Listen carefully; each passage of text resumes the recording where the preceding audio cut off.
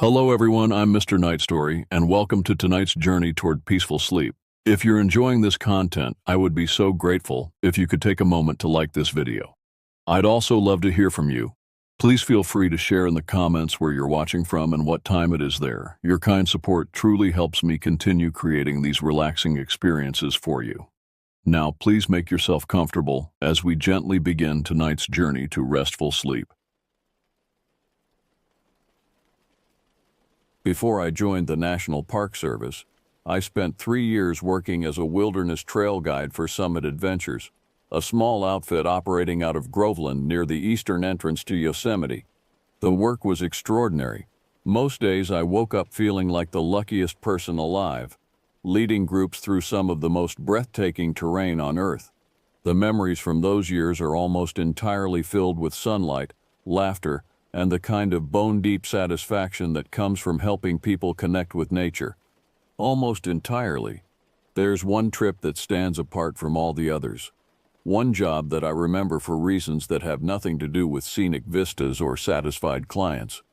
It was late September of 2017, just as the summer crowds were thinning, and the air was beginning to carry that first whisper of autumn. I'd been assigned to guide a corporate group up Half Dome, one of those team-building exercises that had become increasingly common, especially as we approached the holiday season. The setup was standard. Meet the group in Groveland, drive them to the trailhead, hike up to Little Yosemite Valley, spend the night around a campfire doing trust exercises and motivational activities, then summit Half Dome the following morning before hiking back down. I'd done variations of this trip dozens of times. The formula worked. The clients left happy, and I got paid to spend time in the wilderness. What could be better? This particular group consisted of 7 people from some tech startup in San Francisco. 4 men and 3 women, all in their late 20s to mid-30s. They'd chartered us for a 2-day wilderness experience, and on paper they seemed like any other corporate team.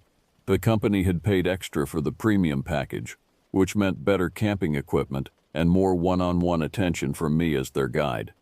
I remember the morning we set out.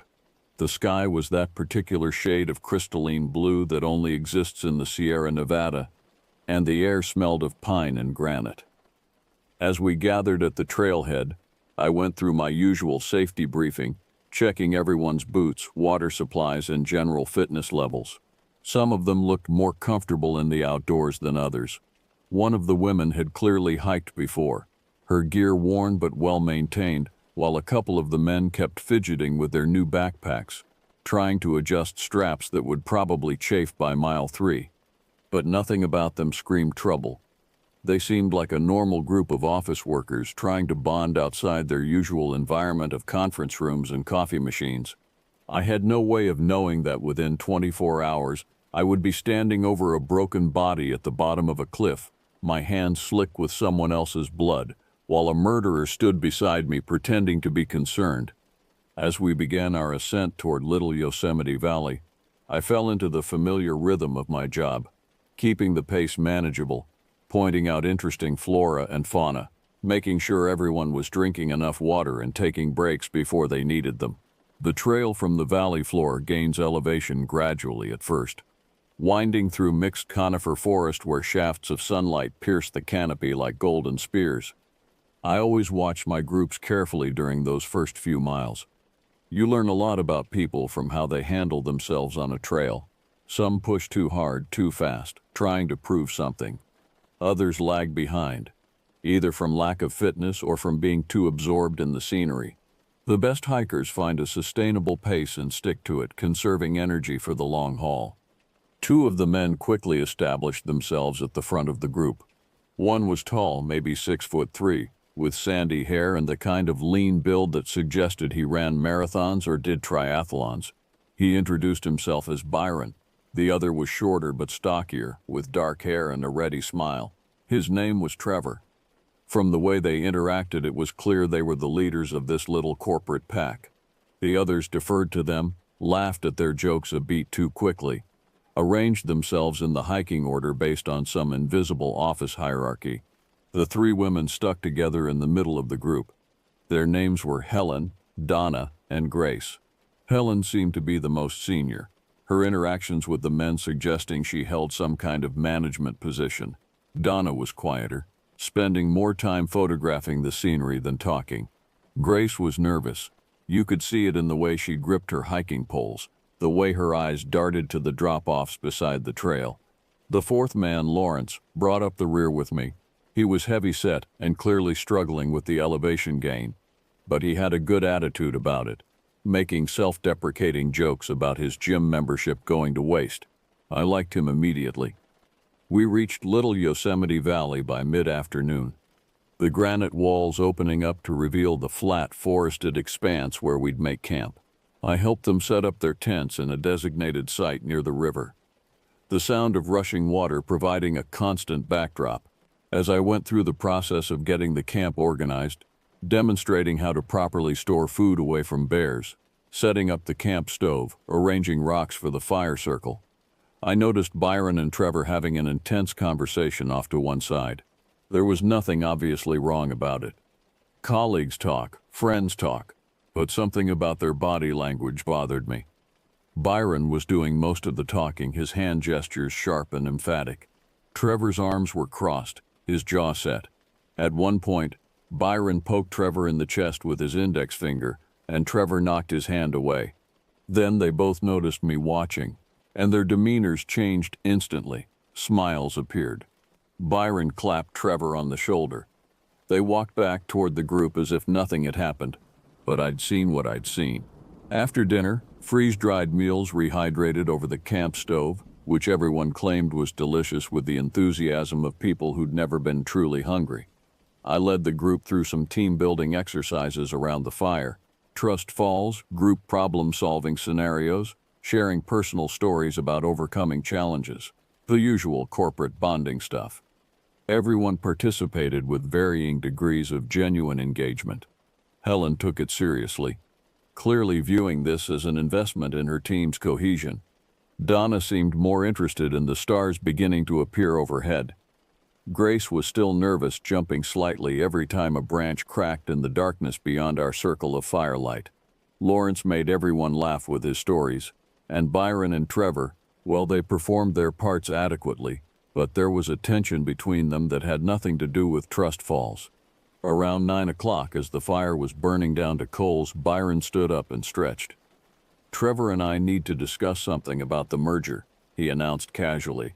"Just some work stuff. We'll walk a bit, be back in a few minutes." I didn't like it.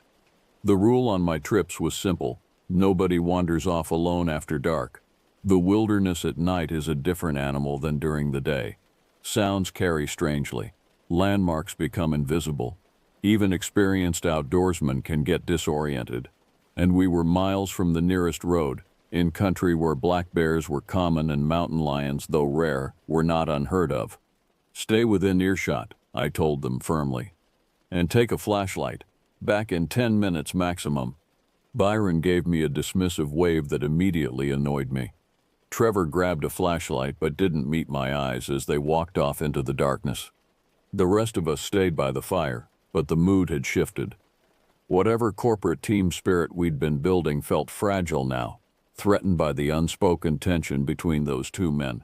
After a few minutes of uncomfortable small talk, Helen suggested everyone turn in for the night. We had an early start tomorrow. The climb up Half Dome's cables required being at the base by sunrise to avoid the midday heat and afternoon thunderstorms.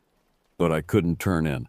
Byron and Trevor had been gone for 15 minutes, and I was responsible for everyone's safety. I stood up, grabbed my own flashlight, and told the others I'd make sure the guys found their way back to camp. "Helen, you're in charge until I return," I said. "Keep everyone by the fire." I walked in the direction Byron and Trevor had gone, my flashlight beam cutting through the darkness between the trees. The forest at night always makes me hyper-aware of sounds: my own footsteps on pine needles, the distant rush of the Merced River, the occasional crack of a branch, the hoot of an owl somewhere overhead. And then, voices, angry voices. I slowed my pace, not wanting to stumble into the middle of their conversation, but needing to make sure they were all right. The voices grew clearer as I approached, though they were trying to keep their volume down. The words came through in harsh, emphatic bursts. Think you can just... That was Trevor's voice. I'm telling you how it is, Byron, his tone cold and certain. After everything, business is business, you know that. This isn't business, Byron. You're trying to push me out. There was a pause, and when Byron spoke again, his voice carried something that made my skin prickle. It wasn't quite a threat. The words themselves were innocuous enough, but the tone underneath was sharp as broken glass. Push you out? Trevor, buddy, you're being paranoid. I'm looking out for the company. If you can't see that, well, maybe you're not the right fit anymore. Is that what this is? Trevor's voice rose, and I could hear real fear underneath the anger now. You want me out of the way? Fine, Byron. Good luck with that. But I'm not just going to disappear because it's convenient for you. Oh, is that it? Byron's voice dropped lower, intimate and menacing. You want me out of the way? Well, good luck, buddy. Good luck with... I called out then, my voice loud in the darkness. Byron, Trevor, time to head back to camp. There was a moment of silence, then the sound of movement in the underbrush. My flashlight beam found them, standing about 15 feet apart. Byron's face calm and composed, Trevor's flushed and agitated. Just finishing up here, Byron called back, his voice now friendly and relaxed, as if the conversation I'd overheard had never happened. Be right there. They emerged from the trees a minute later, walking side by side like nothing was wrong. In the beam of my flashlight, I could see Trevor's hands were trembling slightly, but his expression was carefully neutral. We walked back to camp together, nobody speaking. The fire had burned down to embers by the time we arrived. The others were already in their tents, and Byron and Trevor said goodnight before heading to their own. I stayed up another hour, banking the fire and organizing gear for the morning, but mostly just sitting in the darkness and wondering what the hell had just happened. Out of the way. The phrase kept echoing in my mind. In a business context, it could mean fired, demoted, reassigned, but there had been something else in Byron's voice, something that suggested a more permanent solution. I told myself I was being ridiculous. These were just office workers having a dispute about a merger. People argued about work all the time. It didn't mean anything sinister. But that night, as I finally crawled into my own tent, I found myself unable to shake a creeping sense of dread that had nothing to do with the wilderness darkness outside. Dawn came cold and clear, the sky lightening from black to deep blue to pale gold. I was up before everyone else as always, getting the camp stove going for coffee and oatmeal. The smell of brewing coffee gradually drew people from their tents, bleary-eyed and stiff from sleeping on the ground. Trevor emerged looking haggard, dark circles under his eyes suggesting he'd slept about as well as I had. Byron, by contrast, seemed refreshed and energetic, stretching and joking with Helen about the snoring that had apparently emanated from Lawrence's tent all night. We broke camp efficiently, everyone moving through the choreographed routine of stuffing sleeping bags, collapsing tents, and redistributing gear. The plan was to leave the camping equipment here at the valley site and hike up Half Dome with just day packs containing water, snacks, and emergency supplies. We'd return to this spot by early afternoon, pack everything up, and hike back down to the trailhead. The trail from Little Yosemite Valley to the base of Half Dome is approximately 4 miles, gaining about 2,000 feet of elevation. It's not technically difficult, just steep and relentless, switchbacks cutting back and forth across granite slopes. As we climbed, the trees thinned and the views expanded. Below us, the valley spread out in shades of green and gray. Above us, Half Dome's distinctive profile dominated the sky, a massive granite monolith that looked like someone had sliced a mountain in half with a cosmic knife. The group's earlier cohesion, already strained by whatever was happening between Byron and Trevor, began to fragment further. The physical challenge of the climb sorted people according to fitness levels.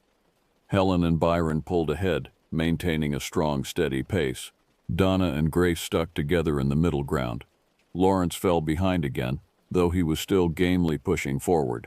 And Trevor seemed distracted, unfocused, Several times I had to call out to him when he drifted too close to the edge of the trail, where 100-foot drops waited for the careless or inattentive. We reached the subdome around 8:30 in the morning. This is where the trail becomes more serious. A steep granite slope equipped with cables and wooden posts to help hikers pull themselves up.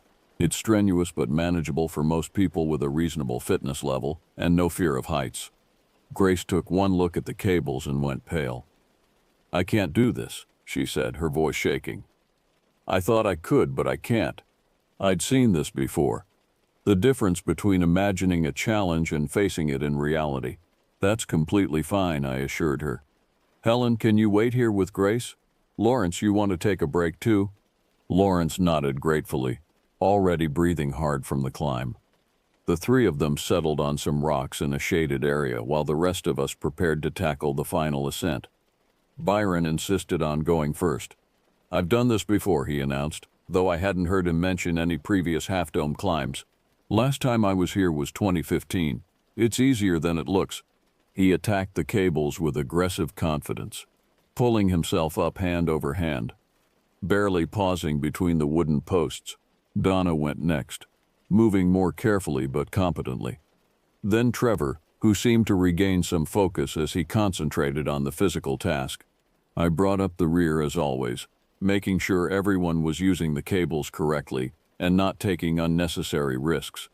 The summit of Half Dome is roughly the size of 17 football fields, a relatively flat expanse of granite that offers 360-degree views of the Sierra Nevada. On a clear day like this one, you could see for 100 miles in every direction.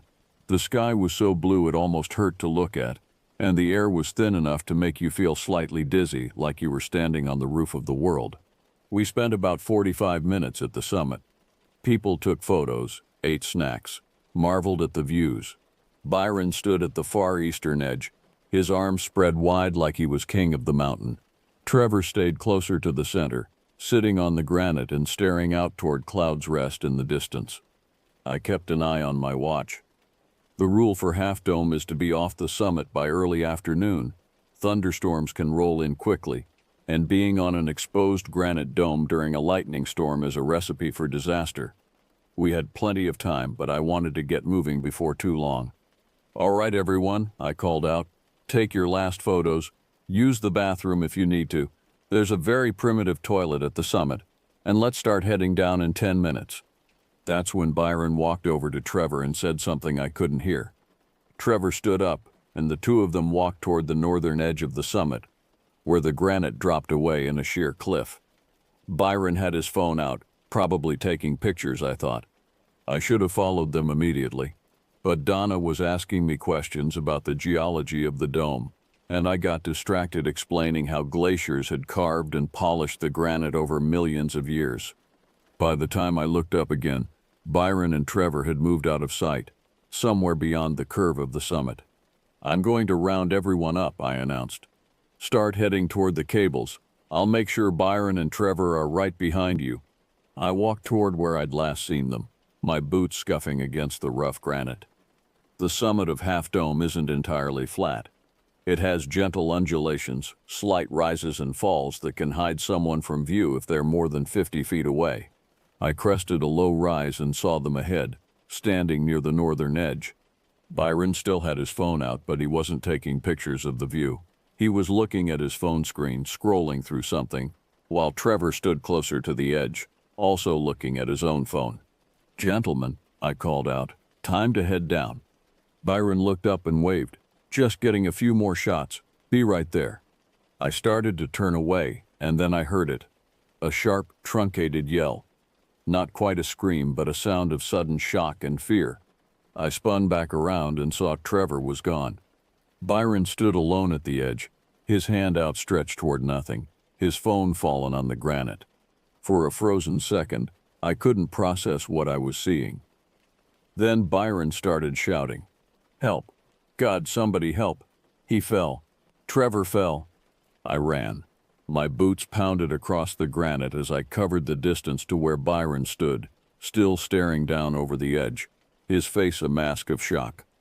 When I reached him, I grabbed his shoulder and pulled him back from the edge. People in traumatic situations sometimes don't think clearly. And the last thing I needed was Byron following Trevor over the side. "What happened?" I demanded. "Tell me exactly what happened." "He was taking a picture." Byron's words came out in a rush, stumbling over each other. "He was trying to get closer to the edge for a better angle. I told him to be careful. He was looking at his phone screen, backing up. And then, God, he just slipped. 1 second he was there, and the next he was falling. I tried to grab him, but I couldn't. I moved to the edge and looked down, my stomach clenching. Half Dome's northern face isn't quite vertical in all places. There are sections of steep slope interspersed with sheer drops. About 200 feet below, I could see a dark shape against the gray granite. Trevor. He wasn't moving. "Stay here," I ordered Byron. "Don't move from this spot." Then I was running back toward the others, already pulling my radio from my belt. In 2017, cell phones rarely worked this deep in the backcountry, but Park Service radios operated on different frequencies and had better range. "Summit Base. This is Guide 17. Emergency situation. Over." I kept my voice as calm as possible, though my heart was jackhammering against my ribs. "We have a fall victim on Half Dome, northern face. Male, approximately 30 years old, fell approximately 200 feet. Appears unconscious. Requesting immediate assistance. Life flight if available. Over." The response crackled back almost immediately. My boss, Gary, his voice tight with concern. "Guide 17, confirm location. Northern face of Half Dome summit." "Affirmative. Below the summit, on the slope leading down to Tenaya Canyon. I need to get down there to assess his condition. He's not moving." "Roger that." "Rangers are mobilizing now. Life flight is being contacted. Give me your exact coordinates." I rattled off the GPS coordinates from my device while simultaneously trying to think through the logistics.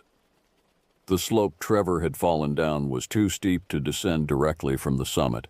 I'd need to get back down to the subdome, then find a route along the base of the northern face. That would take time, precious time that Trevor might not have. Donna had heard me on the radio and came running over, her face pale. Oh God, is he?" "I need you to listen carefully," I interrupted. "Take everyone else and wait at the subdome. Do not attempt to descend without me. Keep Grace and Helen calm. I'm going down to Trevor with Byron, but I need the rest of you together and safe. Can you do that?" She nodded, already moving to round up the others. Byron appeared at my side. "I'm coming with you," he said. His face was white, his hands trembling, but there was something in his eyes I couldn't quite read. Determination? Fear? Something else. "Can you handle it?" I asked bluntly. "If you panic or freeze, you're a liability." "I can handle it. I need to help him, please." I didn't have time to argue, and honestly, an extra pair of hands might be useful. "Then stay close and do exactly what I say.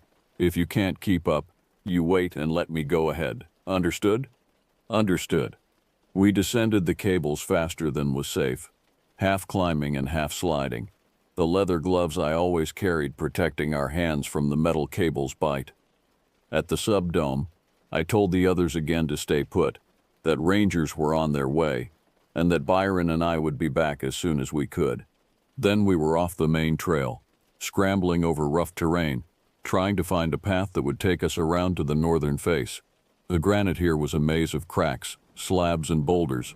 Several times we had to backtrack when we hit dead ends. My radio crackled periodically with updates. Rangers were en route on ATVs. Life flight was spinning up. ETA approximately 30 minutes. 30 minutes might as well have been 30 hours. We finally found a route that took us along the base of the northern face. And then we were climbing up the steep slope, moving as quickly as we dared over loose rock and smooth granite.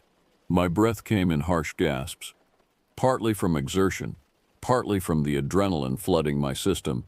"Is he dead?" Byron asked from behind me. "Do you think he's dead?" "I don't know," I answered without looking back. "People survive falls. It depends on what he hit, how he landed. But that far, 200 feet. "I don't know," I repeated more firmly. "We'll know when we get there." We scrambled upward, and then I saw Trevor again. Closer now. He was lying on a section of relatively flat rock, his body positioned at an unnatural angle. Even from 20 feet away, I could see dark stains on the granite around him. Blood. A lot of blood. The human body is not designed to fall 200 feet down a granite slope. Every rock, every protrusion, every change in angle inflicts damage. Bones break, flesh tears, organs rupture. As I knelt beside Trevor's crumpled form, I had to fight down the urge to vomit at what I was seeing. His right leg was bent backward at the knee, the joint destroyed. His left arm was twisted underneath his body. His face, God, his face was barely recognizable, a mass of abrasions and swelling where he'd struck rocks during his tumbling descent. Blood leaked from his ears and nose, staining his hiking shirt. But when I pressed my fingers to his neck, searching for a pulse, I found one, weak, thready, irregular. But there, he's alive, I said, and Byron made a choking sound behind me. Trevor, can you hear me? Trevor? No response. His eyes were closed, his breathing shallow and labored. I pulled my first aid kit from my pack, hands moving automatically through procedures I'd practiced but hoped never to use in reality. Airway, breathing, circulation. Check for spinal injuries, a useless exercise in this case, since he'd already been thrown 200 feet down a mountain. Stop the bleeding where I could, stabilize what I couldn't fix. Byron hovered beside me, his hands fluttering uselessly. Is he going to make it? Can you help him? I'm doing what I can. Radio the others, tell them we're with Trevor now and he's alive. While Byron fumbled with the radio, I worked, a pressure bandage on the worst of the head wounds, gentle probing of his chest that made me wince, multiple rib fractures probably. I didn't dare move him more than necessary. Internal bleeding was almost certainly occurring, and without a hospital, without imaging equipment, without surgery. No, don't think like that. The life flight is coming. Professional medical help is coming. Just keep him alive until then. My phone, Trevor suddenly mumbled, his eyes still closed. Picture. Don't try to talk, I said. Save your strength. Help is coming. So beautiful, he whispered, blood bubbling at the corner of his mouth. Wanted picture. Then he went silent again, his breathing becoming more labored. Byron had gotten through to the others and was now giving updates to headquarters on my radio. Between transmissions, he kept saying things, a constant stream of words that I barely registered as I worked.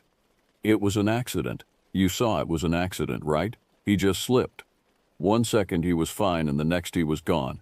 There was nothing I could do. I tried to grab him. I swear I tried. But it happened so fast. Too fast. 1 second and he was gone. It wasn't my fault. You know that, right? It wasn't my fault. The words washed over me as I focused on Trevor's injuries. Airway still clear, breathing still present, pulse still detectable. I was doing everything my training had taught me, but I knew it wasn't enough. Trevor needed a trauma surgeon, a blood transfusion, an operating room. He needed miracles I couldn't provide on a mountainside with a basic first aid kit. It wasn't my fault, Byron said again, and something about his tone finally penetrated my concentration. I looked up at him. His face was white, his eyes wide, his hands still trembling. But beneath the shock, beneath the appropriate responses of someone who just witnessed a terrible accident, there was something else, a calculation, a watching.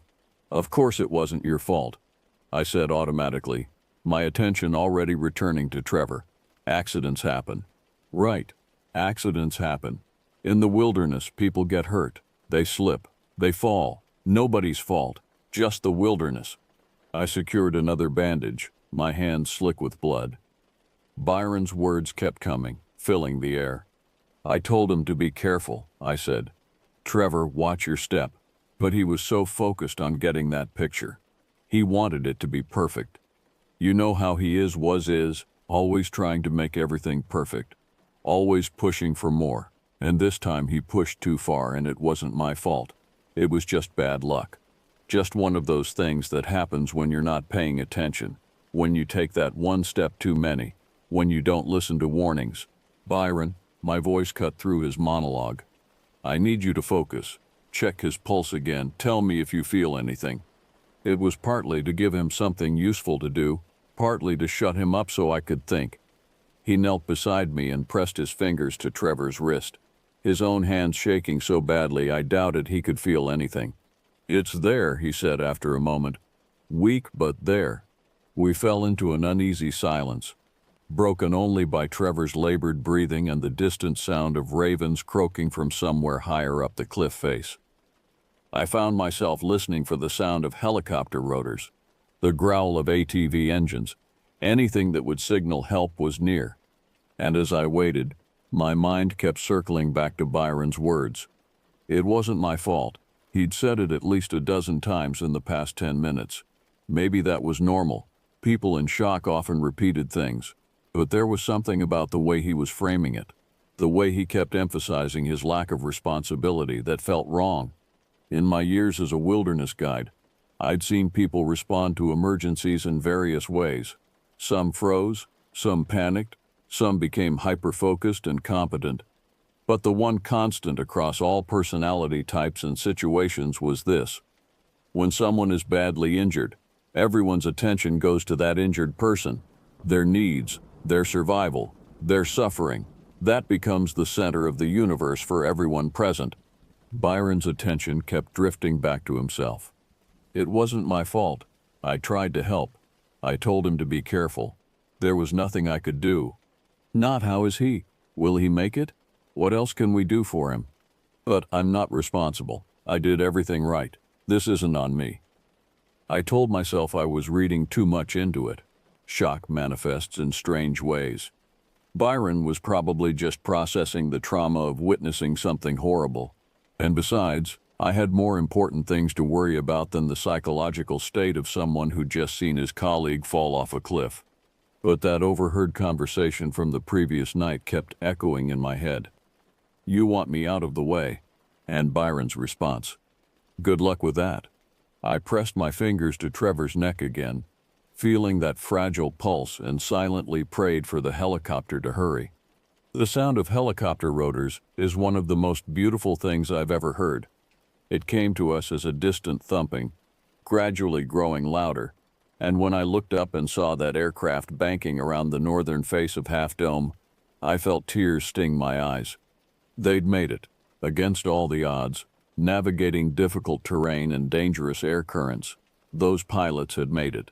Byron was on his feet, waving his arms frantically, though the helicopter crew had obviously already spotted us. The aircraft circled once, the pilot assessing the terrain, then set down about 70 feet away on the only flat area large enough to accommodate it.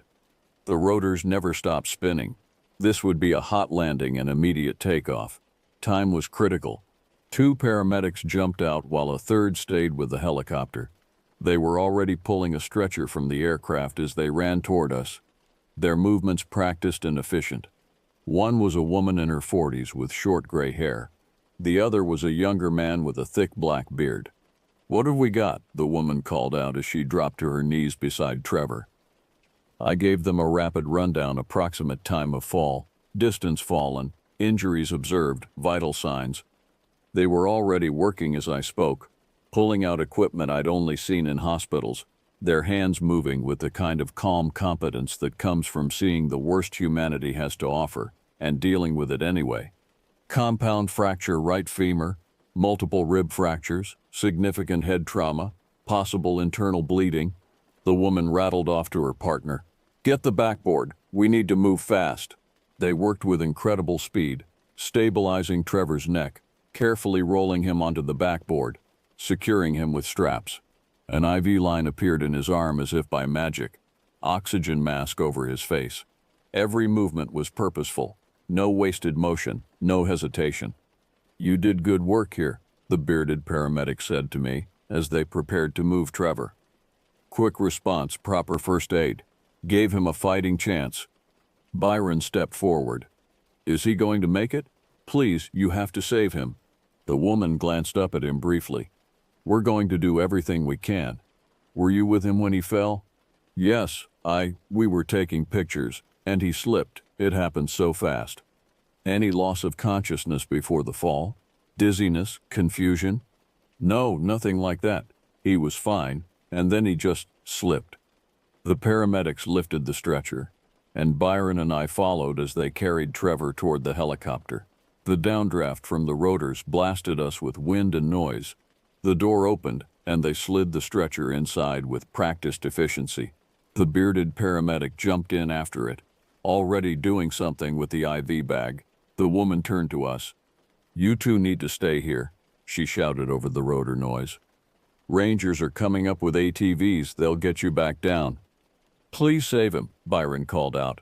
She nodded, then climbed aboard and pulled the door shut. The helicopter lifted immediately, tilting forward and gaining altitude with breathtaking speed. We watched it arc away over Tenaya Canyon, growing smaller, finally disappearing around the shoulder of Cloud's Rest. Silence descended, broken only by the wind and the harsh sound of our own breathing. Byron sat down heavily on a rock, his head in his hands. I stood looking at the blood-stained granite where Trevor had lain, my first aid supplies scattered around, and felt a wave of exhaustion wash over me. We waited there for 20 minutes before we heard the sound of engines approaching from below. 2 ATVs appeared. Driven by park rangers, I recognized Phil and Carson, both veterans who'd seen it all. They'd brought extra water, trauma blankets, and grim expressions. "How bad?" Phil asked as he killed his engine. "Bad. Major trauma, unconscious when they took him, but alive." Carson was already radioing an update to headquarters. Phil walked over to Byron, assessing him with the same practiced eye he'd use on any potential casualty. "You hurt anywhere? Any chest pain? Shortness of breath?" Byron shook his head. "I'm fine, physically I mean.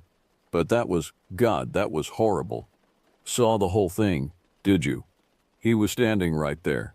Byron pointed to a spot near the edge, taking a picture. "I was behind him, doing the same thing. He took a step backward, trying to get a better angle, and his foot slipped. There was this moment where he was falling, windmilling his arms, and I reached for him, but I couldn't. I wasn't close enough." Phil was nodding, his face sympathetic but professional. He'd heard similar stories countless times before. Accidents in the wilderness weren't rare. They were an unfortunate statistical inevitability when you mixed inexperienced people with challenging terrain. We climbed onto the ATVs, me riding with Carson, Byron with Phil. The descent was jarring, the vehicles bouncing over rocks and roots, but it beat scrambling down on foot. We made good time back to the subdome, where the rest of my group waited with visible relief. "Is Trevor okay?" Helen asked immediately. "He's alive," I said. "They got him to the helicopter and he's on his way to a hospital in Fresno. Beyond that, I don't know." We continued down to Little Yosemite Valley, packed up the camp in subdued silence, and made the long hike back to the trailhead. The rangers had arranged for vehicles to meet us there. Nobody was in a condition to drive themselves back to Groveland after what had happened. During the drive, I sat in the back of a ranger vehicle and listened to Byron talk to the others. He was telling the story again, how Trevor had slipped, how he'd tried to save him, how it had happened so fast. Each retelling was consistent in its details but seemed to emphasize different aspects. Sometimes it was the speed of the fall. Sometimes it was Byron's attempt to grab him. Sometimes it was how Trevor should have been more careful. But always, there was the refrain. "It wasn't my fault." The company representative arrived at our headquarters in Groveland 2 hours later. A slick-looking woman in her 50s who introduced herself as Virginia, head of human resources. She interviewed each member of the group separately, presumably gathering information for the inevitable insurance claims and potential lawsuits. When it was my turn, I told her everything factual, the timeline, Trevor's condition when we reached him, the response time of the helicopter. What I didn't tell her was my growing suspicion that Trevor's fall hadn't been an accident at all. Because by then, I'd had time to think, time to replay that overheard conversation from the night before, time to remember Byron's odd insistence that it wasn't his fault, even before anyone had suggested it might be, time to wonder why someone who just witnessed a horrific accident seemed more concerned with establishing his own innocence than with his colleagues' survival.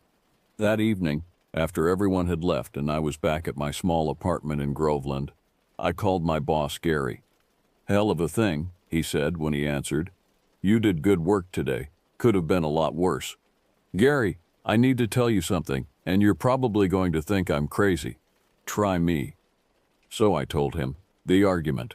Byron's strange behavior. The emphasis on his lack of fault. The whole constellation of things that didn't quite add up to proof but gnawed at my gut anyway. Gary was quiet for a long moment. Then, "You think he pushed him?" "I don't know. Maybe. Or maybe I'm reading too much into it because I'm traumatized by what I saw today. But something feels wrong. If he pushed him, why would he go down with you to help? Why not just let the guy die?" It was a fair question. "I don't know," I admitted. "Maybe he panicked. Maybe he was establishing an alibi. Or maybe I'm completely wrong and it really was just an accident." "Look," Gary said carefully, "what you're suggesting is serious. You can't just accuse someone of attempted murder based on a feeling. But if you really think something criminal happened, you need to talk to the cops, not me." "Will they even listen?" "Probably not, unless Trevor wakes up and says he was pushed. But at least you'll have it on record. Your call." I thanked him and hung up, then spent the next 2 hours staring at my ceiling and debating with myself. By the time I finally fell into an uneasy sleep, I still hadn't decided what to do. The decision was made for me 3 weeks later.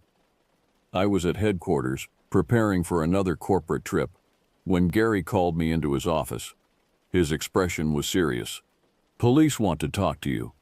2 detectives are on their way here now." My heart kicked into a higher gear. "Trevor? Still in a coma, last I heard. But apparently someone else in your group mentioned the argument you heard that night. The cops are following up." The detectives arrived an hour later. A man and woman in their 40s, both with the weary, seen-it-all expressions of people who've spent too many years dealing with humanity's worst impulses. Detective Ramos was tall and angular. Detective Ortega was shorter, broader, with penetrating dark eyes. They set up in Gary's office and had me tell the story from start to finish. I did, including every detail I could remember. When I got to the part about the overheard argument, both detectives leaned forward slightly. "Tell us exactly what you heard," Ramos said. "Word for word, if you can remember." I reconstructed the conversation as best I could, including Byron's comment about out of the way, and Trevor's fearful response. "And you interpreted this as a physical threat?" Ortega asked. "At the time, no. I thought it was just office politics. But after the fall, after Byron's weird behavior, I trailed off." "What weird behavior specifically?" I described it all. The repeated insistence that it wasn't his fault, the way he seemed more focused on establishing his innocence than helping Trevor, the subtle wrongness of his emotional responses. The detectives took notes, asked follow-up questions, pushed me to separate what I'd observed from what I'd interpreted. When they finally closed their notebooks, Ramos looked at Ortega, and they shared one of those silent communications that partners develop. "Thank you for your time," Ortega said. "If we have follow-up questions, we'll be in touch." "Can I ask, do you think it was deliberate?" Ramos chose his words carefully. "We're investigating an incident that resulted in serious injuries. At this point, we're gathering all the facts and keeping an open mind about what happened." Which was cop speak for, "Yes, we think something's fishy too." They left, and I never heard from them directly again. But I did some digging online over the next few months. Trevor had survived barely. After 3 weeks in a coma, he'd woken up, though, with significant cognitive deficits and no memory of the fall itself. The investigation had apparently stalled without a witness who could say definitively whether he'd slipped or been pushed. Byron had moved to a different city, taken a position at another company. The startup had dissolved in the wake of the incident and whatever internal conflicts had been brewing, and I was left with my suspicions and my memories. It's been years now since that day on Half Dome. I've led dozens of trips since then, all without serious incident. I've seen sunrises from mountain peaks, taught people to appreciate the wilderness, helped clients push past their limits and discover strengths they didn't know they had. But sometimes, usually at night. I think about Trevor lying broken on that granite slope. I think about Byron's hands, trembling but unhurt. I think about that overheard argument and wonder what exactly happened in those few seconds before Trevor fell. I don't know if Byron pushed him. I'll probably never know for certain. There's no evidence beyond circumstantial details and gut feelings. Trevor can't remember, and Byron has stuck to his story. An accident, a terrible tragedy, nothing more. But I know what I heard that night in the forest. I know what I saw in Byron's eyes as he stood over Trevor's broken body. And I know that when he said it wasn't my fault, he said it like a man trying to convince himself as much as anyone else. The wilderness is a dangerous place. People fall, people get hurt, accidents happen. But sometimes I think they're given a little help along the way. And the most terrifying thing about that trip isn't the blood or the broken bones or the desperate helicopter ride. It's the possibility that I spent 2 days hiking with a murderer, watched him nearly succeed in killing someone, and then watched him walk away without consequences. That's the thought that keeps me awake some nights, staring at the ceiling of my Park Service housing, wondering if justice is something that actually exists or just a comfortable lie we tell ourselves so we can sleep. Because if Byron did push Trevor, and somewhere in my gut I believe he did, then he got away with it. He's out there somewhere, living his life, climbing corporate ladders instead of mountains. And Trevor is somewhere too, relearning how to walk, struggling with memories that have holes where crucial moments used to be, trying to rebuild a life that was shattered on a granite mountainside. I did everything right that day. I got help quickly. I administered first aid. I kept people safe. I saved a man's life. But I couldn't save him from whatever happened at the edge of that cliff. In those few seconds when I wasn't watching, when it was just Byron and Trevor and the truth that only one of them knows for certain. The wilderness keeps its secrets, and sometimes, so do the people who walk through it.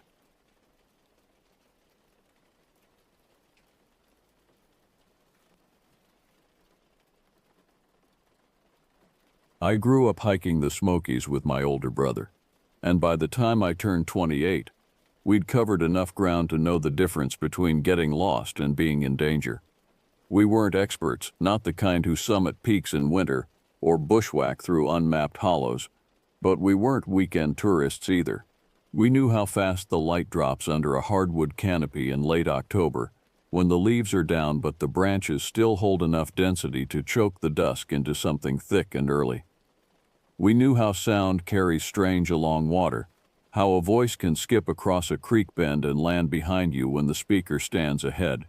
We'd done Katie's Cove enough times to predict where the traffic bunches at the one-way loop, where the deer cross at dawn, and which pull-offs fill first with photographers chasing fog.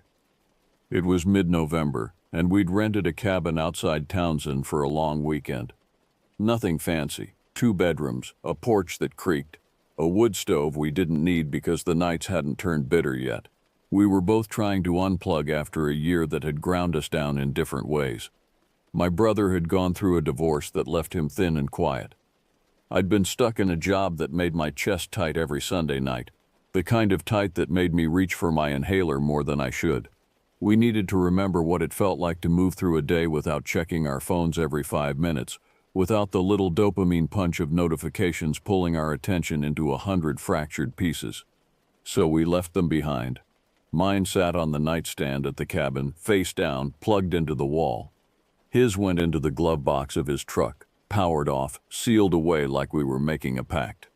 We packed light, 2 headlamps with fresh batteries, a small first aid kit with gauze and tape and ibuprofen, a liter of water each, extra layers in case the temperature dropped, trail mix in Ziploc bags, and my rescue inhaler tucked into the very top pocket of my day pack, where I could grab it fast if my lungs decided to tighten up on me. My brother clipped a whistle to his chest strap, one of those orange plastic ones that sounds like a referee's call, and I remember thinking it was overkill, the kind of thing cautious parents pack for kids. But he'd been wearing it on every hike since our dad passed, and I didn't say anything. We left the cabin around 9:30 in the morning. The fog that had settled thick along the pasture overnight had started to thin. pulling back in slow strips that left the grass wet and silver. The air was cool but not cold. Still enough that you could hear individual birds instead of the blended chorus you get in spring. The parking area at the trailhead was half full. A few sedans, a muddy Subaru with Tennessee plates, a white van with rental stickers. We geared up without talking much, checking straps and zippers in the automatic way people do when the routine is muscle memory. The plan was simple. Abrams Falls. 5 miles round trip, mostly flat, following Abrams Creek through hardwoods and past limestone bluffs. We'd done it twice before, once in summer when the falls were just a trickle, once in early spring when the water was high and loud. It felt familiar. It felt safe. Safe is a tricky word. The first stretch of trail was wide and forgiving, the kind of path that lets you walk side by side and talk without watching your feet every second. Crushed limestone underfoot, smooth enough for running shoes, bordered by cedar and mixed hardwoods that smelled clean and sharp in the cool air.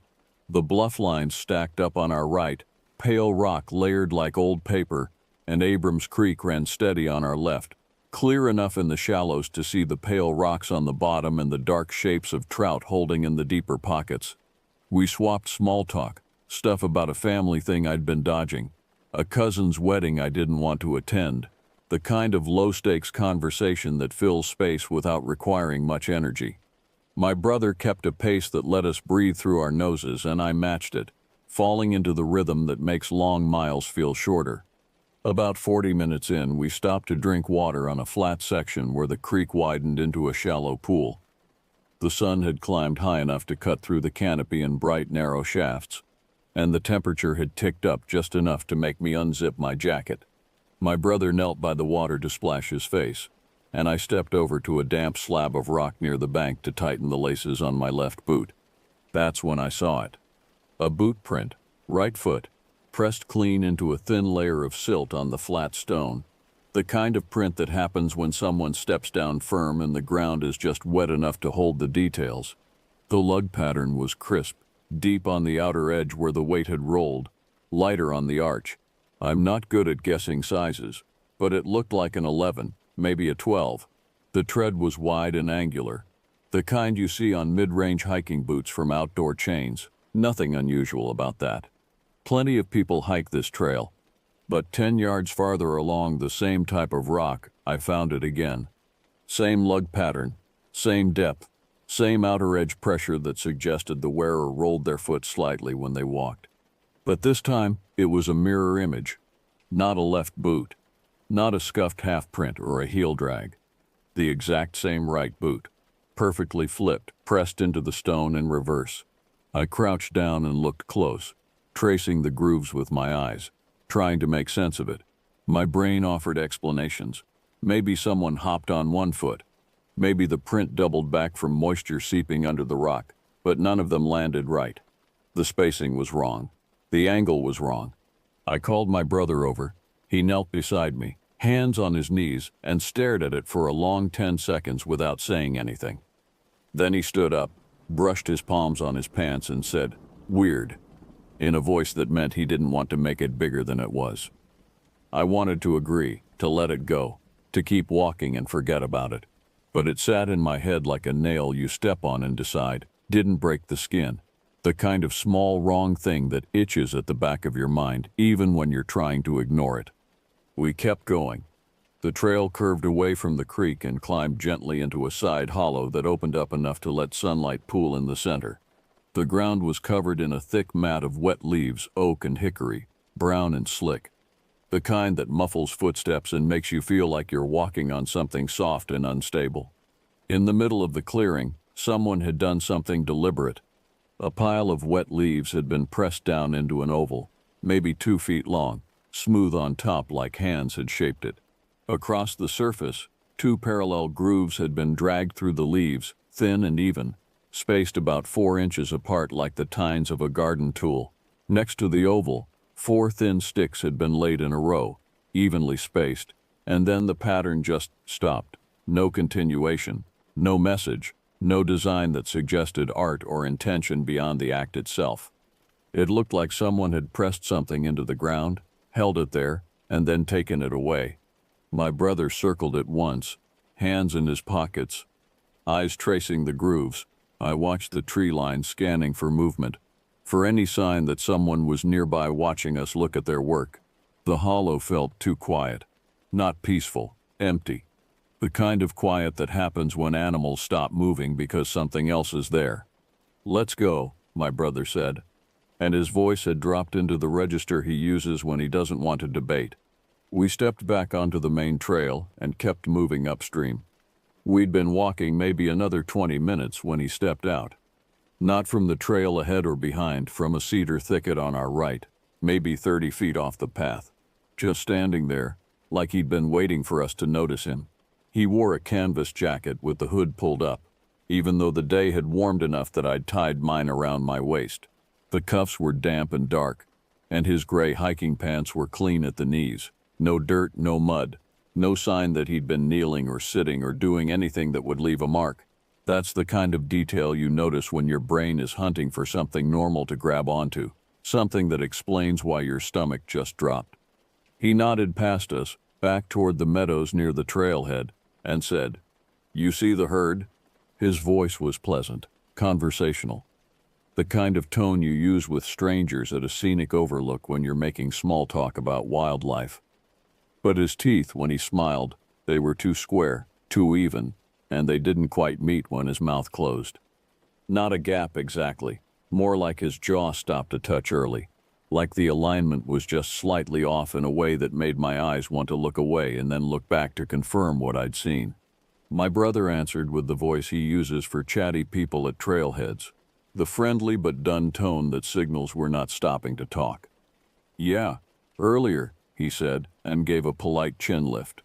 Then he pointed us down the main trail without breaking stride, a clear signal that we were moving on. The man didn't argue. He didn't ask follow-up questions. He just watched us go, his head turning slowly to track our movement, and then he stepped onto the trail behind us. His footsteps were wrong from the start. Not loud, not quiet either.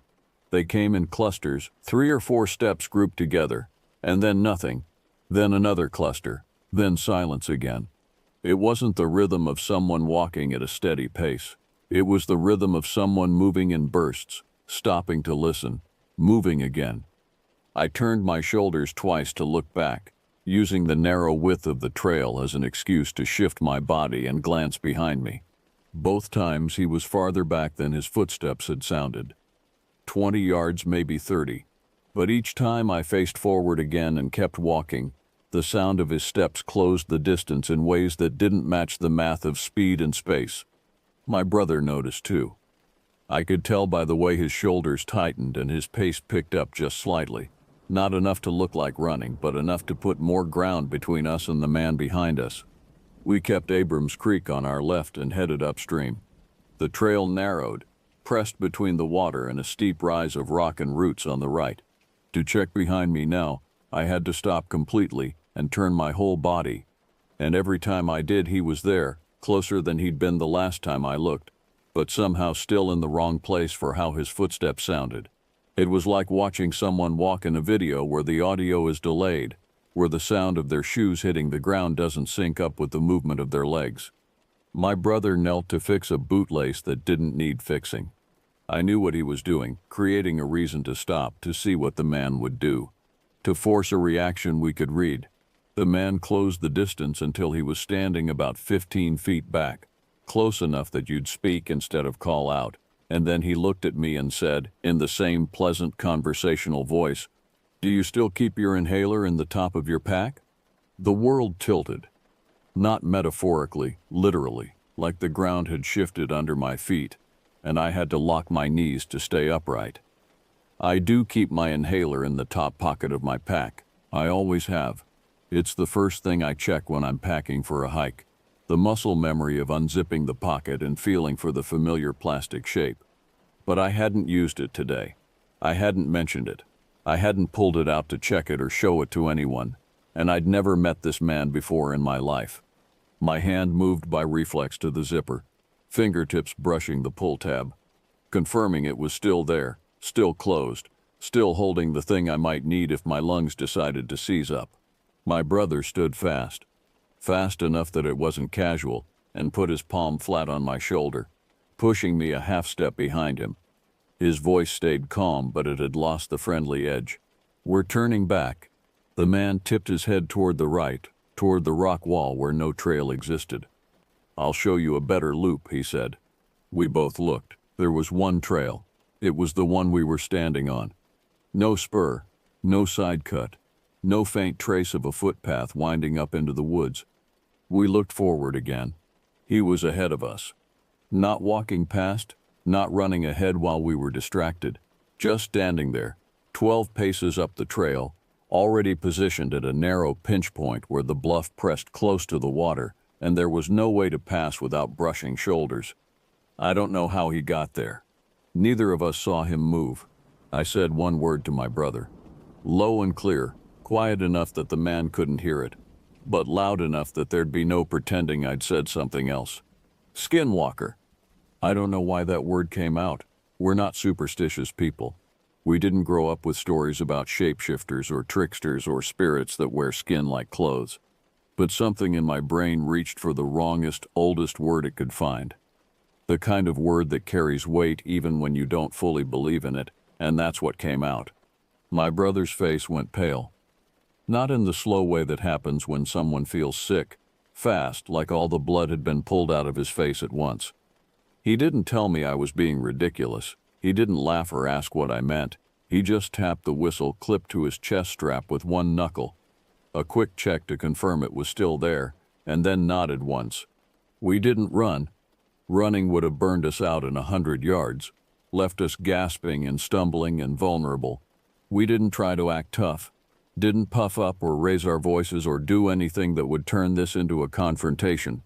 We did the only thing that felt like ours, the only strategy we could control: pick open ground. Force anything that wanted to get close to do it where we could see it coming. The creek bed was open stone for long stretches, slick in places, uneven but honest. You could see 50 yards in either direction and nothing could approach without being visible. We cut over to it, stepping down carefully from the trail into the water. The cold hit at my ankles first, then soaked into my socks and rose above my arches. It was sharp and clean and real, and it kept me from overthinking, kept my body focused on balance and movement instead of spiraling into panic. My brother lifted the whistle to his mouth and blew 3 sharp blasts. The sound cut through the hollow, loud and bright and unmistakably human, a signal that we were here and we weren't hiding. The man flinched, but not right away. A full beat after the sound died, his head snapped to the side and his shoulders twitched, like he'd learned what a flinch was supposed to look like and missed his cue by a second. It wasn't instinct, it was performance, delayed and wrong. We kept moving upstream, stepping carefully over submerged stones, using our hands for balance when the current pushed against our calves. The water was loud here, masking smaller sounds, and that made me more nervous, not less. I wanted to hear everything. I wanted to know where he was at every second. But he kept appearing. He'd cut straight through thick cedar and step out ahead of us, already facing the direction we were moving, not the direction he'd come from, like he'd skipped the pivot entirely. He'd crouch low to pass under brush he could have stepped over, and then stretch tall beneath branches that didn't require it, like he was adjusting his height to fit spaces that weren't there. If you've ever watched someone rehearse blocking for a play, changing their posture to hit marks on a stage, it looked like that, except there were no marks, there was no stage. There was just him, moving wrong, appearing wrong, existing wrong. We developed 3 rules without discussing them. Sight lines first. Make sound before any blind turn. Keep moving. We stopped talking except for short, necessary words. Step, left, stop, now. On a flat slab in the middle of the creek, the silt showed 2 parallel grooves, thin and shallow, spaced about 4 inches apart. The same spacing as the marks in the leaf pile. No tracks around them. No explanation for how they got there. My brother glanced at me. I saw his jaw tighten. He didn't stop. Neither did I. The trouble came at a shallow cascade where the water dropped in two short shelves over pale limestone. The exit was pinched hard against the bank, narrow enough that only one person could climb through at a time, and if you wanted to intercept someone there, it was the perfect spot. I took the first step up, planting my boot on a slick, angled rock, and my foot slid out from under me. Not a dramatic fall, just a stupid, clumsy loss of traction that sent my knee slamming into the stone. The pain was immediate and dull and watery, the kind that makes your eyes tear up and your breath catch in your throat. I didn't scream, I just froze for a second, blinking hard, trying to force my body to keep moving when all it wanted to do was curl up and assess the damage. The man was 3 long steps away on the bank, hands loose at his sides, chin lifted like he'd found the right height for whatever he was trying to be. His hood had fallen back, and I could see his face fully now. Ordinary features, forgettable, except for the teeth that didn't meet right, and the way his eyes didn't blink at the normal intervals. My brother didn't yell. He didn't waste time with words. He grabbed the stainless steel water bottle clipped to his pack strap, yanked it free, and threw it hard at the rock just to the man's right. The bottle hit with a sharp metallic ring that bounced off the bluff and came back at us in a flat, dissonant echo. The man's head snapped toward the sound, but not when it happened. After the ring had already died, after the echo had faded. His hands opened in a delayed, learned reflex, fingers spreading wide like he'd practiced the motion but hadn't practiced the timing. It was enough. My brother grabbed the top strap of my pack and hauled me up, shoving me across the lip of the cascade with enough force that I stumbled forward and caught myself on my palms. We scrambled into the open section beyond, moving fast, ungraceful, driven by something older than logic. We didn't sprint. Sprinting dies in 100 yards, leaves you bent over and gasping and helpless. We picked a steady pace that made my teeth click together with each step, that burned in my thighs and made my knee throb in rhythm with my pulse. Every time we lost sight of the trail behind us for a second, around a bend behind a fallen tree, my brother hit 3 blasts on the whistle. Every time I watched for that late jerk in the man's movements, that wrong beat that told me he wasn't moving the way things move when they're real. It came again and again, over and over, the same delayed reaction to sound, the same incorrect flinch that arrived a fraction of a second too late. It followed us like a drumline that had learned the song off sheet music but never heard it played, never felt the rhythm in their bones. I started counting the seconds between whistle blasts and flinches. 1 Mississippi, sometimes 2, never 0. My brother noticed too. I saw him turn his head slightly each time he blew the whistle, watching for the reaction, timing it, filing it away in the part of his brain that catalogs threats and patterns. The man kept appearing ahead of us, cutting through spaces we couldn't see him cross, standing in places he shouldn't have been able to reach. But he never touched us, never closed the final distance. It was like he was herding us, guiding us along the creek, keeping us moving in a direction he wanted, and all we could do was refuse to stop, refuse to let him pin us against water or stone. My lungs started to burn, not from exertion, from fear. The kind of breathlessness that comes when your body forgets how to pull in air because your nervous system has dumped everything it has into your bloodstream and your chest feels like it's wrapped in steel bands. I reached for my inhaler, fingers fumbling with the zipper, pulling it free, pressing it to my mouth and taking 2 sharp puffs without breaking stride. The metallic taste of the medicine coated my tongue, and I forced myself to breathe slowly, counting to 4 on the inhale, holding 4 on the exhale. My brother glanced back at me, saw the inhaler in my hand, and his expression went hard. He knew, he understood what it meant that the man had asked about it, had known where it was, had used that information like a hook to catch my attention. We rounded a final bend, and the trail widened. The parking lot appeared through the trees, a rectangle of gravel scattered with vehicles, pale sedans and muddy SUVs, a green Ranger truck parked near the trailhead kiosk. A uniformed ranger stood beside the truck with a clipboard, writing something down, her pen moving in steady lines across the paper. We must have looked bad. My knee was bleeding through my pants, a dark wet patch spreading across the fabric. My face was probably pale, streaked with sweat and creek water. My brother's jaw was locked tight enough that I could see the muscle jumping under his skin. The ranger's head came up fast when she saw us stumble out of the tree line. She set her clipboard on the hood of the truck and took 2 steps toward us, her hand moving instinctively to her radio. My brother didn't waste time. He said, "Someone's following us," in the tone he reserves for emergencies where information's win seconds, knows things he shouldn't, asking personal questions. The ranger keyed her radio without looking away from the trail mouth, already scanning the trees for movement. She gave a compact, professional description. Male, hooded canvas jacket, gray pants, odd behavior, approaching hikers, potential threat, and then asked our names and what happened. We told her about the inhaler. We told her about the mirrored boot prints. We told her about the grooves in the leaf pile, the wrong timing of the flinches, the way he kept appearing ahead of us without crossing the ground in between. Her pen paused mid-stroke at that, hovering over the paper for a long second, and then kept moving. She wrote everything down without comment, without skepticism, just clean documentation of what we reported. Another ranger arrived within 5 minutes, a younger man with a radio on his chest and a serious expression. He jogged the trail at an even, controlled pace, hand resting on the strap of his own whistle, and disappeared into the trees. The first ranger positioned herself so she could see the first 50 yards of the trail without letting us drift out of her line of sight.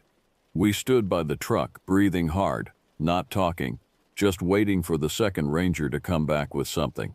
An explanation, a person, anything solid and real. He was gone longer than I liked and shorter than I feared. Maybe 15 minutes. He came back breathing evenly. No one with him, and said to the first ranger in a low voice meant for her but loud enough that we heard talking off trail. Didn't sound like conversation. Words spaced wrong. Not arguing, not calling. Short pieces, each one given a slot, like someone practicing lines too far apart. The first ranger nodded once and wrote that down too. We drove straight to the sheriff's substation in a small town about 20 minutes from the trailhead. The deputy at the front desk had a lined face and steady voice, the kind of person who doesn't rush or dismiss or make you feel small for reporting something strange. He took the report the way you want a report taken. Time, place, details, our names, our contact information. He put a small dot on a wall map pinned behind the desk, right near the area where we'd been hiking, and then asked 2 more questions that told me he'd read other dots, that this wasn't the first time someone had come in with a story that didn't quite make sense. He didn't try to sell us an explanation, didn't say it was a lost hiker or a mentally ill person or someone playing a prank. He said during rut season we get calls where somebody hears the elk and then hears something trying to match. People too. Could be a person, could be more than one, could be someone not well. You did the right things. Open ground, noise, keep moving. That was it. No dramatic revelation, no promise of an investigation, just documentation and acknowledgement that we'd done what we could. We drove back to the cabin in silence, watching the roadside, checking mirrors more than we needed to. We changed small things after that. I moved my inhaler to my jacket pocket and bought a second one for the glove box. I signed up for a self-defense class at a community center near my apartment and kept going until I could do the basic moves without thinking. Palm strikes, elbow jabs, how to break a wrist grip. My brother added rubberized grip sleeves to our water bottles so they'd be easier to throw, and he bought a second whistle for his truck, the kind that comes on a breakaway lanyard. We still hike. We go early. We stay on marked trails. We don't go back to that side hollow. If you're asking yourself what it was, stop. That's the wrong question. Pick safer ones. Ask what you'll do when someone is behind you and knows a detail they shouldn't. Ask how you'll buy a second when your knee hits rock. Ask how you'll move when the only track is narrow and the person who was behind you is somehow ahead, already facing the way you're going. Out there in that season, some things try to copy. Elk do it during rut, boogling back and forth in voices that crack and soar. People do it mimicking animal sounds, practicing calls, and sometimes you meet something that is good at copying posture and worse at copying time. something that learned what reactions look like but not when they happen. So if you go hiking in November and someone with squared teeth that don't quite meet asks if you saw the herd, and then falls in behind you with footsteps that cluster and fade, don't bother with lectures. Don't trade questions. Don't try to logic your way through it. Get to open ground. Use sound. Keep moving until the trees thin and you see vehicles and people with radios who won't laugh at you for doing the boring things that work. That's how you get back to your car. That's how you drive to the nearest station and put a dot on a map and tell it once so somebody else hears it. That's how we got out. And that's the only part that matters.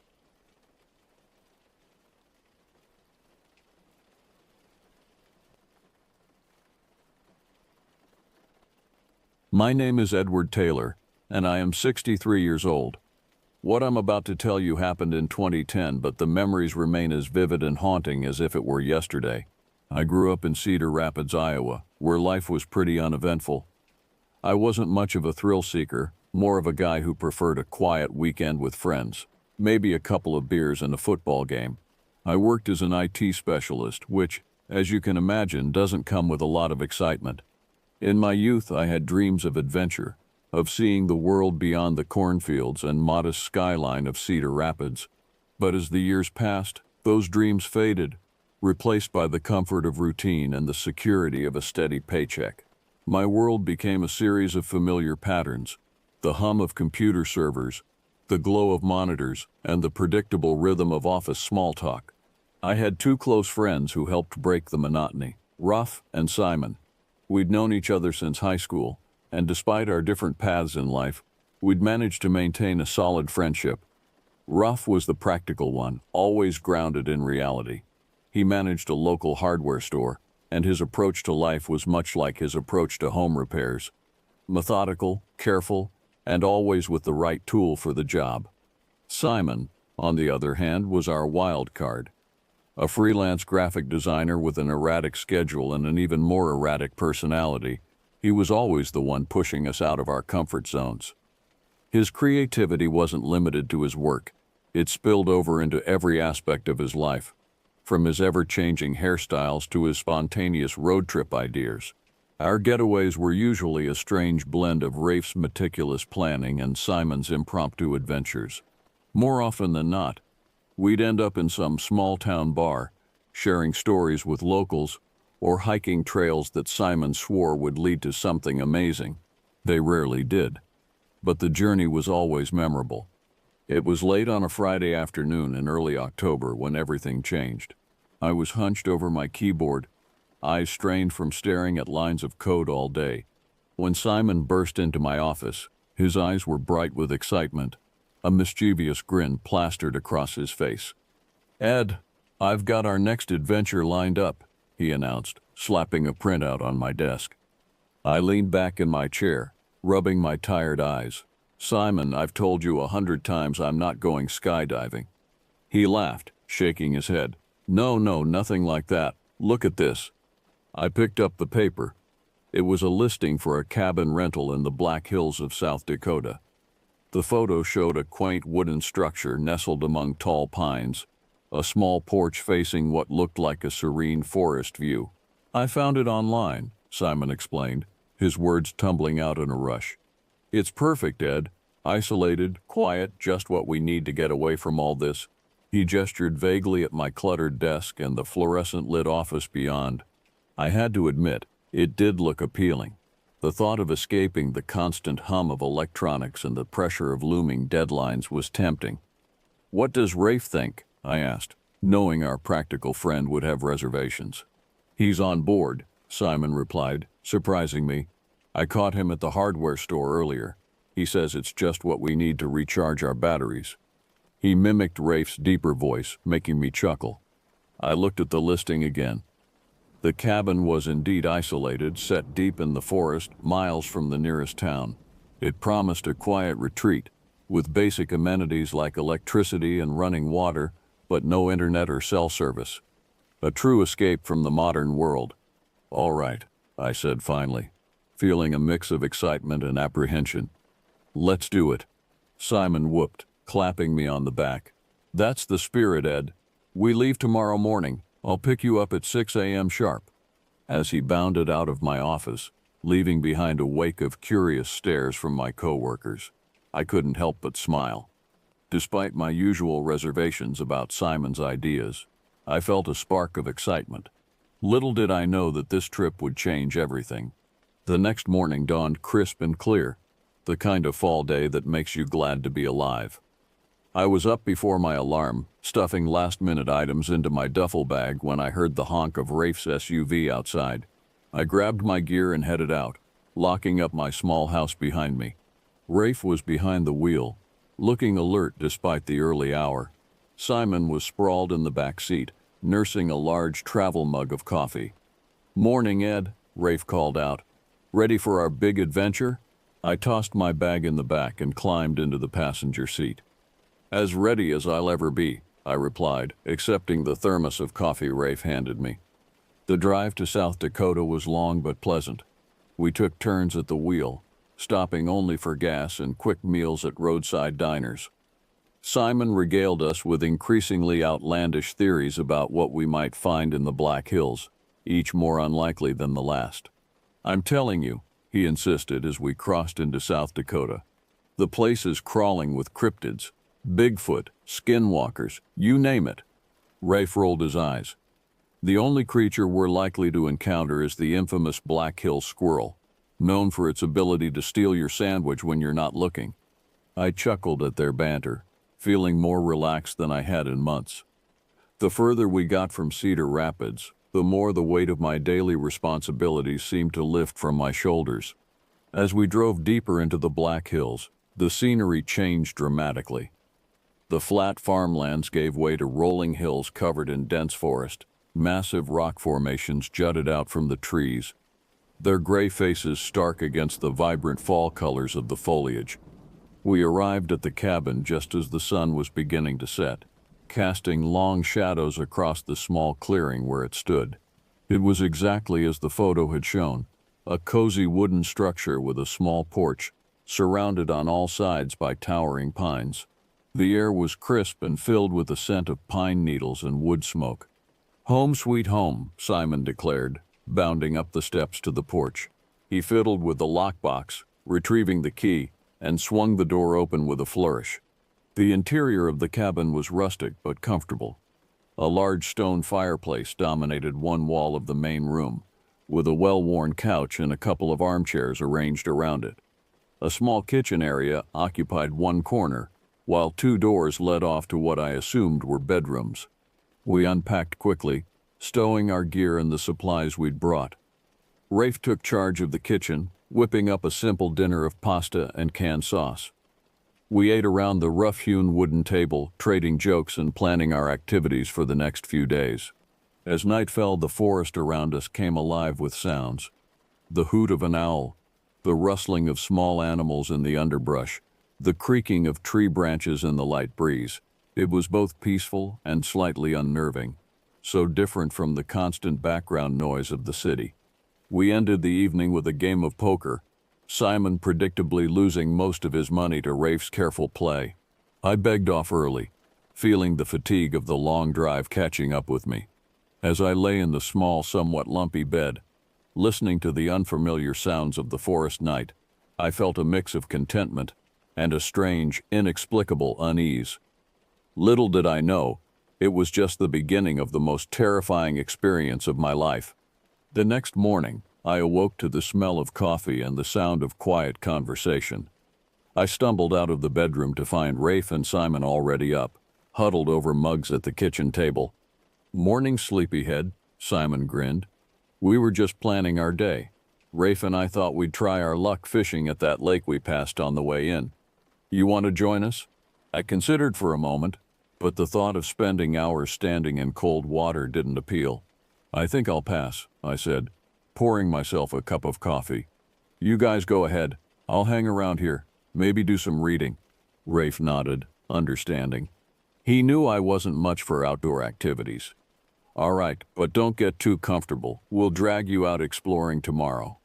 They left soon after, loaded down with fishing gear and a cooler of sandwiches and beer. I waved them off, feeling a mix of relief at having some alone time and a slight twinge of anxiety at being left alone in the unfamiliar surroundings. I settled into one of the armchairs with a book I'd brought along, losing myself in the story as the morning wore on. It wasn't until early afternoon that I started to feel off. At first it was just a vague sense of unease, like an itch I couldn't quite scratch. I tried to focus on my book, but the feeling persisted, growing stronger as the hours passed. It was the sensation of being watched. I tried to shake it off, telling myself I was just being paranoid. It was natural to feel a bit on edge in a new place, especially one so isolated. But no matter how I rationalized it, the feeling remained, a constant prickle at the back of my neck. Finally, unable to concentrate on my book any longer, I decided to take a walk around the property. Maybe some fresh air and movement would clear my head. I pulled on a light jacket and stepped out onto the porch. The day was overcast now, the bright morning sun hidden behind a layer of gray clouds. The woods seemed darker, more oppressive than they had the day before. I took a deep breath, trying to calm my nerves, and set off along a faint path that led around the cabin.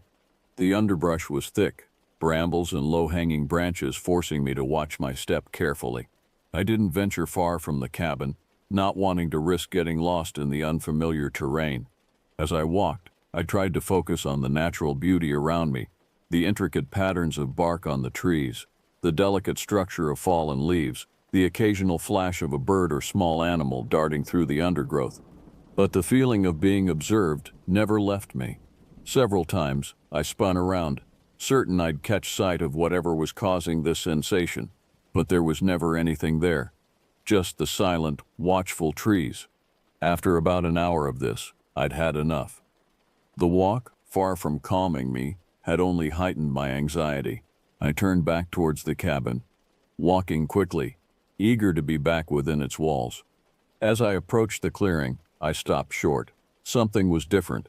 It took me a moment to realize what it was, and when I did, I felt a chill run down my spine. There were footprints around the cabin that hadn't been there before. They were large, almost human-like, but with a peculiar shape. It was as if someone, or something, had been wearing oddly shaped boots. The prints circled the cabin, coming close to the windows and doors before leading off into the woods. I stood there frozen, staring at the tracks. My mind raced, trying to come up with a rational explanation. Could it have been Rafe and Simon playing some kind of prank? But no, I knew they were still at the lake. A local hunter, perhaps, but why would they be circling our cabin? The sense of being watched intensified, and suddenly, I couldn't bear to be outside for another moment. I rushed into the cabin, locking the door behind me. My heart was pounding as I moved from window to window, making sure they were all securely latched. As I finished checking the last window, I caught a glimpse of movement out of the corner of my eye. Just at the edge of the clearing, where the shadows of the forest were deepest, I thought I saw something. A figure, tall and oddly shaped, standing perfectly still. I blinked, and it was gone.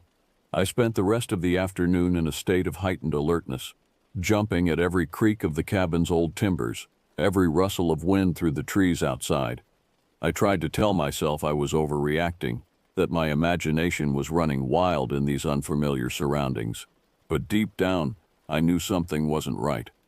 When Rafe and Simon finally returned, laden with a decent catch of fish and full of stories about their day, I was almost giddy with relief. I debated whether to tell them about what I'd experienced. Part of me worried they'd think I was losing it, seeing things that weren't there. But as we sat down to dinner, fresh-caught trout that Rafe had expertly prepared, I decided I had to say something. "Guys," I began, trying to keep my voice steady, "something weird happened while you were gone." They both looked up, curious. I told them about the feeling of being watched, the strange footprints, and what I thought I'd seen at the edge of the clearing. As I spoke, I could see the expressions on their faces change. Rafe looked concerned, while Simon's eyes lit up with excitement. "I knew it," Simon exclaimed when I finished. "I told you this place had secrets." Rafe, ever the voice of reason, tried to calm him down. "Now hold on. Let's not jump to conclusions. There could be a perfectly rational explanation for all of this. Like what? I asked, a bit more sharply than I intended. Rafe thought for a moment. Well, the footprints could have been from some local hunters. Maybe they were curious about the cabin being occupied. And as for what you thought you saw, Ed, you were already on edge. It could have been a shadow or an animal. I wanted to believe him. I really did. But I couldn't shake the certainty of what I'd experienced. Maybe, I said, unconvinced. But what do we do now? I say we investigate. Simon was practically bouncing in his seat. This is exactly the kind of adventure we came out here for. Rafe shot him a stern look. No, absolutely not. If there is someone or something out there, the last thing we want to do is go looking for trouble. He turned to me. Ed, I think we should just be extra cautious. We'll make sure everything's locked up tight tonight, and tomorrow we'll stick together. No one goes off alone, okay? I nodded, feeling slightly reassured by Rafe's calm demeanor. We spent the rest of the evening trying to distract ourselves with card games and conversation, but there was an undercurrent of tension that hadn't been there before. Every unexpected noise from outside made us all pause, listening intently. As we prepared for bed, Rafe did a thorough check of all the doors and windows. Simon, for once, wasn't arguing about turning in early. I think we all felt safer together inside the cabin than alone in our rooms. I lay in bed for hours, staring at the ceiling, unable to sleep. The events of the day kept replaying in my mind. What had I really seen out there? Was Rafe right, and it was all just my imagination running wild? Or was there something in these woods, something that didn't want us here? Eventually, exhaustion won out, and I drifted into an uneasy sleep. But my dreams were filled with shadowy figures and the sensation of being hunted through endless dark forests. I awoke the next morning to the sound of hushed, urgent voices. Groggy and disoriented, it took me a moment to remember where I was. As the fog of sleep cleared, I realized the voices belonged to Rafe and Simon, and they sounded worried. I quickly got dressed and made my way to the main room of the cabin. Rafe and Simon were standing by the front door, their faces pale and drawn. They looked up as I entered, and the expressions on their faces sent a chill through me. "What's wrong?" I asked, though I had a sinking feeling I already knew. Rafe took a deep breath before answering. The back door was open when we woke up this morning. Wide open. I felt my stomach drop. But you checked all the locks last night. I saw you do it. I know, Rafe said, running a hand through his hair. I triple-checked everything. There's no way it should have been open. Simon, who had been uncharacteristically quiet, spoke up. That's not all. There are more of those footprints you saw yesterday, all around the cabin, and he hesitated, glancing at Rafe before continuing. There are scratch marks on the back door, deep ones. I moved to the back door to see for myself. Sure enough, there were long, jagged gouges in the wood, as if something with immense strength had tried to claw its way in. I ran my fingers over the marks, feeling the splintered wood. A shudder ran through me as I imagined what kind of creature could have made these. We need to leave, I said, turning back to my friends. Now. But Rafe shook his head. We can't. I went to start the car, but it won't turn over. Something's wrong with the engine. What? I felt a wave of panic rising in my chest. Did you check under the hood? Yeah, Rafe replied, his voice tight with tension. It looks like something's been chewing on the wires. A lot of them are frayed or completely severed. Simon, who had been pacing nervously, stopped and looked at us. Guys, I hate to say this, but I think we're dealing with something not natural here. I wanted to argue, to find some rational explanation, but the evidence was becoming harder to ignore. Whatever was out there, it wasn't just a curious animal or some local pranksters. Okay, I said, trying to keep my voice calm. Let's think this through. We're about 20 miles from the nearest town, right? Maybe we could hike out, try to get help. Rafe shook his head. It would take us all day, and I don't like the idea of being out in those woods after dark. Plus, we don't know what's out there. So what? We just sit here and wait for it to come back? Simon's voice was rising, panic evident in his tone. No, Rafe said firmly. We prepare. We've got food and water for a few days. We'll barricade the doors and windows as best we can, and we'll take turns keeping watch. It wasn't a great plan, but it was the best we had. We spent the next few hours securing the cabin as best we could. We pushed heavy furniture in front of the doors and nailed boards over the windows, leaving just small gaps to see out. Rafe found an old axe in a woodshed behind the cabin, and we took turns sharpening it to a wicked edge. As night fell, the forest around us seemed to come alive with sounds, rustling in the underbrush, the crack of branches, and occasionally a low guttural noise that sent shivers down our spines. We huddled in the main room, taking turns watching out the windows while the others tried to rest. It was during my watch in the darkest hours of the night that I saw it. A shadow, darker than the surrounding night, moving at the edge of the clearing. It was huge, at least 7 feet tall, with a strange, loping gait. I held my breath, afraid that even the slightest sound would attract its attention. The creature paused, and I could have sworn it turned to look directly at the cabin. For a moment I thought I saw a flash of eyes reflecting in the dim moonlight. Then, as quickly as it had appeared, it was gone, melting back into the shadows of the forest. I woke Rafe and Simon, my hands shaking as I described what I'd seen. We spent the rest of the night in tense silence, jumping at every sound from outside. The next day passed in a haze of fear and exhaustion. We debated our options endlessly, but always came back to the same conclusion. We were trapped, at least until we could repair the car or risk the long hike to town. As the sun began to set on our third day at the cabin, we were all on edge. The scratching and strange noises had become more frequent, more insistent. Whatever was out there, it was getting bolder. It was Simon who suggested we try to capture evidence of the creature. If we can get a photo or video, maybe people will believe us. Maybe we can get help. Rafe and I were skeptical, but we were running out of options.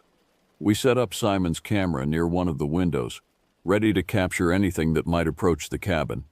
As night fell, the familiar sounds began again. The rustling, the cracking branches, the low, inhuman growls. We huddled together watching the small screen of the camera, our hearts pounding. Suddenly, there was a loud thud against the side of the cabin, making us all jump. Then another and another. It sounded like something large was hurling itself against the walls. "It's trying to get in," Rafe whispered, his face pale in the dim light. The attacks on the cabin grew more frenzied. We could hear wood splintering, the barricades we'd erected groaning under the assault.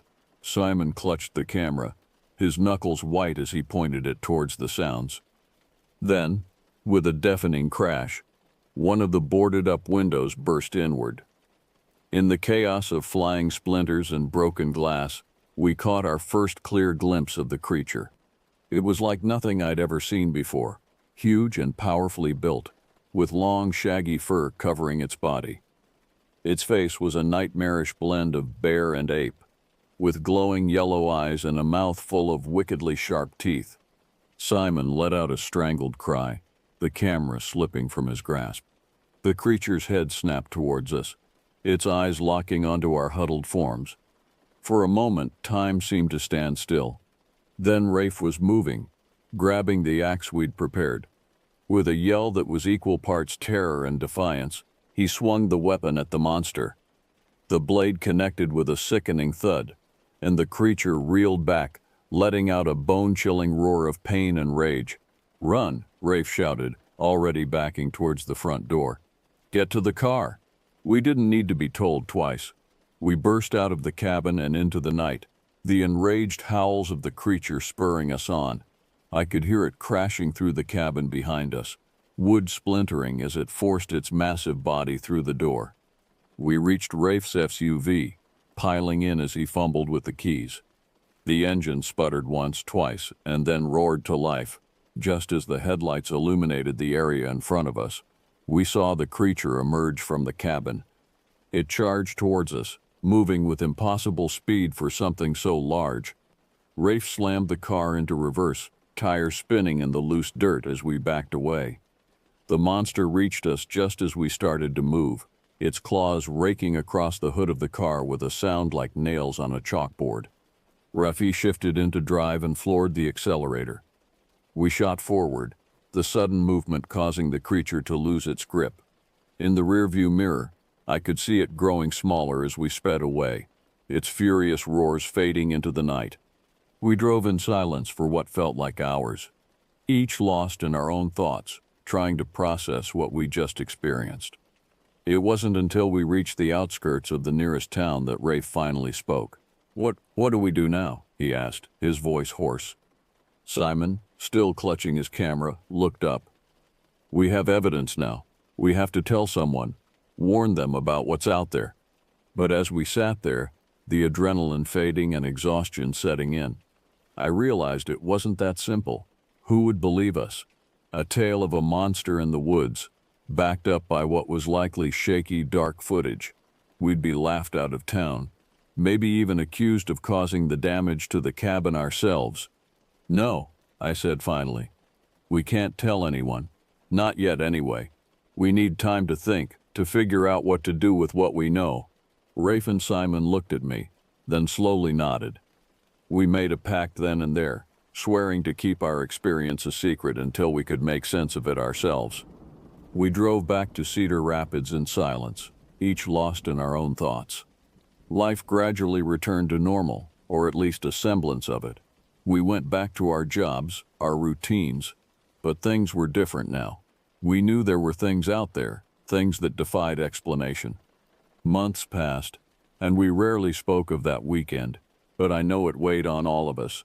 Simon became obsessed with researching cryptids and unexplained phenomena. Rafe threw himself into his work, as if trying to lose himself in the mundane to forget the extraordinary. As for me, I found myself unable to shake the feeling of being watched. Even in the safety of my home, in the familiar streets of Cedar Rapids, I would sometimes catch a glimpse of something large and dark out of the corner of my eye. When I turned to look, it was always gone. Just a trick of the light, I told myself, just my imagination. But late at night, when the world is quiet and the shadows seem to move of their own accord, I remember those glowing yellow eyes, and I wonder if, somewhere out there in the darkness, it remembers me too. The experience in the Black Hills changed us all. It opened our eyes to a world beyond what we thought we knew. A world where the line between reality and nightmare is far more blurred than we'd like to believe. And sometimes, in my darkest moments, I find myself longing for the simple life I had before, when the greatest mystery in my world was why the office printer kept jamming. But there's no going back now. Once you've seen behind the veil, you can never truly unsee it. All we can do is move forward, carrying the weight of our secret, and hope that we never again find ourselves face to face with the unknown horrors that lurk in the shadows of our world. As I sit here now, years later, recording this account, I still struggle to make sense of what happened to us in those woods. Was it real, or some shared delusion brought on by isolation and fear? The rational part of my mind wants to dismiss it, to file it away as a strange but ultimately explainable event. But then I remember the feel of those claw marks under my fingers, the sound of that unearthly roar, the blazing yellow eyes that seemed to glow with an inner fire, and I know deep in my bones that what we encountered was real. I don't know why I'm sharing this story now. Maybe it's a warning to others who might venture into those remote woods. Maybe it's an attempt to finally unburden myself of this secret I've carried for so long. Or maybe, just maybe, it's a call out into the darkness. A message to whatever's out there, watching and waiting. We saw you. We know you exist. And we're still here, carrying the truth of your existence with us every day. To anyone reading this, I implore you, be careful out there. The world is vast and full of wonders, yes, but it also harbors dangers beyond our comprehension. Sometimes, the greatest horror isn't what we can see, but what lurks just beyond our understanding, waiting for the moment we let our guard down. As for me, Ralph, and Simon, we've made our peace with what happened. We still get together sometimes, sharing a beer and reminiscing about old times, but there's always an unspoken agreement to avoid mentioning that weekend. It's easier that way, to pretend it never happened. Yet every now and then I'll catch Simon staring off into the distance, a troubled look on his face. Or I'll notice Rafe's hand tighten on his beer bottle when a shadow passes by the window. And I know they're remembering too. We're bonded by our experience, the three of us, bound together by a truth we can never fully share with the world. It's a heavy burden to bear, but we bear it together. And so, dear reader, I leave you with this final thought. The next time you find yourself alone in the woods, and the hairs on the back of your neck stand up for no apparent reason, pay attention. Listen to that primal instinct that tells you something's not right, because sometimes, just sometimes, there really is something out there in the darkness. And it's watching you.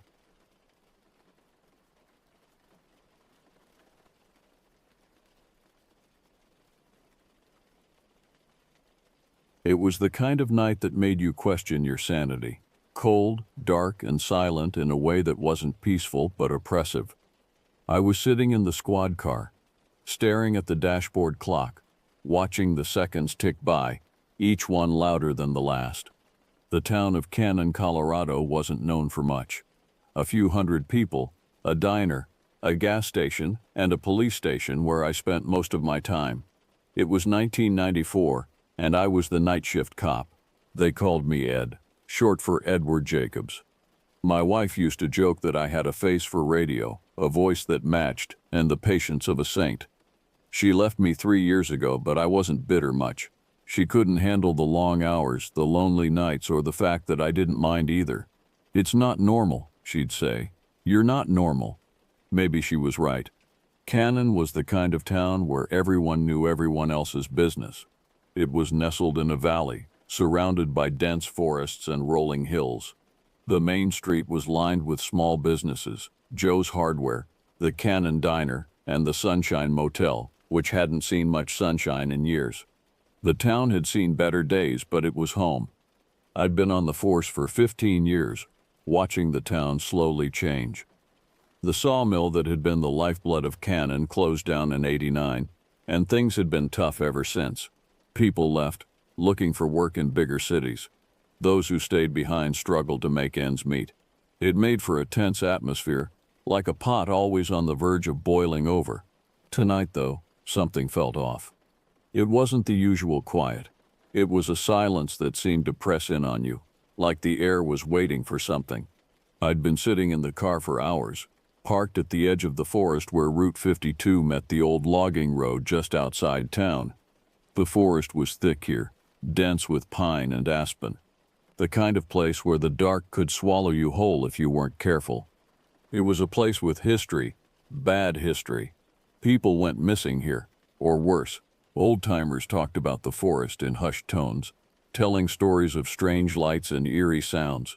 Most folks chalked it up to too much moonshine and an overactive imagination. But there were enough unexplained disappearances over the years to make even the most skeptical person wonder. The radio crackled, startling me out of my thoughts. It was Frank, the dispatcher. "Ed, you there?" "Yeah," I replied, voice low, trying not to startle myself. "We got a call from Sarah Abernathy. Says Tom hasn't come home from his hunt. He was supposed to be back by noon. Said he was heading up Eagle Ridge." Eagle Ridge. I knew it well. A treacherous part of the forest, not far from where I was. It wasn't like Tom to be late, and it sure as hell wasn't like him not to call. Tom was an ex-Marine, tough as nails, but even the toughest guys could have accidents. "I'll check it out," I said, already starting the car. The old Ford grumbled to life, headlights cutting into the dark as I pulled onto the dirt road. The wind picked up, pushing against the trees, making them sway like they were whispering secrets to one another. I gripped the wheel tighter, my knuckles turning white. The drive to Eagle Ridge was short, but it felt like it took forever. The trees closed in around the road, branches scraping against the car like bony fingers. I turned onto the narrow trail that led up to the ridge, my headlights barely piercing the thick underbrush. After a few minutes I saw it, Tom's pickup truck, parked at the end of the trail, half hidden by the trees. The door was open, and his rifle was propped against the front seat, but there was no sign of Tom. I got out of the car, my boots crunching on the gravel. The air was colder here, the wind sharper. I called out his name, but the only response was the rustling of leaves. My breath hung in the air as I moved toward the truck, scanning the area with my flashlight. There was something on the ground, a trail of blood leading into the woods. Not a lot, but enough to tell me that something was very wrong. I followed it, heart pounding in my chest, the beam of my flashlight flickering as if the batteries were dying. The trail led deeper into the forest, winding through the trees like a serpent. The further I went, the thicker the trees became, closing in around me until it felt like I was walking through a tunnel. The wind was gone now, replaced by a heavy stillness that made the hairs on the back of my neck stand on end. Then I saw it, something large, a shape in the darkness, hunched over, feeding on something. My breath caught in my throat as I raised the flashlight. It was an animal, but not like anything I'd ever seen. It was huge, easily the size of a bear, but its body was wrong. It had long, sinewy limbs covered in matted fur, and its back was hunched like it had been broken in several places. It turned its head towards me, and I saw its face, if you could call it that. It was a twisted, malformed thing, with a snout that jutted out unnaturally, and a mouth that seemed to stretch too wide, filled with sharp, broken teeth. I didn't have time to react before it charged at me, moving with a speed that shouldn't have been possible for something its size. I fired my gun, the shots echoing through the trees, but the thing didn't stop. It was on me in a second, knocking me to the ground with a force that knocked the wind out of me. I felt its claws rake across my chest, tearing through my uniform and into my flesh. I managed to kick it off, scrambling to my feet as I fired again, this time hitting it in the side. It let out a horrible sound, somewhere between a scream and a roar, and fell back. I didn't wait to see if it would get up again. I ran, stumbling through the trees, the sound of the creature crashing through the underbrush behind me. I could feel the blood running down my chest, the pain sharp and burning, but I didn't stop. I didn't stop until I burst out of the trees and into the clearing where Tom's truck was. But Tom wasn't in the truck. He was lying a few feet away, face down in the dirt, a bloody mess. His rifle was still slung over his shoulder, unused. I could see now what the creature had been feeding on. I reached the truck, fumbling with the keys as the thing burst out of the trees behind me. I got the door open and threw myself inside, slamming it shut just as the creature lunged at the window. The glass shattered, but the door held. I started the engine and floored it, tires spinning in the dirt as I sped down the trail. I didn't stop driving until I reached the station. I stumbled inside, bloodied and out of breath, collapsing into a chair as Frank and a couple of the guys rushed over. They took one look at me and knew something was very wrong. I told them what happened, every detail. They listened, their faces pale, their eyes wide. Frank was the first to speak. "Jesus Christ, Ed. We need to call the state police, maybe even the feds." I shook my head. "No one's going to believe this, Frank. We need to handle it ourselves." He didn't look convinced, but he nodded. "All right, what's the plan?" "We go back," I said, wincing as I stood up. "We need to get Tom's body, and we need to find that thing before it hurts anyone else." Frank led the way, a shotgun in his hands, the others following with rifles. But when we got to the truck, the creature was gone.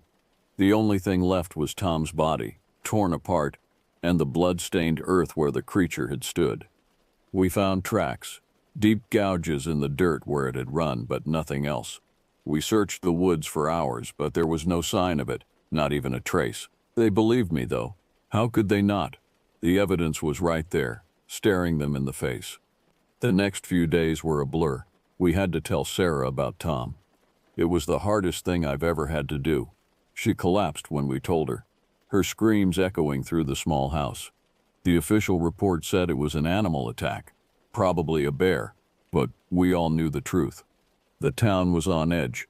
People were scared to go into the woods. Hunters went out in groups, armed to the teeth, but the creature never came back. Or at least, if it did, we never found out. Weeks turned into months. The town tried to move on, but there was a tension in the air that never quite went away.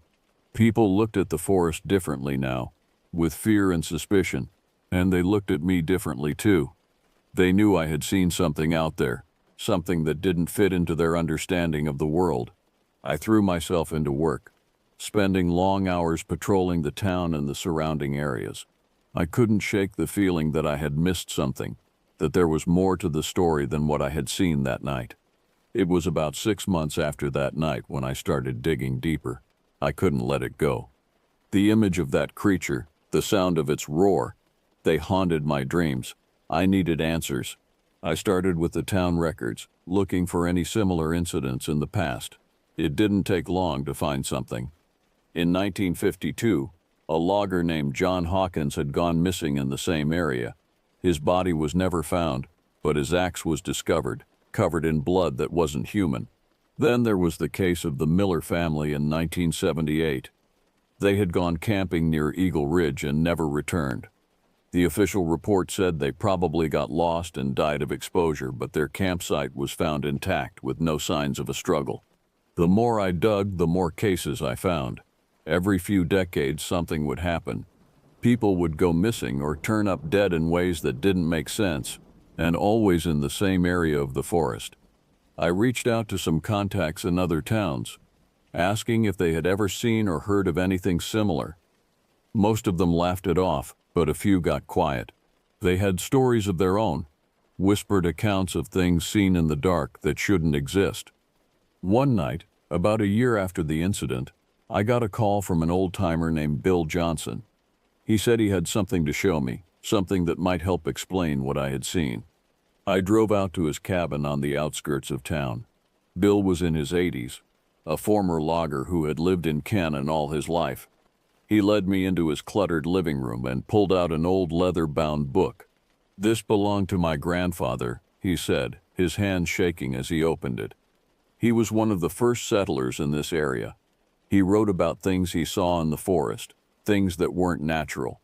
I flipped through the pages, my heart racing. The book was filled with detailed drawings and descriptions of creatures that looked disturbingly similar to what I had seen that night. But there was more. The book talked about old Native American legends, about a place in the forest where the veil between worlds was thin. They called it the Hungry Ground, Bill said, his voice barely above a whisper. They said it was a place where things from the other side could cross over, things that feed on fear and pain. I left Bill's cabin with more questions than answers, but also with a sense of purpose. I wasn't crazy. There was something out there, something that had been haunting these woods for generations. It was almost exactly a year after Tom's death when it happened again. A group of hikers went missing near Eagle Ridge. When the call came in, I knew in my gut what we were dealing with. This time, I was prepared. I had been studying Bill's book, learning everything I could about the Hungry Ground and the things that came from it. I gathered a team: Frank, a couple of the younger deputies, and Bill's grandson Jake, who knew the woods better than anyone. We set out at dawn, armed with more than just guns. We had charms and talismans that Bill had given us, things he said would protect us from the creature. I didn't know if I believed in all that, but I wasn't taking any chances. The forest was quiet as we made our way up the ridge. Too quiet. No birds, no insects, just the sound of our own breathing and the crunch of leaves under our feet. We found the hikers' campsite first. It was a mess. Tents torn apart, equipment scattered everywhere. And there was blood, a lot of it. That's when we heard it. A low, guttural growl that seemed to come from everywhere at once. We formed a circle, backs to each other, weapons ready. It came at us from the trees, moving so fast it was just a blur. But this time we were ready. We opened fire, the sound of gunshots echoing through the forest. The creature howled in pain, but it didn't go down. It charged at Jake, knocking him to the ground. I saw its jaws open wide, ready to tear into him. Without thinking, I threw myself at the creature, ramming into it with all my strength. We tumbled down the slope, a tangle of limbs and fur and teeth. I felt its claws rake across my back, felt its hot breath on my face. But I didn't let go. I pressed the charm Bill had given me against its skin and started reciting the words he had taught me. The creature let out a scream that shook the trees. Its body began to twist and contort as if it was being pulled apart from the inside. There was a flash of light so bright it blinded me, and then nothing. When I opened my eyes, the creature was gone. In its place was a scorched patch of earth, still smoking. We found the hikers, or what was left of them, in a cave nearby. It was a grim scene, but at least we could give their families closure. As we made our way back to town, I couldn't shake the feeling that this wasn't over. The creature was gone, but the hungry ground remained. And as long as it did, there would always be a risk of something coming through. It's been 10 years since that day on the ridge. I'm not a cop anymore. These days I spend my time researching, documenting cases like ours from all over the country. There's more out there than most people realize, more than they want to know. Cannon's changed. The town's smaller now. A lot of people left after what happened. Those who stayed, they know the truth. They respect the forest, fear it a little too. I still go out there sometimes to the edge of the hungry ground. I stand there and listen to the whispers in the wind, wondering what's on the other side, waiting to cross over. But that's not my concern anymore. I did my job. That's all there was to it. Now I just try to make sure others are prepared for what's out there in the dark. Because there are things in this world that don't belong. Things waiting in the shadows. And sometimes the only thing standing between them and the rest of the world is a small-town cop with a flashlight and a gun.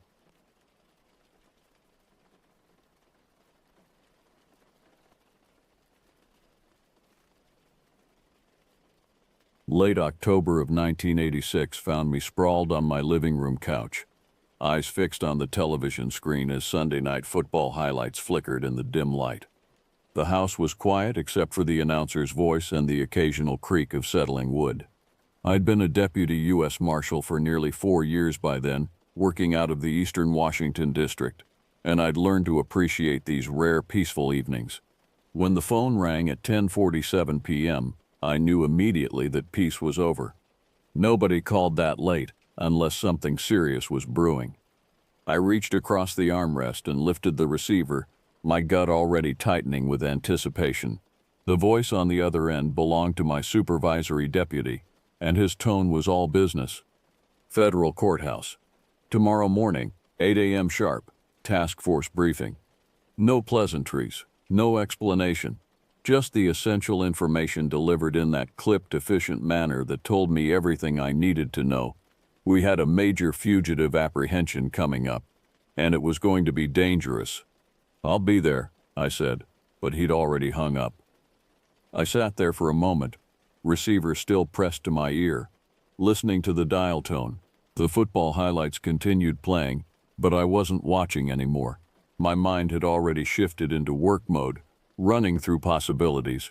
Task force meant multiple agencies. Multiple agencies meant either a high-value target or someone particularly dangerous. Given the late notice and the urgency in my supervisor's voice, I suspected both. I replaced the receiver and stared at the dark window across the room, seeing my own reflection ghosted in the glass. Tomorrow would bring answers, but tonight brought only questions and the familiar pre-operation tension that settled like a weight in my chest.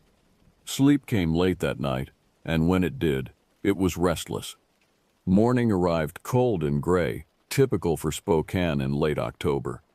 I arrived at the federal courthouse 15 minutes early, my breath forming clouds in the parking lot as I made my way to the entrance. My supervisory deputy met me at the door, his expression grim beneath his worn baseball cap. "Second floor, conference room B," he said, jerking his thumb toward the stairs. The building had that particular smell of old government facilities, floor polish, aged paper, and bitter coffee. My boots echoed on the marble steps as I climbed to the second floor.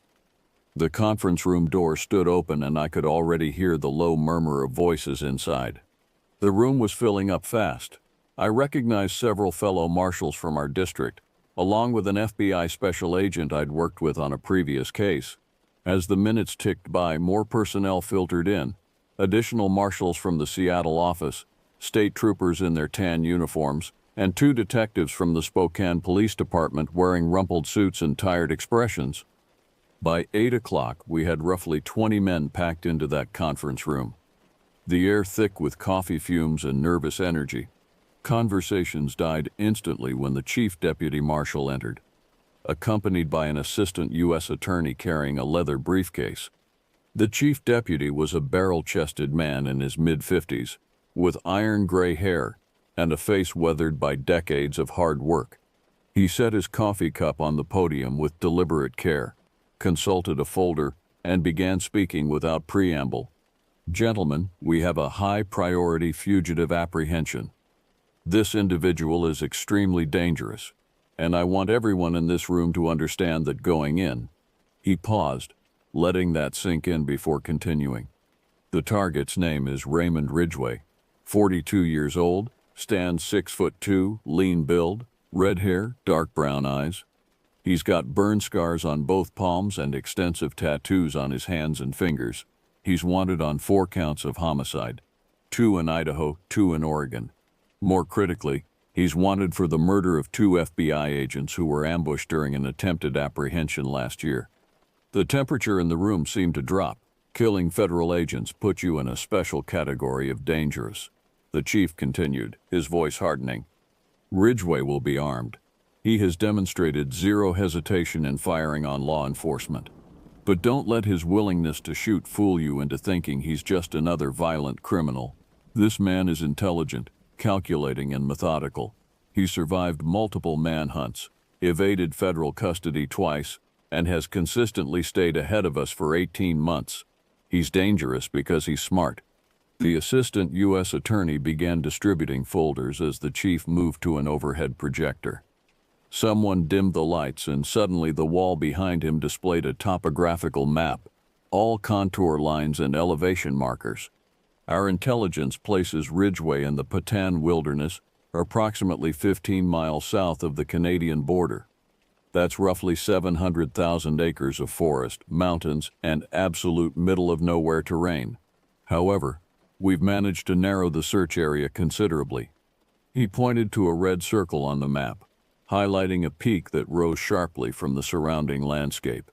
"This is Ula Peak, elevation 8,500 feet. A hunter reported suspicious activity in this area 3 weeks ago. Campfire smoke where there shouldn't be any, movement near the summit.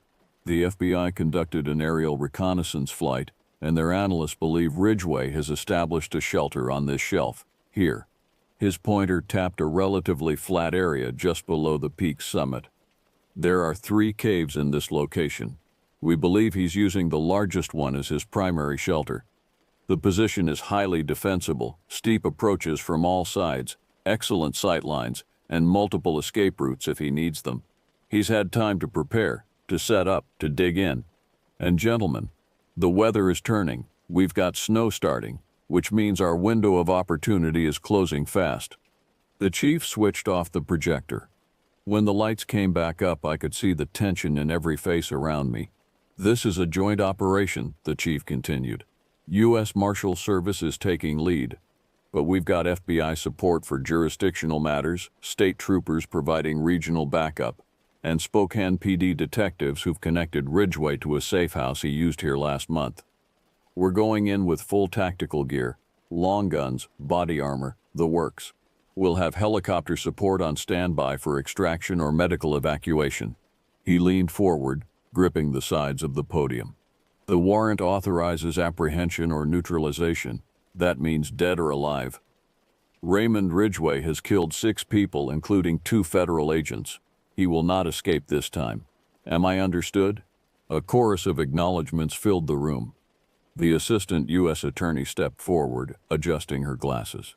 She looked young, maybe early 30s, but her voice carried absolute authority. "From a legal standpoint, you're completely covered. We have a federal warrant issued through the Eastern District of Washington. Murder charges are filed, and the Attorney General's office has explicitly authorized lethal force should Ridgway engage. You have probable cause, witness statements, and ballistic evidence linking him to all 6 homicides. He represents a clear and present danger to public safety and law enforcement personnel.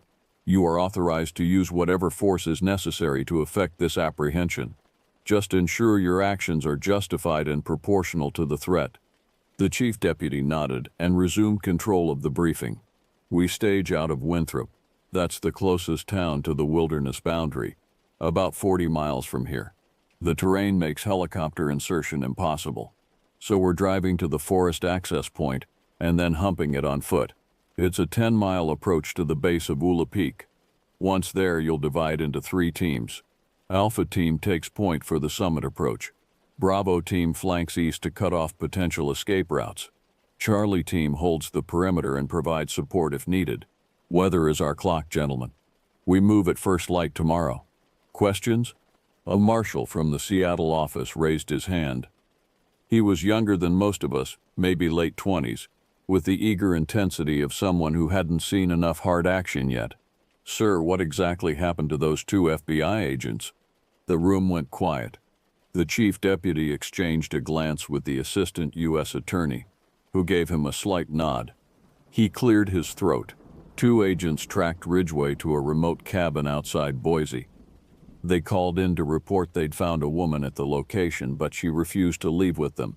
According to their final transmission, she became physically resistive when they attempted to remove her from the property.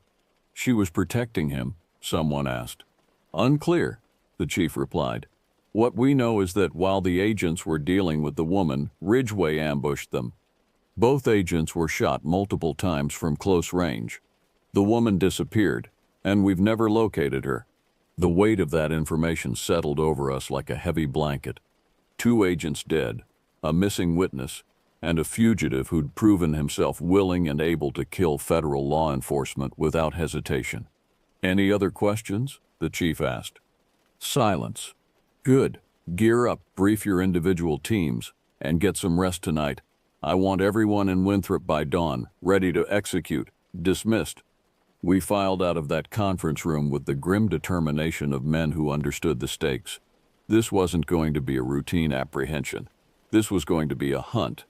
Dawn broke gray and cold the following morning as our convoy assembled in the courthouse parking lot.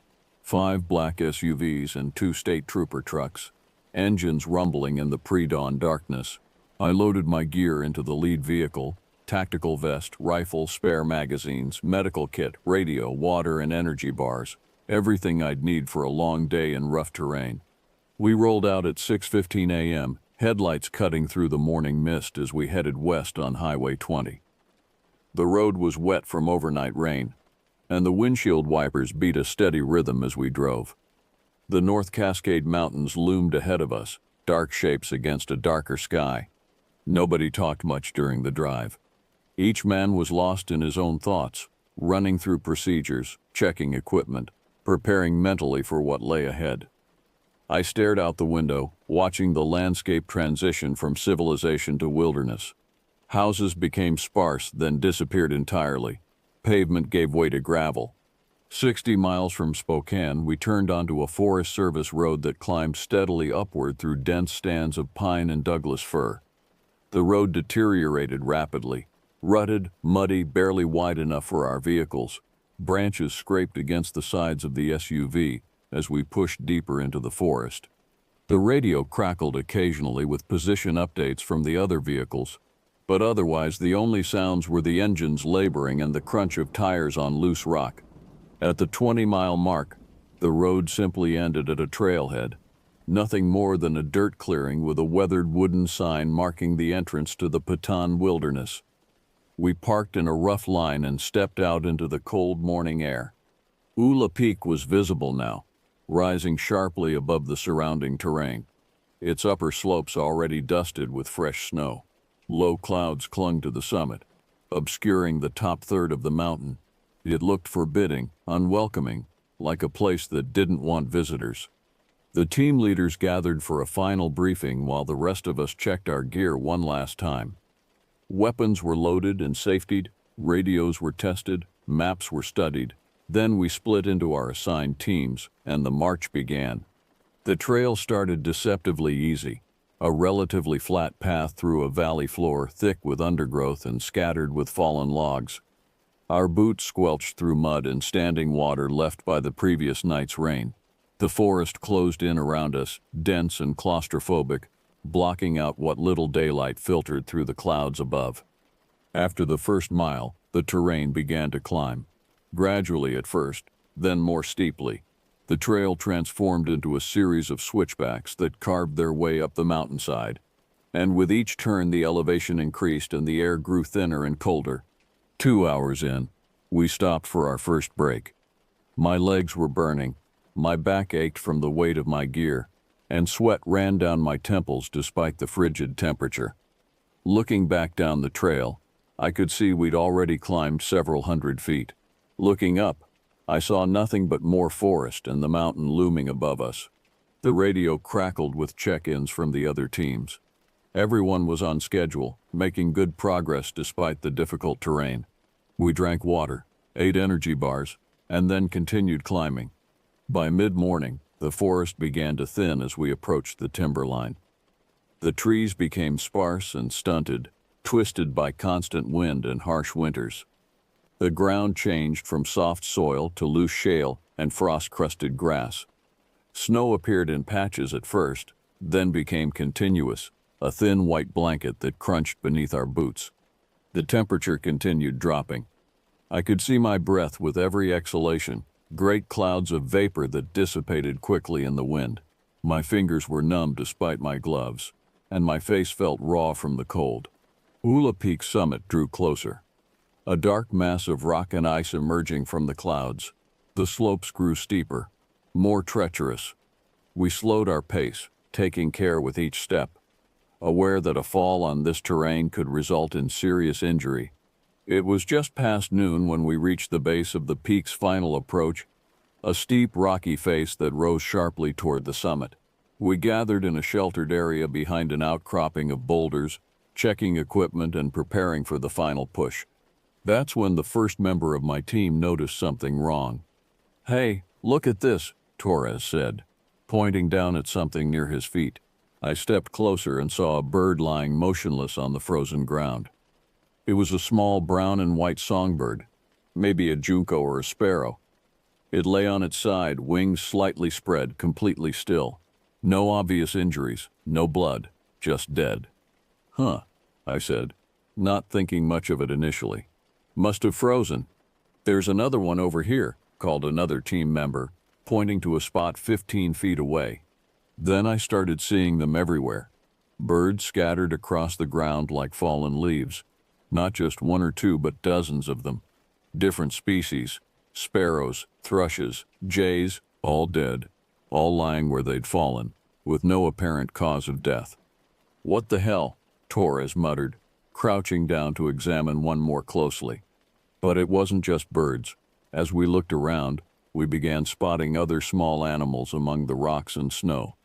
Ground squirrels, their small bodies frozen in death. A marmot, its mouth open as if it had died mid-breath.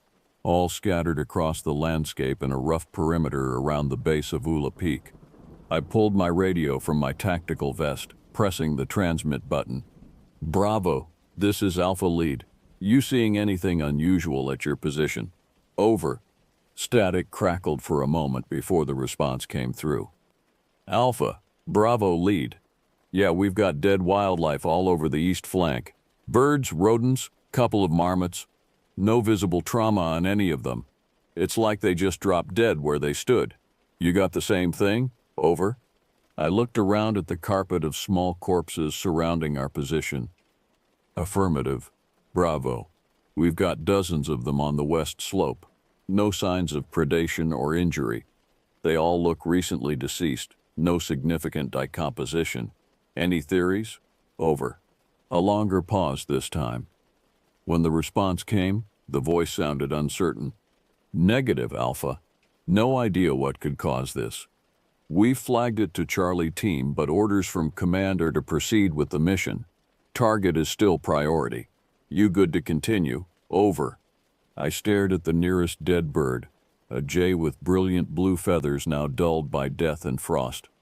Something about this whole situation felt deeply wrong, set off alarm bells in the back of my mind that I'd learned over 4 years to never ignore. But we had a job to do, and Raymond Ridgway was waiting somewhere above us. "Roger that, Bravo. We're proceeding to the summit. Keep us updated if you get any information from Command. Alpha out." I clipped the radio back to my vest and turned to my team. They were all staring at me, waiting for direction, their faces showing varying degrees of unease. "Stay alert," I said. "Watch where you step, and don't touch any of the dead animals. We'll report this properly once we've secured Ridgway. For now, the mission continues. Let's move." We started climbing again, but the mood had changed. Every man was tense now, hyper-aware of our surroundings. We moved more slowly, more carefully, each of us wondering what could have killed so many creatures so quickly and so completely. The dead animals continued appearing as we climbed. Every few yards, another small body lying motionless in the snow. The higher we went, the more frequent they became, as if we were approaching some invisible epicenter of death. Nobody spoke. The only sounds were our labored breathing, the crunch of boots on snow and rock, and the wind whistling across the barren slopes. The summit was close now, perhaps only a few hundred feet above us, shrouded in those persistent low clouds. My hands were shaking, and I told myself it was from the cold. But I knew better. Something was wrong on this mountain, something that had nothing to do with the dangerous fugitive we'd come to apprehend, something that killed indiscriminately and left no trace of its passage except these small, silent bodies scattered across the frozen ground. We kept climbing, toward whatever waited for us at the top. We crested the final rise onto a shelf of relatively flat ground approximately 200 yards from Ula Peak's true summit. The wind lessened here, blocked by a ridge of jagged rock that rose behind us. The clouds pressed close, reducing visibility to maybe 50 feet in any direction. Everything was gray and white and cold. Ahead, partially obscured by a massive slab of granite, I could see the dark mouth of a cave, a ragged opening in the rock face about 10 feet wide and roughly 6 feet tall. The entrance yawned like an open wound in the mountainside. My team spread out automatically, weapons raised, moving with the practiced precision of professionals. We advanced slowly, carefully, every sense on high alert. The only sound was the wind and the soft crunch of our boots on the frozen ground. Movement to my right.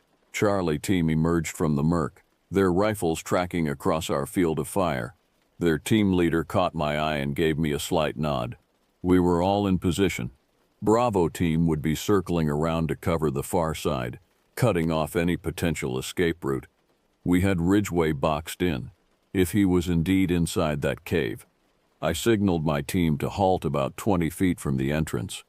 We formed a loose semicircle, covering the opening from multiple angles. I could feel my heart hammering in my chest, adrenaline singing through my bloodstream. This was it, the culmination of months of investigation, coordination, and planning. "Federal agents," I shouted, my voice echoing off the rocks. "Raymond Ridgway, come out with your hands visible." No response. Just the wind and the oppressive silence of the mountain. I waited 30 seconds, then repeated the command. Still nothing. Charlie's team leader gestured to his men, and they began moving toward the cave entrance, weapons at the ready. My team followed, maintaining our formation. At the entrance, I activated my flashlight, and the beam cut through the darkness, illuminating rough stone walls that glistened with moisture. The cave wasn't particularly deep, maybe 30 feet from entrance to the back wall. It narrowed significantly as it went deeper, the ceiling lowering and the walls closing in. The air inside was cold and damp, and it carried a strange, unpleasant odor that I couldn't quite identify. Not decay, not exactly. Something else, something sour and organic. We advanced slowly, flashlight beams crisscrossing as we checked every shadow, every crack in the rock. Water dripped somewhere deeper in the cave, a steady rhythmic sound that seemed unnaturally loud in the enclosed space. Then, about halfway into the cave, I saw him. A figure sat with his back to us at the cave's deepest point, shoulders hunched, head bowed. Even from behind I could see the telltale red hair, matted and dirty, plastered against the back of his skull. He was thinner than the photographs had shown, gaunt almost, but there was no doubt about his identity. He was rocking slowly back and forth, a gentle swaying motion that seemed almost hypnotic. "Raymond Ridgway," I shouted, my voice too loud in the confined space. United States Marshals. Put your hands behind your back and lie face down on the ground. Do it now. He didn't respond, didn't even acknowledge our presence. Just continued that slow, rhythmic rocking motion. Ridgway, Charlie's team leader, barked. Down on the ground, hands behind your back. This is your final warning. Still nothing. No reaction whatsoever.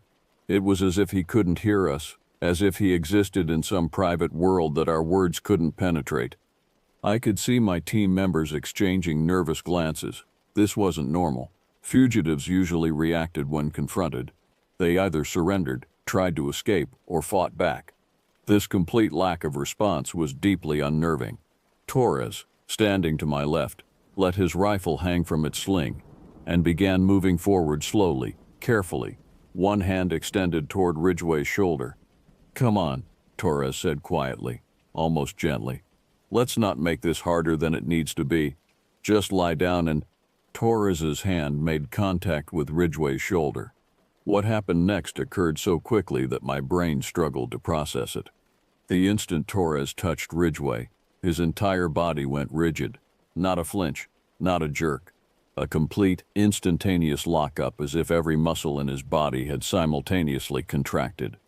His eyes went wide, so wide I could see white all around the irises. His mouth opened in a silent scream. Then he collapsed. Torres hit the cave floor hard, limbs spasming violently. His head snapped back and forth, cracking against the stone. His boots scraped and drummed against the ground in an arrhythmic tattoo. Foam began forming at the corners of his mouth, and a terrible gurgling sound came from his throat. "God," someone shouted. "He's seizing." Charlie's medic rushed forward, dropping to his knees beside Torres's convulsing form. The rest of us stood frozen, weapons still trained on Ridgway, unsure what to do, what had just happened. And then Ridgway moved. His head whipped around, and for the first time we saw his face. Dark brown eyes, wild and confused, darting between us like a trapped animal trying to understand its situation. His mouth worked soundlessly for a moment before words came out. "What? Where?" "On the ground," I shouted. "Face down, hands behind your back. Do it now." His expression shifted rapidly through confusion, recognition, and then, impossibly, something that looked almost like a smile, not a happy smile. Something else. Something unsettling. "Down." Multiple voices shouted simultaneously. This time he complied, slowly lowering himself to the cave floor. That strange smile still playing at the corners of his mouth. We moved fast, zip-tying his wrist behind his back with practiced efficiency, patting him down for weapons. He didn't resist. Just lay there, that smile fixed on his face, staring at nothing. Behind us, Torres's seizures were intensifying. The medic had managed to get him on his side to prevent aspiration, but his body continued spasming violently. His pulse, when the medic checked it, was racing dangerously fast. "I need that helicopter now," the medic shouted into his radio. "We've got a medical emergency, possible status epilepticus. Patient is non-responsive and actively seizing. We need immediate evacuation." The radio crackled with acknowledgement. The helicopter, which had been on standby at a lower elevation, would be here in less than 20 minutes. We hauled Ridgway to his feet, keeping him restrained between two marshals. He didn't struggle, didn't speak, just kept staring ahead with that unsettling smile, as if he knew something we didn't, as if something amusing was happening that only he could perceive. Torres's seizures finally began to slow as the medic administered emergency medication. His convulsions reduced to occasional twitches, then stopped entirely. But he didn't wake up. He lay there, breathing shallowly, completely unresponsive, while the medic monitored his vital signs with growing concern. "Pulse is 145, the medic reported. "Blood pressure is 180 over a 110. He's burning up. Temperature feels like it's spiking. We need to get him off this mountain immediately." We moved as quickly as we safely could, carrying Torres on an improvised stretcher fashioned from our gear while keeping Ridgway secured and under guard. The descent from the cave took agonizing minutes, every second feeling like an eternity as Torres remained unconscious. The helicopter arrived 17 minutes after the emergency call, rotors thundering as it settled onto the most level patch of ground the pilot could find. We loaded Torres first, still unconscious, the medic accompanying him. Then Ridgway, cuffed and secured, flanked by 2 marshals who would ride with him. As the helicopter lifted off, rotors whipping snow and frozen debris into a stinging cloud, I stood watching it disappear into the gray sky. My hands were shaking, and this time it definitely wasn't from the cold. "Alpha Lead, you all right?" I turned to find one of my team members looking at me with concern. "Yeah," I said, not entirely truthfully. "Yeah, I'm fine. Let's clear this site and head down." But I wasn't fine. None of us were. Something had happened in that cave, something that defied explanation. Torres had touched a man and immediately suffered what looked like a severe seizure. Ridgway had been non-responsive, then suddenly alert, and all around us, dozens of small animals lay dead with no apparent cause. We conducted a cursory search of the cave, finding minimal supplies, some canned food, a sleeping bag, water containers, nothing unusual, nothing that explained what had happened.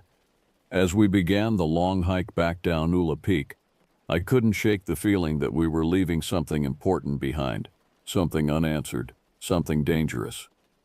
We reached Winthrop by nightfall, exhausted, cold, and deeply unsettled.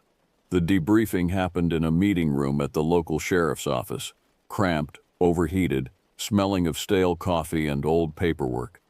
The chief deputy looked pleased. We'd apprehended Raymond Ridgway without firing a shot, and he was now in federal custody awaiting trial. From an operational standpoint, the mission was a complete success.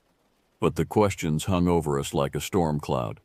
"What about Torres?" I asked. The chief consulted his notes. "Still unconscious. They've got him in intensive care at Sacred Heart Medical Center in Spokane. The doctors induced a coma to control the seizures. They're running tests, but no diagnosis yet." "And the dead animals?" The chief shrugged. "Probably hunted for food. Ridgway was up there for weeks. He had to eat something."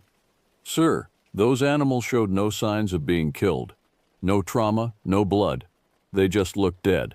"Deputy, we got our man. That's what matters. The rest is details for the after-action report." And that was it. The conversation moved on to logistics, paperwork, and operational procedures. The dead animals became a footnote. Torres's seizure became a medical anomaly. Ridgway's strange behavior became just another quirk of a disturbed mind. Torres woke up a week later with no memory of the operation. The last thing he remembered clearly was driving out toward the Patan wilderness, then nothing. The entire raid had been wiped from his mind like someone had taken an eraser to a chalkboard. The medical reports called it a sudden neurological event of unknown origin. The doctors theorized about epilepsy, about stress-induced seizures, about a 1 in a million coincidence of timing. They ran every test imaginable and found nothing conclusive. Eventually, they labeled it idiopathic, cause unknown, and moved on. Torres never returned to active duty. He took a desk assignment for 6 months, then transferred to another district. I heard through the grapevine that he left the service entirely a year later. I never spoke to him again. The warrant execution report that was filed barely mentioned the dead wildlife. One sentence, buried in the environmental conditions section. Numerous deceased wildlife observed near suspect's location, likely hunted for sustenance. Nobody investigated further. Nobody collected samples or performed autopsies. Nobody tried to determine what had actually killed those animals. The bodies were left on the mountain to rot, their deaths unexplained and unmourned. Ridgway himself remained silent. He was arraigned, processed, and held in federal detention awaiting trial. Prison guards reported that he spent most of his time sitting on his bunk, rocking slowly back and forth, just like he'd been doing in that cave. He refused to speak to attorneys, investigators, or psychiatrists. The few times he did speak, his words made no sense. Disconnected fragments that suggested either mental illness or something else entirely. His trial was brief. The evidence against him was overwhelming. He was convicted on all counts and sentenced to life imprisonment without possibility of parole. The last I heard, he was in a maximum security facility in Colorado, still rocking, still silent, still smiling, that unsettling smile. I continued working as a deputy U.S. Marshal for another 15 years after Ula Peak. I participated in dozens of high-risk apprehensions. I was involved in shootouts, manhunts, and situations where violence erupted suddenly and without warning. I saw terrible things and witnessed human nature at its worst. But nothing ever matched the eerie quality of what happened on that mountain. The dead animals haunt me most. Dozens of creatures, all dead within what must have been a short time frame, showing no signs of trauma or disease. They just died, as if something invisible had swept through that area and extinguished life indiscriminately. And Torres, the way his body locked up the instant he touched Ridgway. The immediate onset of violent seizures, the complete loss of memory. None of it made medical sense, but the official reports filed it away under coincidence and moved on. I've had almost 40 years to think about it now. I'm retired, living in a small house outside of Tucson, spending my days writing these memoirs and trying to make sense of a long career in law enforcement. Most of the cases blur together after so many years, but Ula Peak remains crystal clear in my memory, every detail sharp-edged and precise. I've developed theories, of course. Late at night, when sleep proves elusive, I lie awake and run through possibilities. Maybe there was something in that cave, some natural gas or toxin that affects brain function. Maybe that's what killed the animals and what triggered Torres's seizure when he got too close. But wouldn't the rest of us have been affected? Wouldn't the medics have detected something? Maybe Ridgway did something to those animals deliberately, some kind of poison or chemical agent. But why? And how would that explain Torres's reaction to simply touching him? Maybe it really was just a series of strange coincidences. Animals dying of natural causes, Torres having an undiagnosed seizure disorder that manifested at the worst possible moment. Maybe there's no mystery at all, just my mind searching for patterns where none exist. But I don't believe that. I've learned to trust my instincts over nearly 2 decades in law enforcement. And my instincts tell me that something happened on Ula Peak that defied conventional explanation. Something was present in that cave. Or in Ridgway himself, that we didn't understand and still don't. The easy answers never satisfied me. The official reports, with their clinical language and bureaucratic dismissals, feel like lies of omission. They acknowledge the facts while carefully avoiding any implications that might prove uncomfortable or unexplainable. What bothers me most is the deliberate lack of curiosity. A federal agent suffers a violent, inexplicable seizure during a high-profile apprehension, and nobody seems interested in understanding why. Dozens of animals lie dead with no apparent cause, and nobody investigates. It's as if there was an unspoken agreement to simply move on, to not ask questions that might not have acceptable answers. I think that's what truly stuck with me about the whole incident. Not the strangeness itself, but the institutional response to it. The way it was all filed away, minimized, forgotten. The way uncomfortable truths were buried under bureaucratic language and professional indifference. It made me realize something that I'd probably always known but never articulated. The same agencies that protect us from dangerous people also protect us from dangerous knowledge. And sometimes, maybe often, they decide it's better for everyone if certain things remain unexplained. I think about Torres sometimes, wondering if he's grateful for the memory loss or frustrated by it. Does he lie awake at night knowing that something significant happened to him but unable to remember what? Or has he moved on completely, the blank space in his memory just another mystery in a mysterious life? And I think about Ridgway, still alive, still imprisoned, still rocking back and forth in his cell somewhere in Colorado. What does he know that we don't? What happened to him during those weeks alone on Ula Peak? What was he doing when we found him? And why did Torres's seizure seem to break whatever trance he'd been in? These questions have no answers. They'll likely never have answers. That bothers me more than any of the dangerous situations I faced during my career. You can train for violence. You can prepare for confrontation. You can learn to handle fear and uncertainty. But you can't prepare for the inexplicable. You can't train yourself to accept that some things will simply never make sense, no matter how much you think about them. So I write it all down. Every detail I remember, knowing that it probably won't help anyone, and certainly won't provide the closure I'm seeking. But maybe someone, somewhere, will read this account and recognize something I missed. Maybe someone with more knowledge or better resources will see a pattern I couldn't identify. Or maybe it will just remain another mystery. One more unexplained incident in a world full of things we don't understand. That's what keeps me up at night, even now, decades later. Not the danger I faced or the violence I witnessed. Not even the eerie quality of finding those dead animals or watching Taurus collapse. What haunts me is the certainty that something important happened on Ula Peak, something that might happen again to someone else, and we deliberately chose not to understand it. We caught our fugitive, we closed our case, we filed our reports and moved on to the next assignment. And somewhere in Colorado, Raymond Ridgway sits in his cell, rocking slowly back and forth, smiling at secrets we'll never know.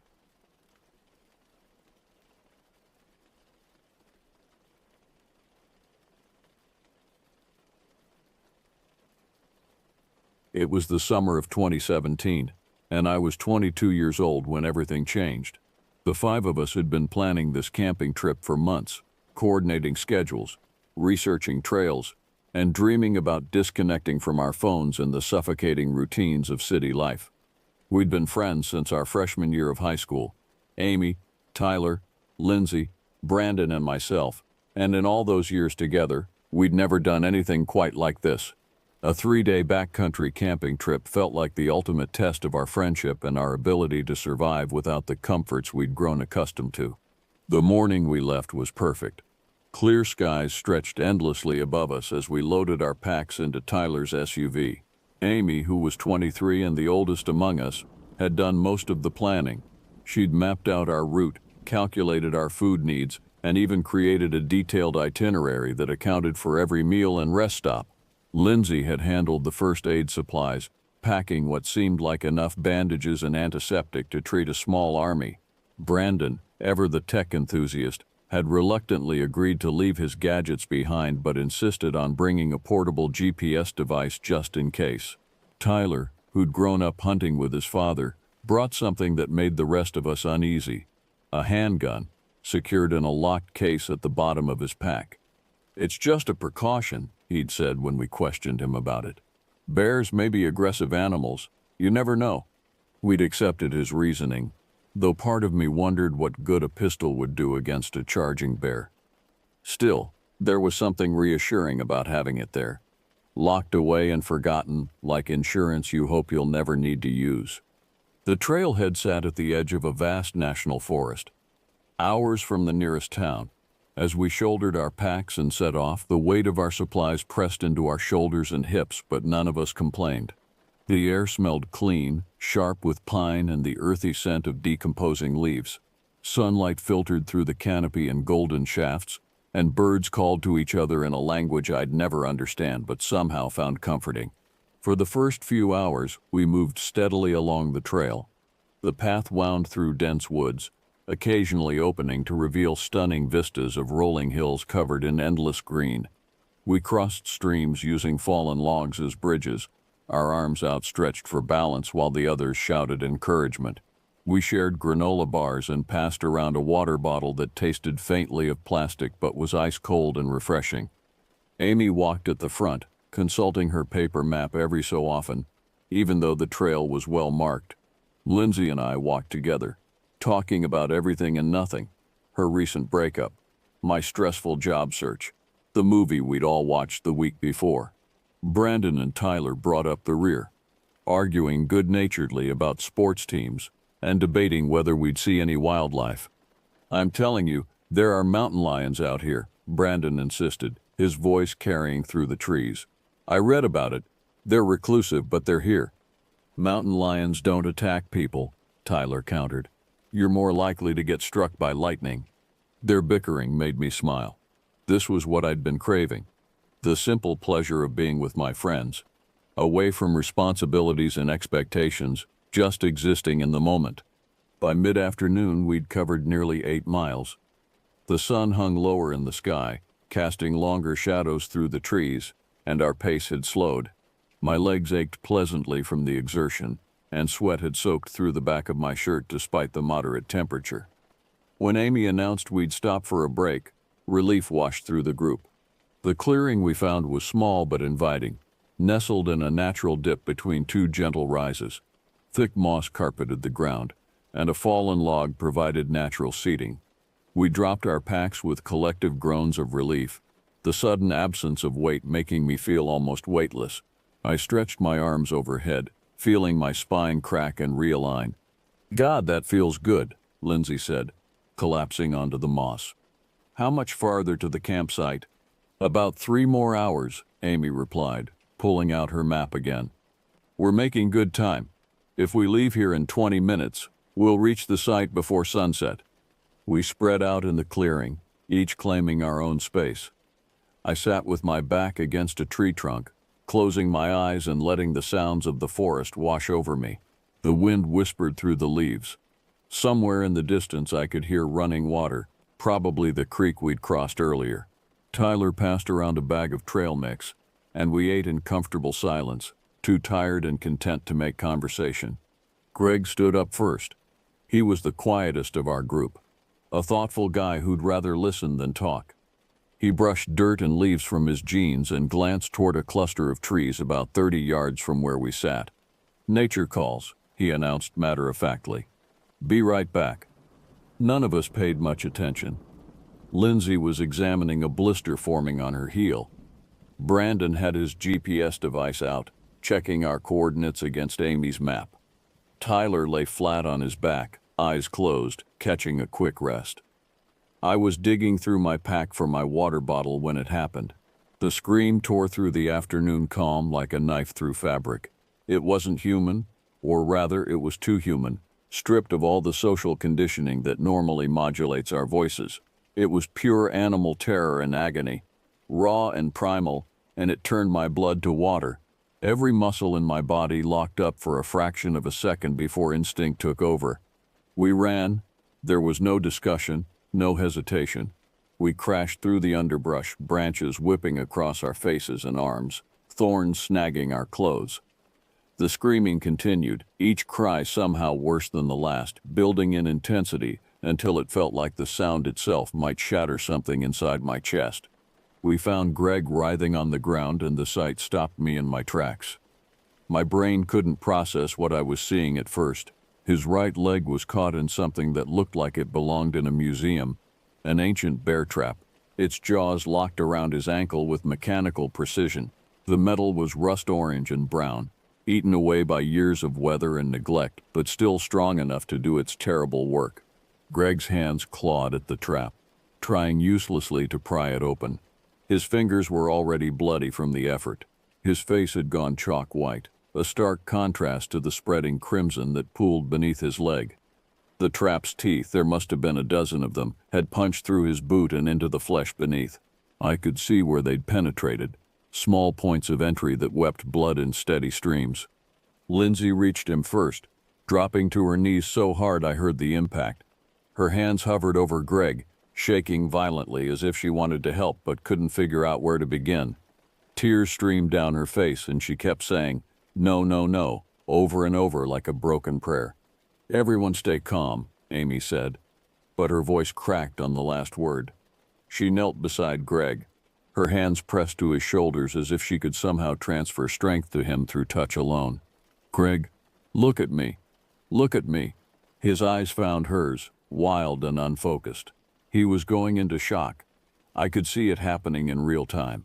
His breathing came in rapid, shallow gasps, and his skin had taken on a clammy quality that terrified me. The amount of blood was shocking.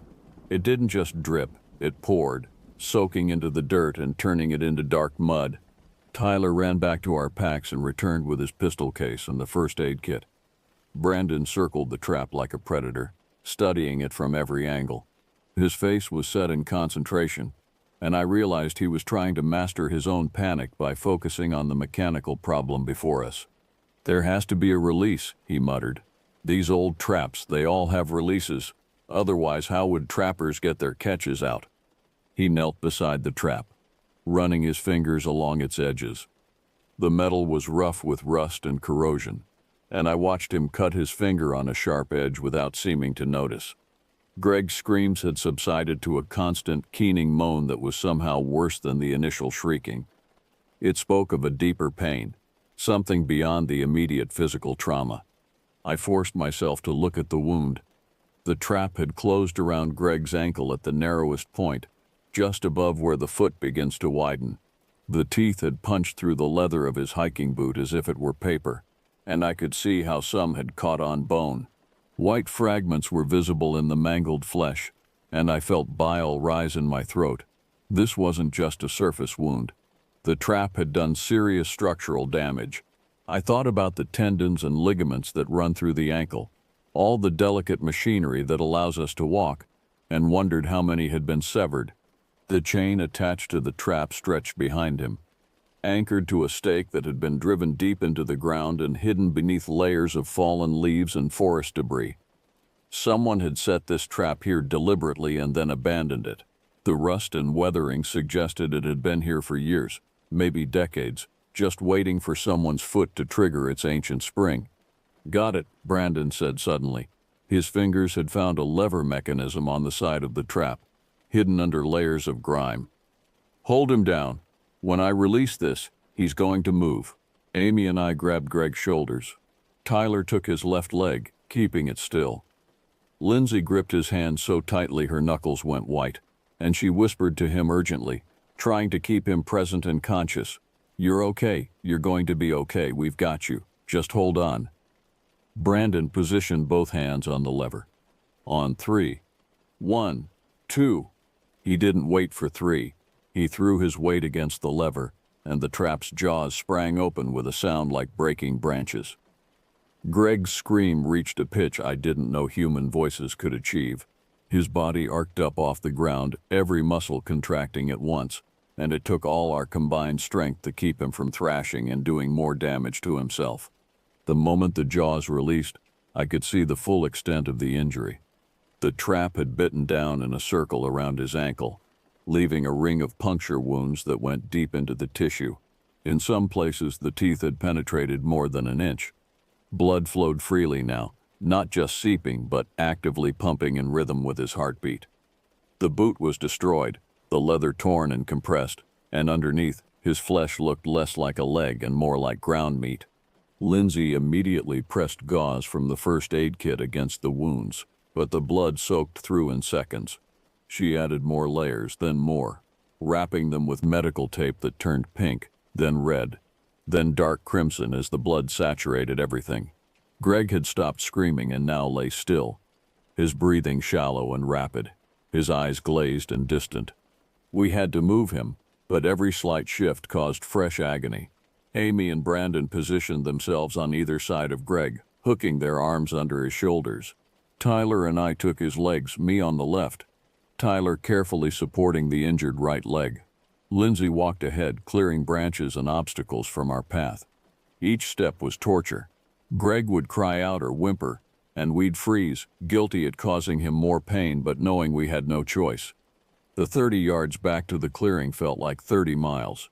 Sweat poured down my face, mixing with tears I hadn't realized I was crying. My arms burned from supporting Greg's weight, and I could feel muscles in my back protesting. But worse than the physical strain was the psychological weight of knowing that every movement we made drove those puncture wounds deeper, tore the damaged tissue further, caused blood vessels to tear and nerves to scream. We laid him down as gently as possible on the moss. Lindsay had already emptied the first aid kit, organizing supplies with shaking hands. She pulled out more gauze, medical tape, antiseptic wipes, and a small bottle of pain medication. Nothing stronger than ibuprofen, which seemed laughably inadequate given the severity of Greg's injury. "We need to stabilize it," she said, her voice steady despite her trembling hands. She'd taken a wilderness first aid course 2 years ago, and that training was the only thing between Greg and complete medical disaster. If we don't immobilize it, the movement will just make it worse. She used a small foam sleeping pad from someone's pack, cutting it into strips with a pocket knife. These she wrapped around Greg's ankle, creating a makeshift splint. The bandages were already completely soaked through, deep red and dripping. She worked quickly, efficiently, but I could see the horror in her eyes every time she had to touch the wound. Greg had stopped making noise. His eyes were half closed, and his skin had taken on a grayish tinge that terrified me more than the screaming had. Tyler checked his pulse, fast, too fast, like a frightened rabbit's heart. "He's going into shock," Tyler said quietly. "We need to get him to a hospital. Now." The decision was unanimous and instant. The camping trip was over. Everything we'd planned, the campfires, the stargazing, the days of hiking through pristine wilderness, all of it evaporated in the face of Greg's injury. We discussed our options in rapid, overlapping sentences. The campsite we'd been heading toward was still 3 hours away, and from there, another full day's hike to reach the car. Going back the way we'd come was shorter, maybe 5 or 6 hours to the trailhead where Tyler's SUV waited. We made the call to retreat. Speed was everything now. Every minute that passed was a minute Greg continued to lose blood, a minute closer to permanent damage or worse. We threw together the essentials: water, the first aid kit, what little food was easy to carry. Everything else, tents, sleeping bags, cooking equipment, most of our clothes, we abandoned in the clearing. Later the police would ask us why we didn't take more supplies, and we'd struggle to explain the panic, the tunnel vision that made anything not directly related to Greg's survival seem completely irrelevant. Brandon and I took primary carrying duty. We positioned ourselves on either side of Greg, his arms over our shoulders, our arms wrapped around his waist. He couldn't put any weight on his injured leg, which hung uselessly between us, the bandages already showing fresh blood seeping through. Tyler took point, the pistol now out of its case and held low at his side. He kept glancing back at us, ensuring we were keeping up, then scanning the trees ahead for threats, animal or otherwise. Lindsay and Amy flanked us, carrying the first aid kit and water, ready to spell Brandon or me when our strength gave out. The first hour was the hardest. Greg drifted in and out of consciousness, his weight shifting unpredictably. When he was awake, he tried to help, tried to hop or take some of his weight on his good leg, but the pain would overwhelm him and he'd sag against us. When he passed out, he became dead weight, and Brandon and I staggered under the burden. My shoulders screamed. The muscles in my neck felt like they were tearing. My lungs burned with every breath, but I didn't stop. None of us did. We fell into a rhythm. 10 minutes of carrying, then a brief pause to rest, redistribute weight, check Greg's bandages, force water past his lips. Then we'd hoist him up again and continue. The trail blurred around us. I stopped noticing the beauty of the forest, stopped hearing the birds or feeling the breeze. Everything narrowed to the next step, the next 10 feet, the next rest break. Greg's blood dripped steadily onto the trail behind us, leaving a trail of dark spots that looked black in the late afternoon shadows. We were maybe 3 hours into our retreat when the forest exploded into violence. The first shot sounded like a branch breaking, a sharp crack that echoed through the trees. I didn't immediately recognize it as gunfire. My brain was too focused on the physical task of carrying Greg, on watching where I placed each foot, on calculating how much farther we had to go. It was the second shot that made everything clear. This one was closer, much closer. I heard the bullet's passage through the air, a sound like tearing fabric, and then the impact as it struck a tree trunk 10 feet to our left.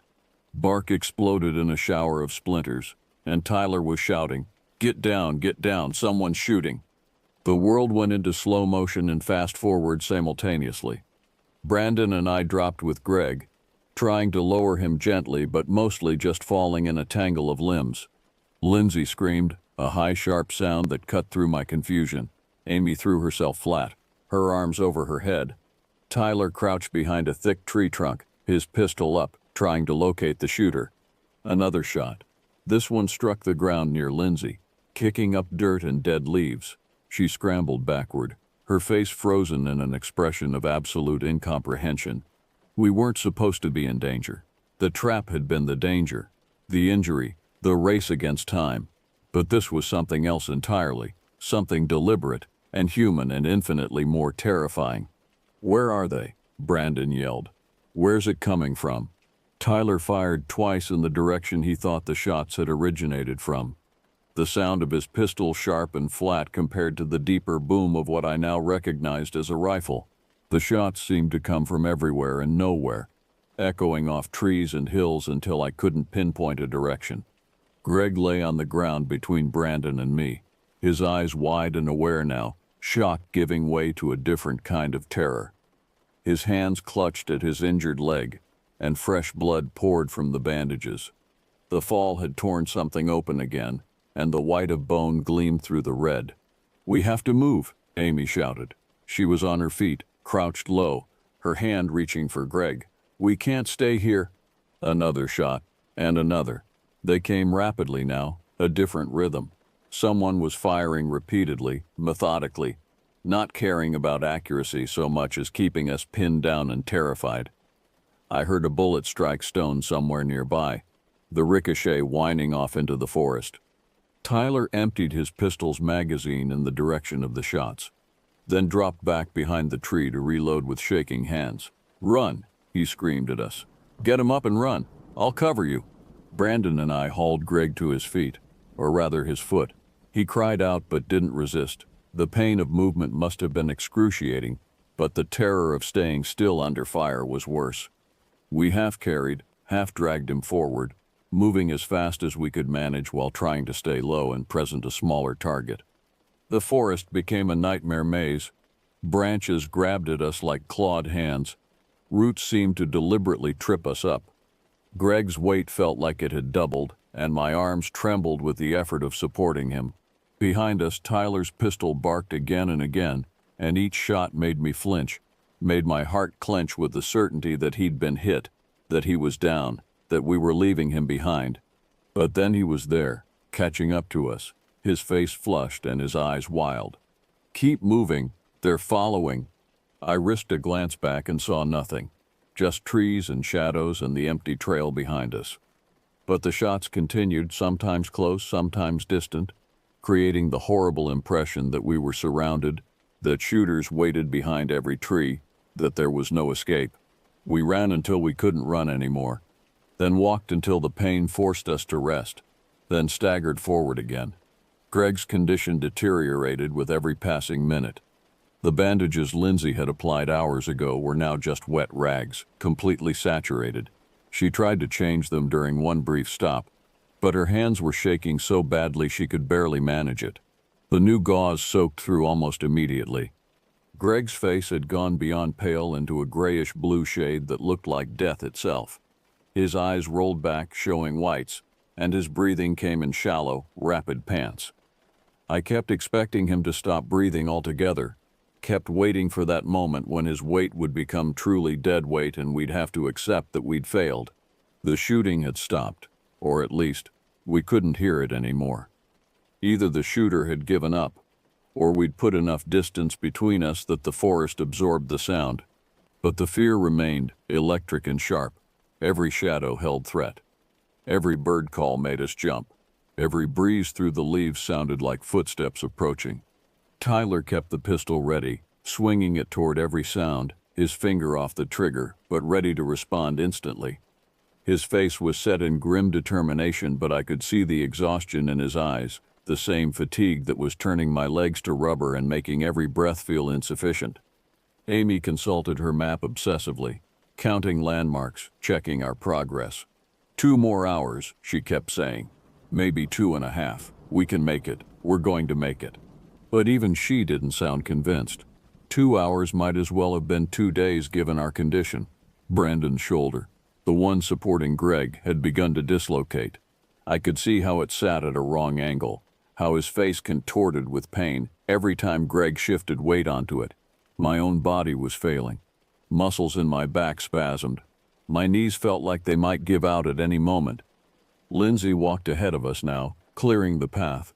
But also I realized, crying. Silent tears streamed down her face, and her shoulders shook with suppressed sobs. The first aid kit dangled from her hand, useless now. We'd gone through all the bandages, all the gauze, everything except some antiseptic wipes and the ibuprofen. She caught me looking at her and tried to smile, but it came out as a grimace. The light was failing. Sunset couldn't be more than an hour away, and the thought of being in these woods after dark, with an injured friend and a shooter somewhere behind us, made my stomach clench with dread. We'd left our flashlights with the camping gear we'd abandoned. Tyler had one small penlight in his pocket, and Amy had her phone, but we'd been saving the battery, not knowing how long it might take to get help once we reached the car. We staggered around a bend in the trail, and I saw it. The trailhead parking area, just a quarter-mile ahead. Tyler's SUV sat alone in the small lot, looking like salvation made of metal and glass. A sound escaped my throat, half laugh and half sob, and suddenly we all had fresh energy. We ran, truly ran, Greg's feet barely touching the ground between us. The final stretch blurred into a chaotic scramble. Tyler got ahead, unlocking the SUV with fingers that fumbled at the keys. Amy threw open the back door. We piled Greg into the rear seat, and he collapsed across Lindsay's lap as she climbed in beside him. Brandon and I fell into the middle row. Tyler cranked the engine, and Amy leaped into the passenger seat. "Hospital," Tyler said, and the word sounded like a prayer. "Where's the nearest hospital?" Amy's phone came out, and she cursed at the lack of signal. "Drive," she said. "Just drive, we'll get signal eventually. Head toward town." The SUV lurched forward, tires kicking up gravel as we accelerated away from the trailhead. I looked back through the rear window, half expecting to see a figure emerge from the trees, rifle raised. But there was nothing, just the empty parking lot and the dark mouth of the trail we'd emerged from, swallowing the fading daylight. The drive was endless. The forest road seemed to stretch forever, winding through darkness as the sun finally set. Amy's phone picked up signal after 20 agonizing minutes, and she called 911, her voice shaking as she described our situation. The dispatcher kept us on the line, giving directions to the nearest hospital, asking questions about Greg's condition that Lindsay tried to answer from the back seat. "Blood pressure?" the dispatcher asked. "I don't know. We don't have equipment. He's pale, he's cold, his pulse is fast. God, I don't know." Greg had stopped responding. His eyes were closed, and if not for the shallow rise and fall of his chest, I would have thought he was already gone. Lindsay held pressure on his leg, but blood still seeped through, staining the SUV's upholstery. The smell was overwhelming, copper and rust mixed with sweat and fear. Tyler drove like he was racing the devil himself, taking corners too fast, accelerating on straightaways until the engine screamed. Nobody told him to slow down. Every second counted now. We'd entered that territory beyond normal panic, where the only thing that mattered was reaching help before it was too late. The hospital appeared suddenly, a bright beacon in the darkness. Tyler didn't bother with proper parking. He drove straight to the emergency entrance, laying on the horn. Doors burst open and medical staff poured out. A doctor shouting orders, nurses wheeling a gurney. They took Greg from us with practiced efficiency, transferring him to the gurney in seconds. Lindsay tried to follow, but a nurse gently but firmly held her back. "Let us work," the nurse said. "You've done your part. Let us do ours."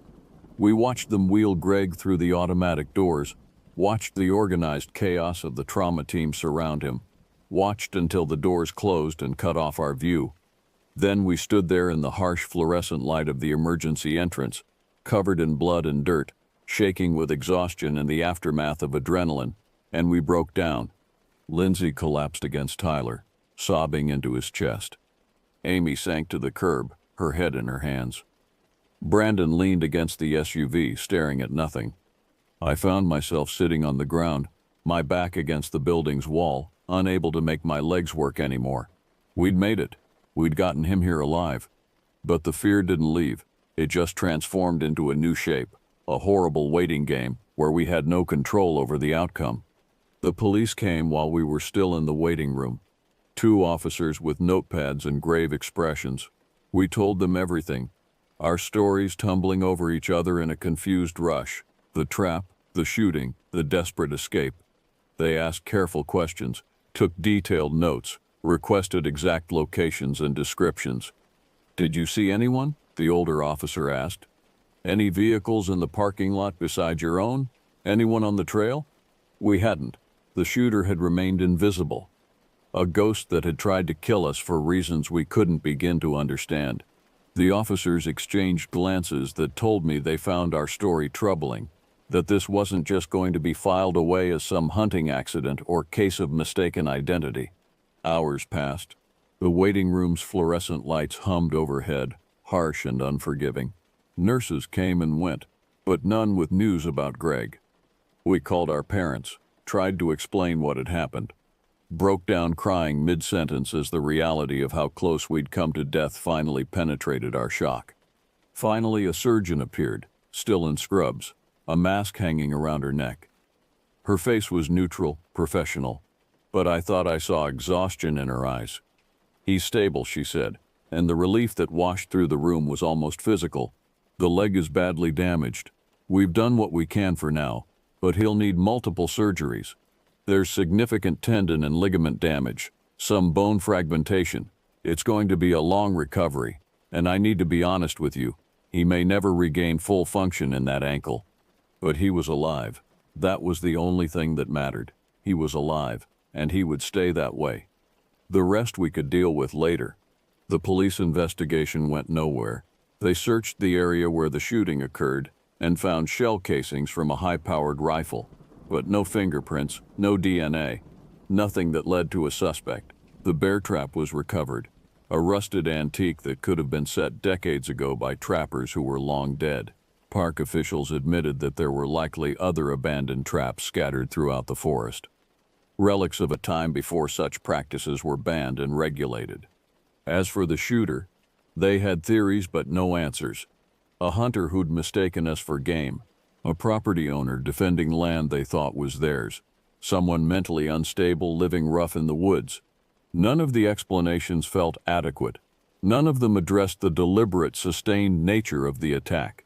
The way the shots had kept coming even after we'd clearly been identified as human. The case eventually went cold. Greg's parents hired a lawyer, pushed for continued investigation, but there's only so much you can do when there are no leads, no witnesses, nothing but 5 traumatized kids and a blood trail that told a story with no ending. Greg spent weeks in the hospital enduring 3 surgeries to reconstruct his ankle. The doctors did remarkable work, but the surgeon's warning proved accurate. He walked with a permanent limp, and chronic pain became his constant companion. Physical therapy helped, but there were some things that even modern medicine couldn't fully repair. The psychological scars ran even deeper than the physical ones. We tried to stay close, to support each other through the aftermath, but the trip had changed us in fundamental ways. Amy stopped planning adventures and became almost reclusive, uncomfortable anywhere that wasn't completely urban. Tyler got rid of the pistol, couldn't stand to have it in his house. Brandon developed panic attacks whenever he heard loud noises.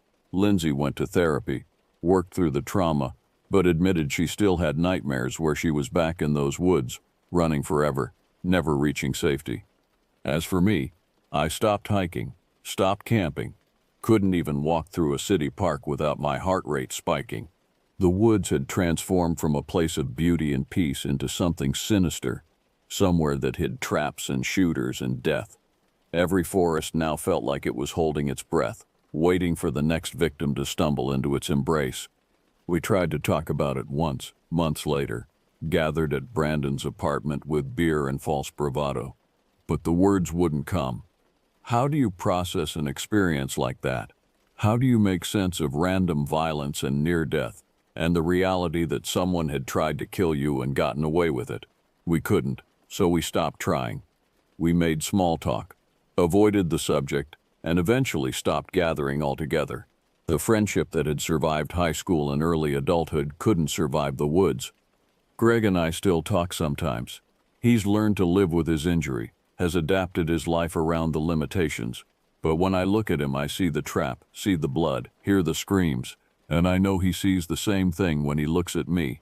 A reminder of the day everything changed, the day we learned that bad things don't just happen in movies or news reports. They happen in clearings surrounded by beauty, on trails marked safe, to people who'd done everything right and still ended up bleeding. The woods are still there, of course. The same trails, the same trees, the same deceptive beauty. And somewhere in those woods, our abandoned camping gear slowly rots into the forest floor. A monument to innocence lost, and the terrible knowledge that some trips don't end the way you plan. They say time heals all wounds, but that's not quite true.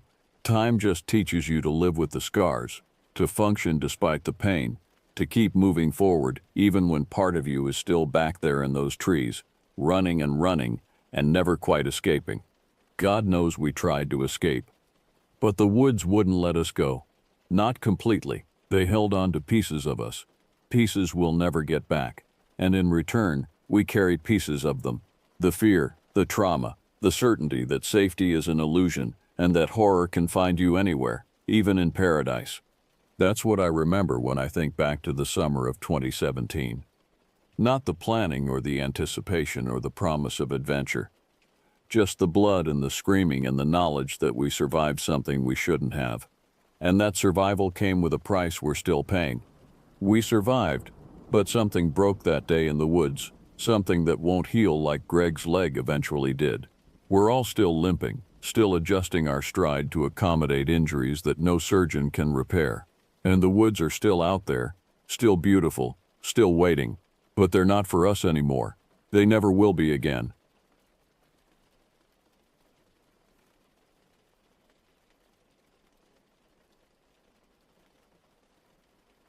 My name is James Jones, and I am 63 years old. This is the story of what happened to me on August 14, 1998, and the days that followed. It's a tale that still haunts me to this day, one that changed my life and the lives of everyone in our small town forever. I was a search and rescue officer in a small town in Maine, not far from the Canadian border.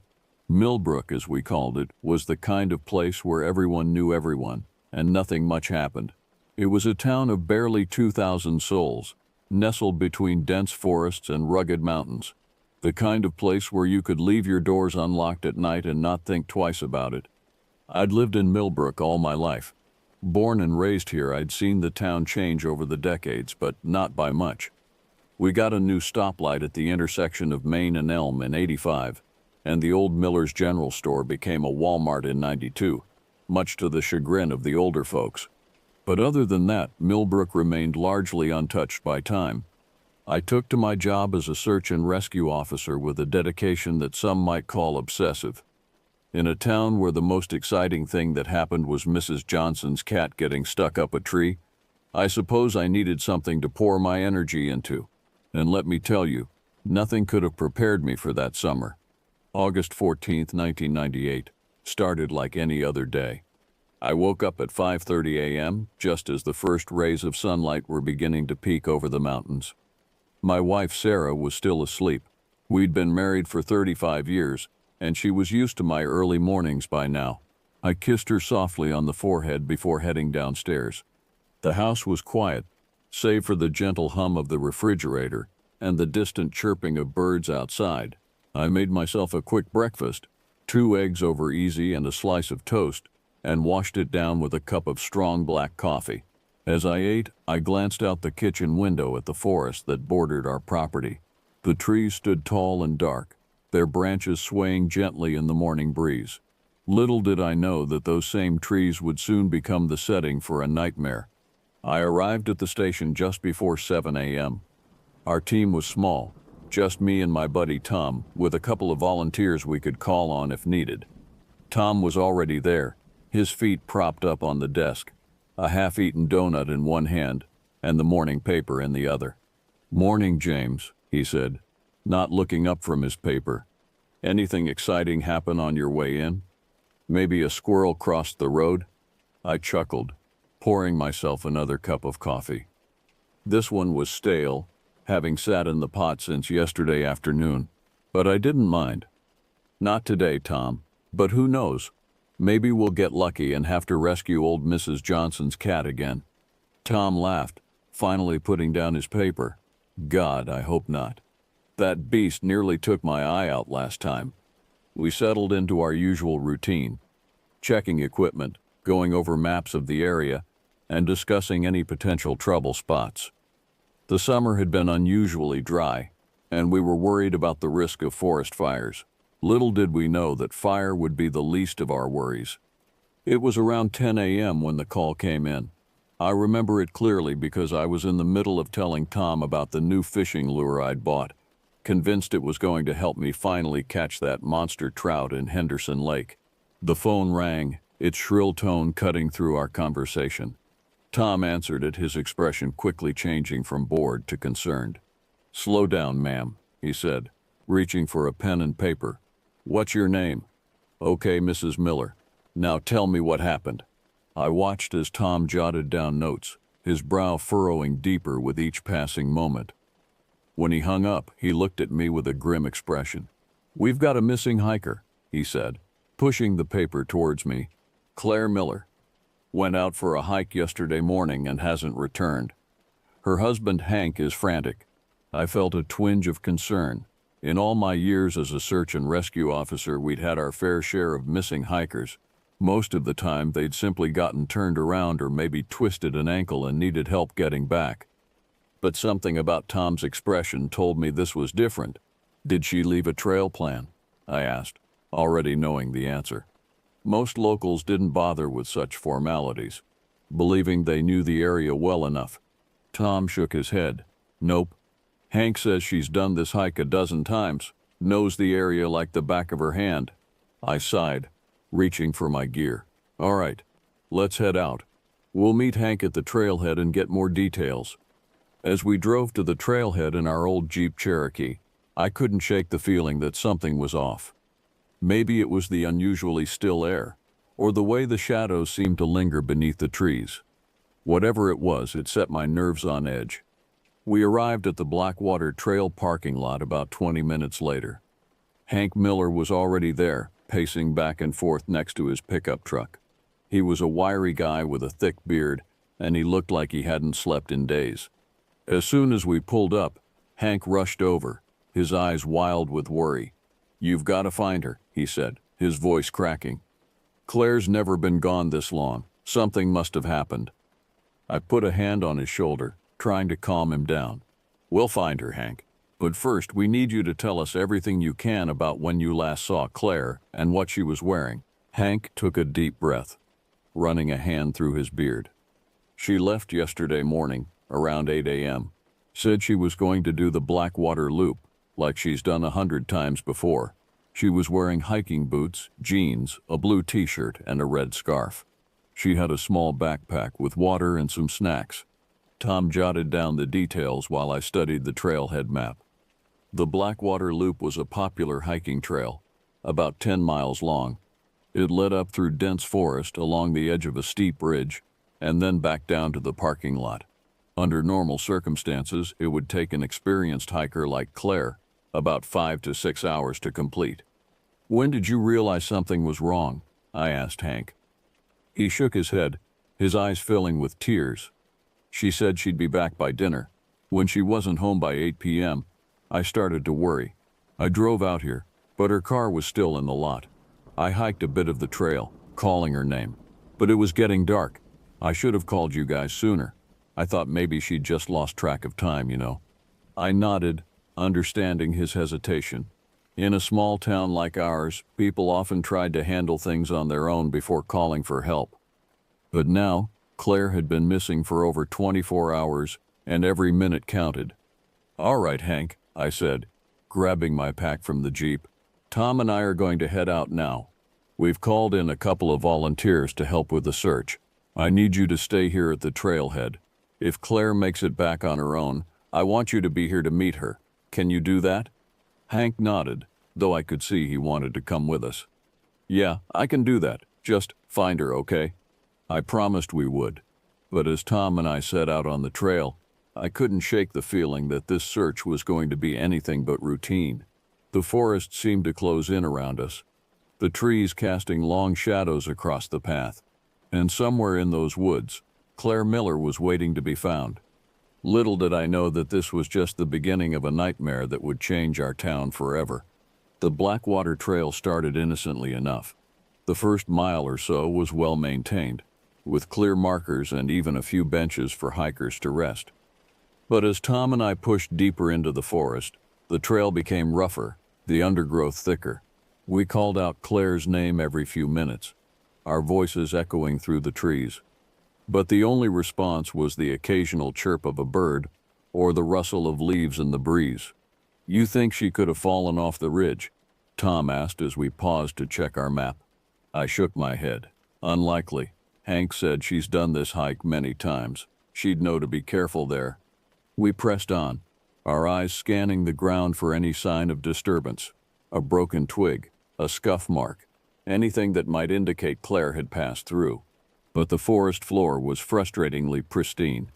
As the hours ticked by, my concern grew. We should have found some trace of her by now. Even if she had gotten turned around, she should have eventually made her way back to the main trail.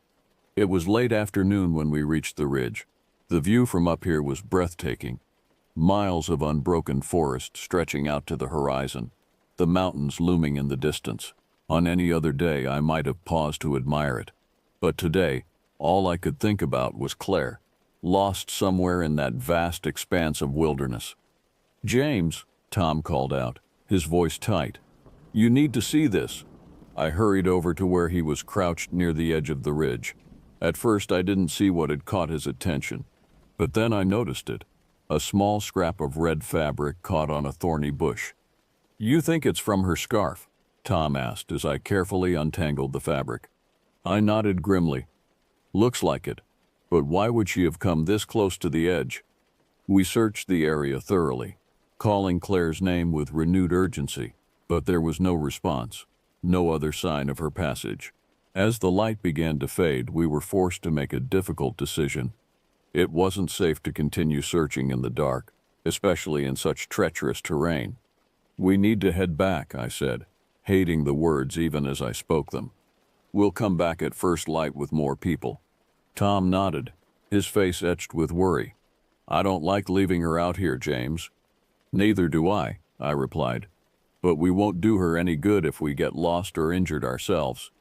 We made our way back to the trailhead in silence, each lost in our own thoughts. I couldn't shake the image of Claire, alone in the darkening forest. Was she hurt, lost, or had something more sinister befallen her? Hank was still at the parking lot when we returned, pacing back and forth. The hope in his eyes when he saw us approach quickly turned to despair when he realized Claire wasn't with us. "You didn't find her," he said, his voice hollow. I put a hand on his shoulder. "We found a piece of fabric that might be from her scarf. We'll go back out at first light with more searchers. We'll find her, Hank." He nodded, but I could see the fear in his eyes. "Can I come with you tomorrow?" I hesitated. Having family members join searches could be complicated. They often pushed themselves too hard, took unnecessary risks, but I could see the determination in Hank's face. "All right," I said, "but you follow our lead, understood? No going off on your own." He agreed readily, and we made plans to meet back at the trailhead at dawn. As Tom and I drove back to the station, the forest seemed to loom around us, darker and more menacing than I'd ever seen it. That night, as I lay in bed next to Sarah, sleep eluded me. Every time I closed my eyes, I saw Claire, lost and alone in the woods. And beneath that worry was a growing sense of unease, a feeling that we were missing something, that there was more to Claire's disappearance than a simple hiking accident. Little did I know how right I was, or how much our lives were about to change. The next morning dawned gray and misty. I was already awake when my alarm went off at 4:30 a.m., having barely slept. Sarah stirred beside me as I got up. "Be careful out there," she murmured, her eyes still heavy with sleep. I leaned down and kissed her forehead. "Always am. I'll call you when I can." The drive to the station was eerily quiet. The streets of Millbrook were empty, the shops dark. Only the 24-hour diner showed any signs of life, a lone truck driver visible through the window, nursing a cup of coffee. Tom was waiting for me at the station, along with 4 volunteers, Mike and Sarah Johnson, a married couple who ran the local hardware store, and brothers Pete and Dave Thompson, who worked as loggers. All of them had search and rescue training, and I was glad to have them with us. We went over the search plan, dividing the area into grids. We'd start from where we'd found the scrap of fabric and work our way outwards. I stressed the importance of staying in radio contact and not taking any unnecessary risks. "Remember," I said as we finished our briefing, "our priority is finding Claire. But we also need to make sure all of us get home safe. Any questions?" There were none. We loaded up our gear and headed out to the trailhead. Hank was already there when we arrived, looking like he hadn't slept a wink. I couldn't blame him. The worry etched on his face made him look a decade older than his actual age. "Any news?" he asked as soon as we pulled up. I shook my head. "Nothing yet, Hank, but we've got more people today. We'll find her." We split into 3 teams, Tom with Mike and Sarah, Pete and Dave together, and Hank with me. As we set off into the misty forest, I couldn't shake the feeling that we were walking into something we didn't understand. The morning passed slowly. We combed through the underbrush, calling Claire's name until our voices were hoarse. But the forest remained stubbornly silent. It was around noon when we stumbled upon something that made my blood run cold. We were about a mile from where we'd found the scarf, in an area of particularly dense undergrowth, when Hank called out, "James, over here!" I pushed through a thicket of brambles to find Hank crouched over something on the ground. As I got closer, I saw what had caught his attention. A small clearing, maybe 10 feet across, where the undergrowth had been flattened. "Could be where she camped," Hank said, hope creeping into his voice. But as I surveyed the scene, I felt a growing sense of unease. This didn't look like any campsite I'd ever seen. There was no sign of a fire, no discarded food wrappers or water bottles. And the way the vegetation was flattened, it looked more like something had thrashed around here. "Hank," I said slowly, "did Claire have a tent with her?" He shook his head. "No, just her day pack. Why?" I didn't answer immediately, my eyes scanning the clearing. That's when I saw it, a glint of metal half hidden under a fallen leaf. I walked over and carefully brushed the leaf aside. It was a small gold locket. Hank let out a choked sound when he saw it. "That's Claire's," he said, his voice barely above a whisper. "I gave it to her on our 20th anniversary." I bagged the locket carefully, my mind racing. This clearing, the way the vegetation was flattened, the lost locket, none of it made sense for a hiker who had simply gotten lost. "Hank," I said, trying to keep my voice calm, "I need you to think carefully. Is there any reason Claire might have left the trail? Any place out here she might have wanted to visit?" He shook his head, confusion and fear warring on his face. "No, nothing. She always stuck to the trail, said it wasn't worth the risk of getting lost." I nodded, keying my radio. "Tom, Pete, you copy?" "Go ahead, James," Tom's voice crackled back. "We found something. A clearing about a mile northeast of where we found the scarf. Looks like there might have been some kind of disturbance here. We also found Claire's locket." There was a moment of silence before Tom replied, "Copy that. We'll head your way. Pete, Dave, you get that?" "Yeah, we're on our way," Pete's gruff voice came through. I turned back to Hank, who was staring at the clearing with a mixture of hope and dread. "We'll find her," I said, trying to sound more confident than I felt. "This is the first real clue we've had." But as we waited for the others to arrive, I couldn't shake the feeling that we were dealing with something far more sinister than a lost hiker. When Tom arrived with Mike and Sarah, followed shortly by Pete and Dave, we did a thorough search of the clearing and the surrounding area. But aside from the flattened vegetation and Claire's locket, we found nothing. "What do you think happened here, James?" Tom asked quietly, pulling me aside. I shook my head. "I don't know, but whatever it was, I don't think Claire left this clearing voluntarily." Tom's face paled. "You think someone took her?" "I think we need to consider all possibilities," I replied grimly. "Let's expand the search." Whatever happened here, it can't have been too long ago. The vegetation hasn't had time to spring back up. We split up again, this time spreading out in a wider arc around the clearing. I paired Hank with Tom this time, worried about how he might react if we found anything else. As the afternoon wore on, the forest seemed to grow darker, the shadows deeper. The trees loomed over us, their branches reaching out like gnarled fingers. More than once I caught myself jumping at the snap of a twig or the rustle of leaves. It was nearing dusk when my radio crackled to life. "James, it's Pete. You need to see this." Something in his voice sent a chill down my spine. "Where are you?" "About half a mile northwest of the clearing. There's a cave here." I quickened my pace, pushing through the underbrush. "I'm on my way." Everyone else converged on Pete and Dave's location.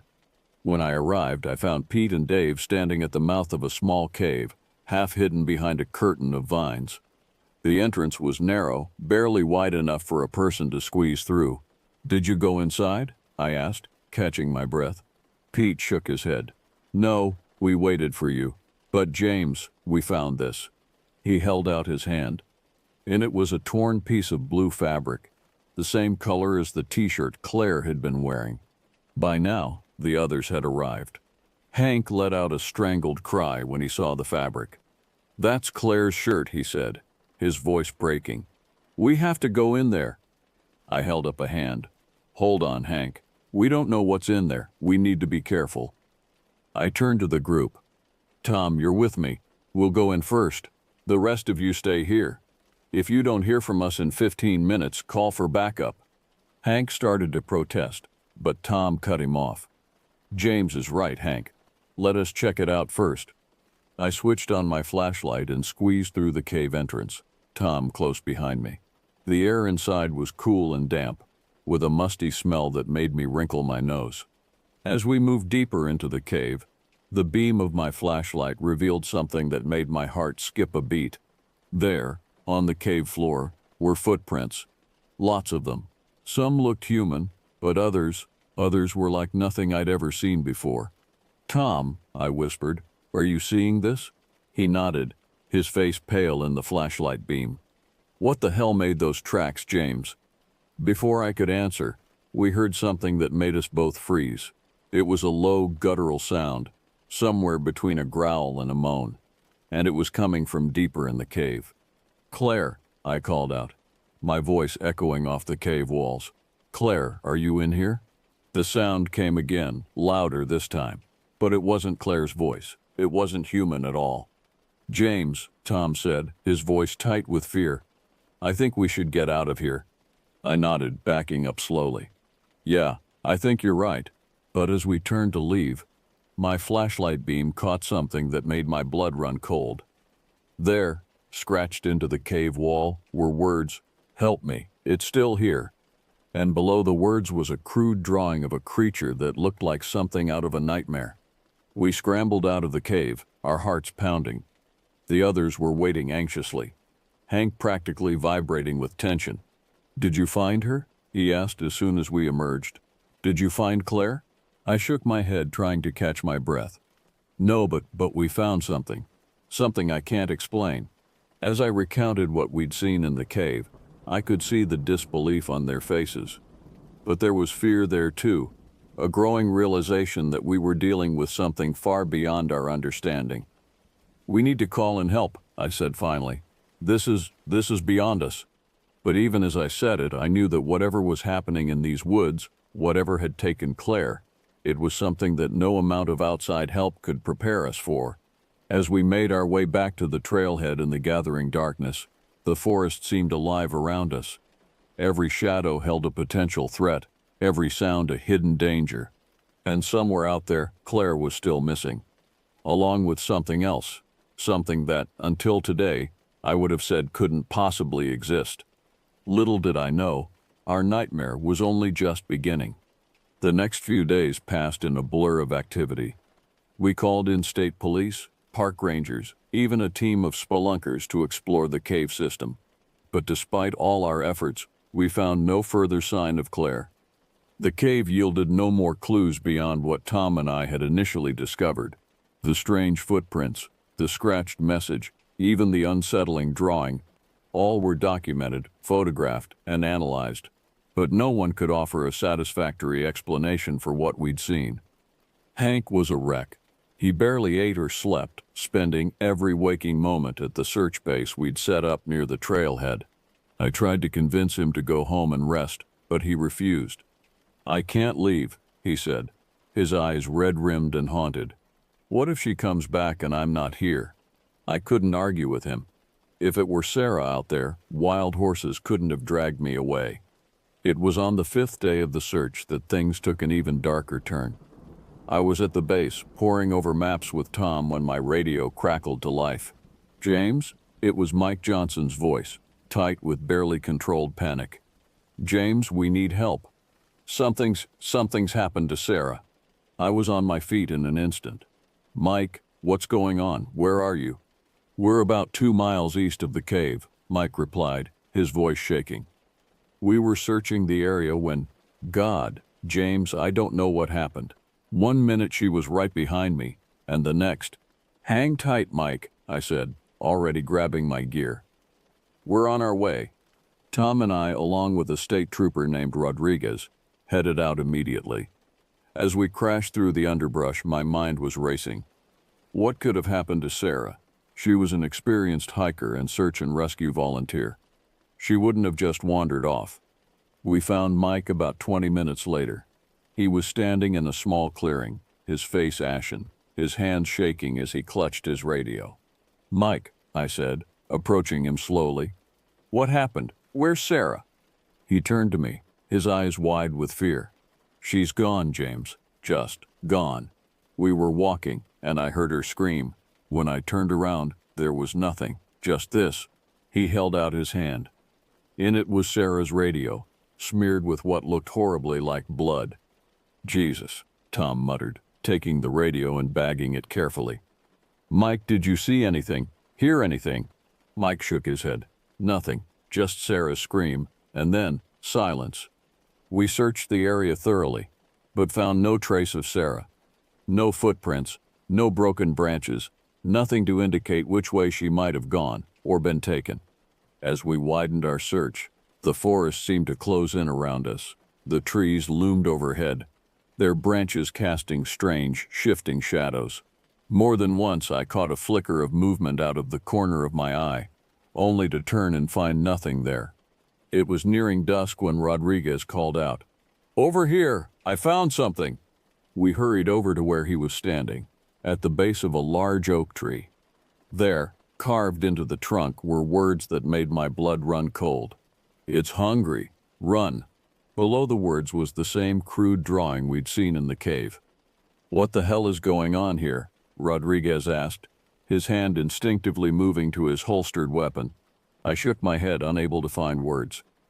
Whatever we were dealing with, it was clear now that it wasn't just Claire who was in danger. It was all of us. We made our way back to the base as night fell, the forest alive with sounds that seemed far more menacing than they had just days ago. Every snapping twig, every rustle of leaves sent a jolt of adrenaline through my system. When we arrived, we found the base in chaos. While we'd been out searching for Sarah, 2 hikers had gone missing from a trail on the other side of the forest, and a local farmer reported that something had attacked his livestock, leaving behind carcasses that had been torn apart with almost surgical precision. As I stood there listening to the reports flooding in, I felt a weight settling onto my shoulders. This was no longer just a search and rescue operation. We were facing something dangerous, something that defied explanation. I pulled Tom aside. "We need to call in more help," I said, keeping my voice low. "Whatever this is, it's spreading. We're out of our depth here." Tom nodded grimly. "Who do we call? The FBI?" I shook my head. "I'm thinking, look, this is going to sound crazy, but I think we need to call in some experts on unusual phenomena." Tom's eyebrows shot up. "You mean like ghost hunters? Bigfoot chasers?" "I mean people who deal with things that can't be easily explained," I replied. "Because right now, I'm fresh out of explanations." As I made the call, I couldn't shake the feeling that we were standing on the precipice of something monumental, something that would change not just our town but our understanding of the world itself.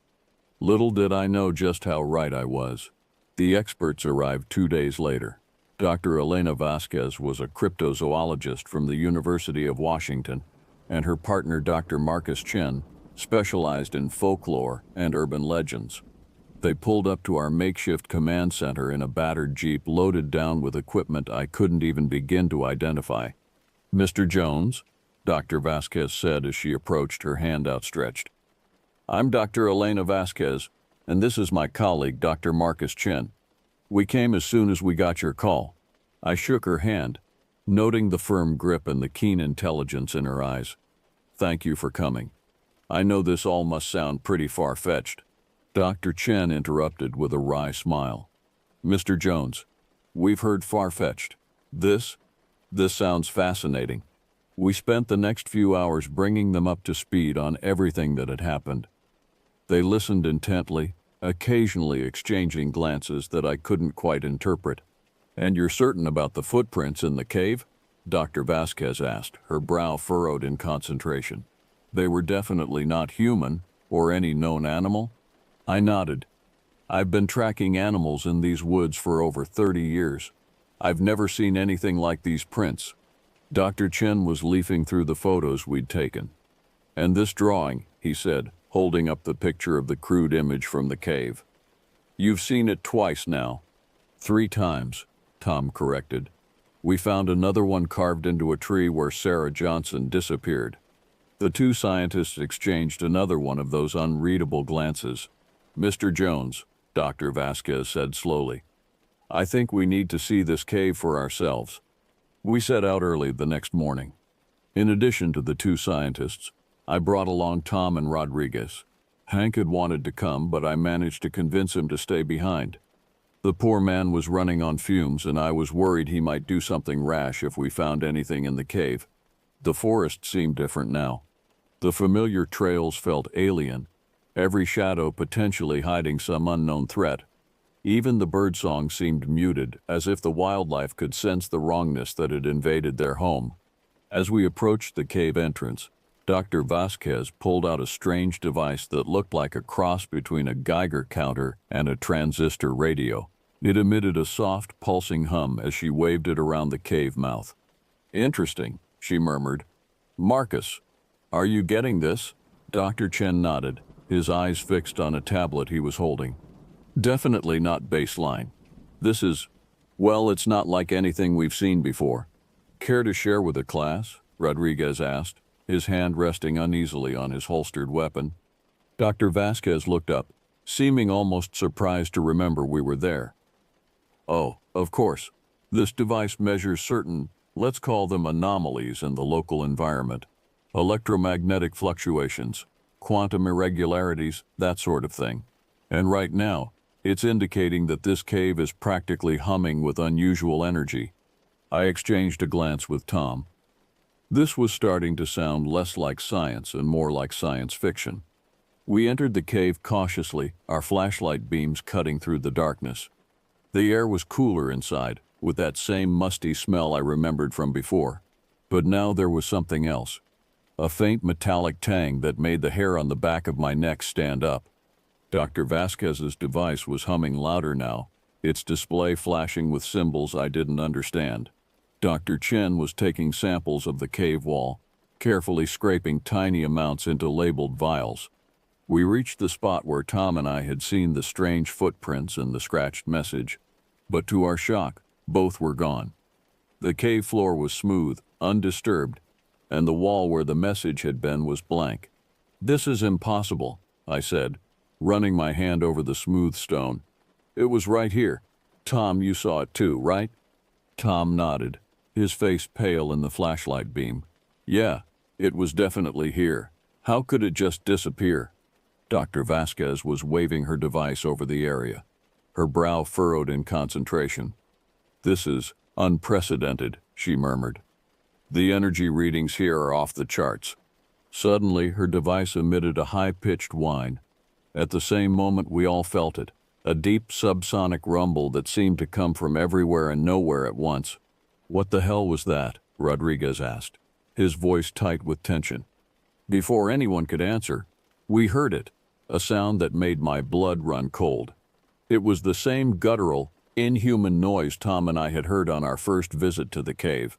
But this time, it was louder, closer, and it was coming from deeper in the cave. "We need to get out of here," I said, already backing towards the entrance. "Now." But as we turned to leave, our flashlight beams caught something that stopped us in our tracks. There, on the cave wall, words were appearing as if carved by an invisible hand. "Too late, it's here." And below the words, that nightmarish drawing began to take shape. We ran. I'm not ashamed to admit it. We ran as fast as we could, scrambling out of the cave and into the fading daylight.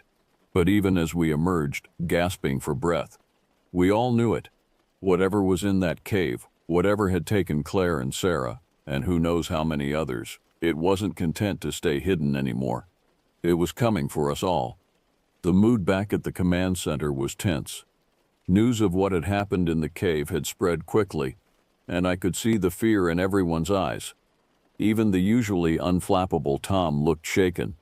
Dr. Vasquez and Dr. Chen had sequestered themselves in a corner, poring over their data and speaking in hushed, urgent tones. I couldn't make out what they were saying, but their expressions were grim. Hank approached me, his eyes wild with a mixture of hope and fear. "James, what happened out there? Did you find anything about Claire?" I hesitated, unsure of how much to tell him. But Hank deserved the truth, no matter how strange or terrifying it might be. "Hank," I said, leading him to a quiet corner, "I'm not sure how to explain this, but something's happening in these woods, something I can't explain." I told him everything. The disappearing footprints and message, the strange energy readings, and the words that had appeared on the cave wall as if by magic. As I spoke, I watched the color drain from Hank's face. "What are you saying, James?" he whispered. That some kind of monster took Claire?" Before I could answer, Dr. Vasquez approached us, her face set in a grim expression. "Mr. Jones, Mr. Miller, I think we need to talk. All of us." She gathered everyone in the command center, the search and rescue team, the state troopers, even the volunteers. Once we were all assembled, she took a deep breath. "What I'm about to tell you is going to sound impossible," she began, "but I assure you, it's very real and very dangerous." Dr. Chen stepped forward, holding up a tablet displaying a series of complex graphs and charts. "Our readings from the cave, combined with the eyewitness accounts and physical evidence, all point to one conclusion," he said. "We're dealing with a transdimensional entity." A murmur of confusion rippled through the group. "A what?" Rodriguez asked, voicing what we were all thinking. Dr. Vasquez held up a hand for silence. "A being from another dimension," she explained. "A reality parallel to our own, but fundamentally different. Somehow a doorway has opened between our world and theirs, allowing this entity to cross over." I felt my head spinning. This sounded like something out of a science fiction novel, not real life. But after what I'd seen in that cave, I couldn't dismiss it outright. "So what does this entity want?" Tom asked, his voice tight with tension. Dr. Chen's expression was grim. "Based on the pattern of disappearances and the messages left behind, we believe it's feeding, gathering energy or life force from our world to sustain itself." A chill ran down my spine as the implications of his words sank in. Claire, Sarah, the missing hikers, they weren't just lost. They had been taken, consumed. "How do we stop it?" I asked, my voice sounding strange to my own ears. Dr. Vasquez and Dr. Chen exchanged a look. "We're not sure," Dr. Vasquez admitted. "In theory, if we can locate the dimensional breach, we might be able to close it, trapping the entity on the other side, but..." "But what?" Hank demanded, his voice cracking with emotion. "But we don't know what effect that would have on those who have been taken," Dr. Chen finished quietly. "They might be trapped on the other side as well." The silence that followed was deafening. I looked around at the faces of my friends and neighbors, seeing the same mix of fear, disbelief, and determination that I felt. "So what do we do?" I asked finally. Dr. Vasquez straightened her shoulders. "We find the breach, we study it, and we figure out a way to close it without losing anyone else." It sounded impossible. But as I looked around at the determined faces surrounding me, I knew we had no choice. Whatever this thing was, wherever it had come from, we had to stop it. For Claire, for Sarah, for all those who had been taken, and for those who might be next if we failed. As we began to plan our next move, I couldn't shake the feeling that we were about to embark on the most dangerous mission of our lives. The forest that had been my home for so long had become alien, hostile territory, and somewhere out there, a creature beyond our understanding was waiting. The hunt was on. But who, I wondered, was really the hunter, and who was the prey? The next few days were a flurry of activity. Dr. Vasquez and Dr. Chen set up a perimeter of sensors around the area where we'd experienced the most activity, hoping to triangulate the location of the dimensional breach. The rest of us continued our search efforts, but now with a new terrifying awareness of what we might encounter. We moved in groups, never letting anyone out of sight for even a moment. The forest, once so familiar and comforting, now felt like an alien landscape. Every shadow seemed to move, every sound a potential threat. It was on the third day after our encounter in the cave that the sensors picked up something, a massive spike in energy readings centered on a location about 5 miles northeast of the cave. "This is it," Dr. Vasquez said, her eyes gleaming with a mix of excitement and fear as she showed us the readouts. "The breach, it's active." We assembled a team quickly. Myself, Tom, Rodriguez, Dr. Vasquez, and Dr. Chen would go in. Despite my protests, Hank insisted on coming too.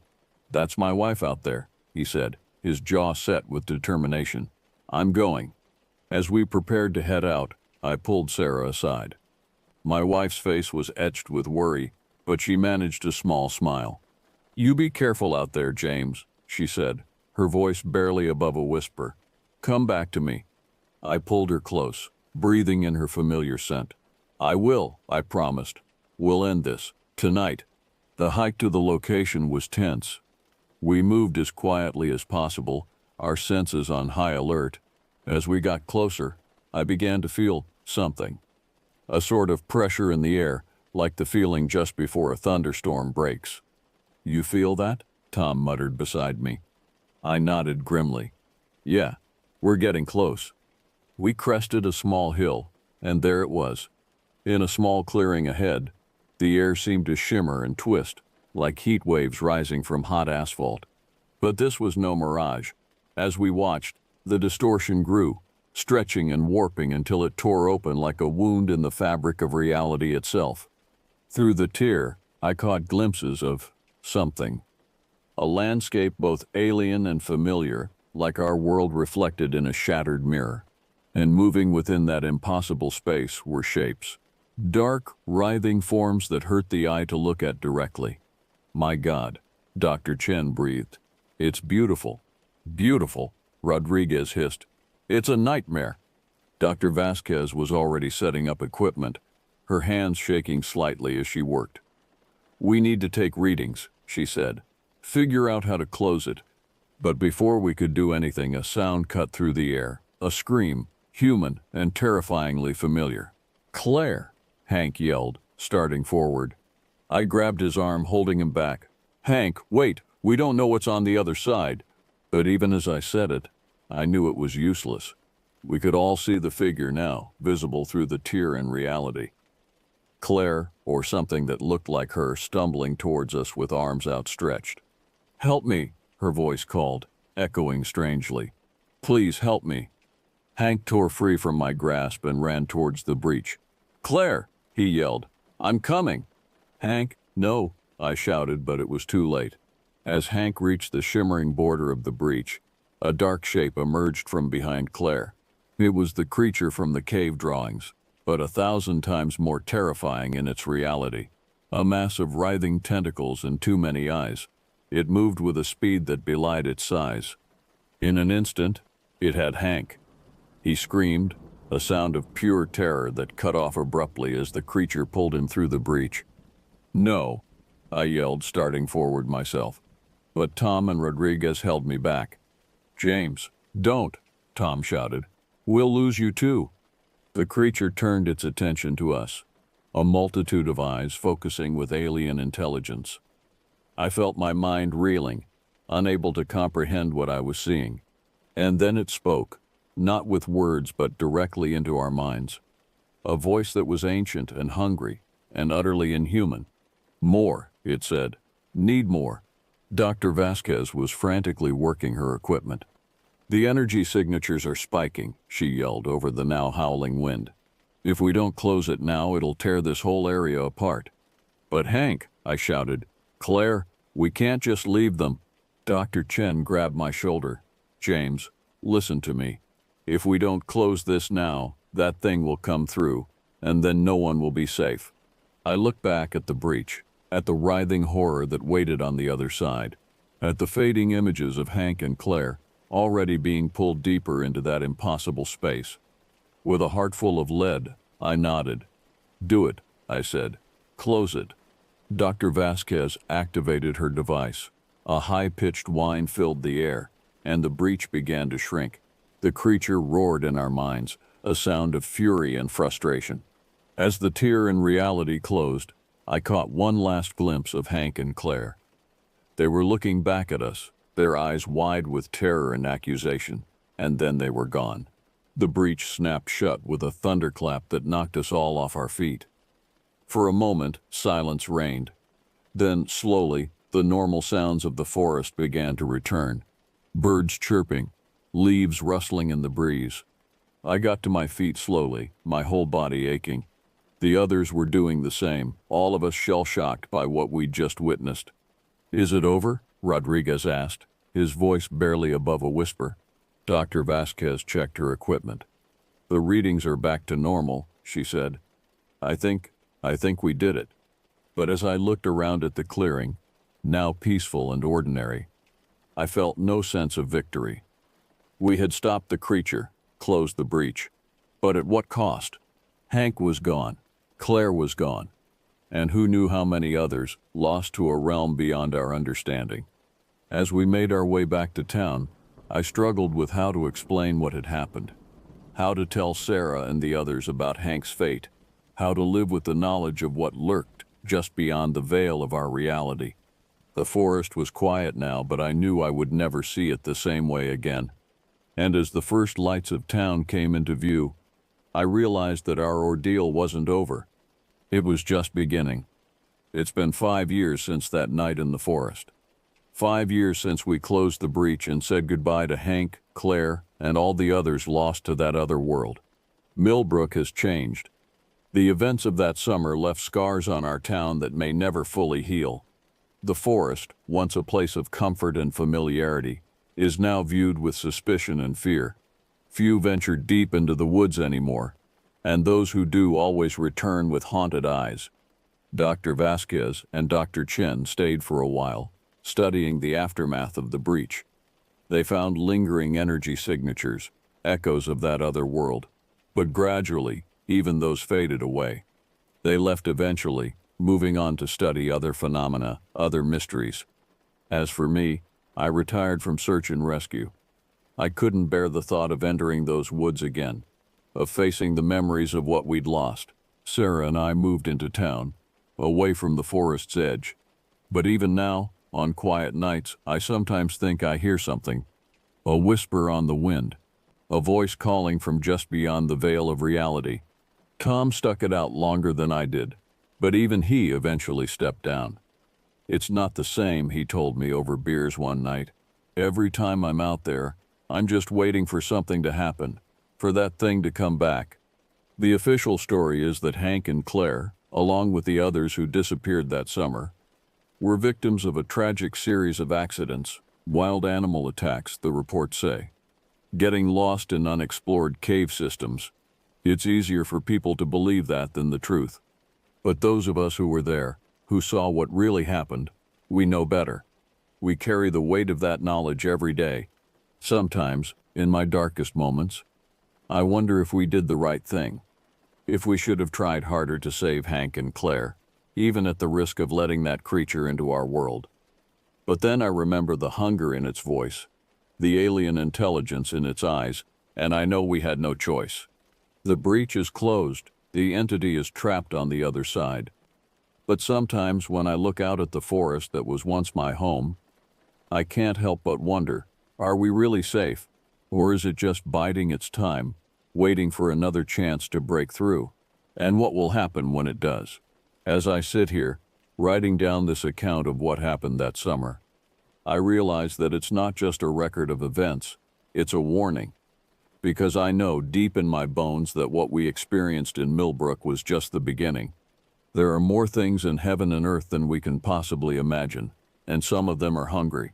So to whoever reads this, I say, be vigilant, watch the shadows, listen to the whispers on the wind, and if you ever find yourself in a quiet forest where the birds have gone silent and the air feels heavy with something you can't quite explain, run, run, and don't look back, because you never know what might be looking back at you.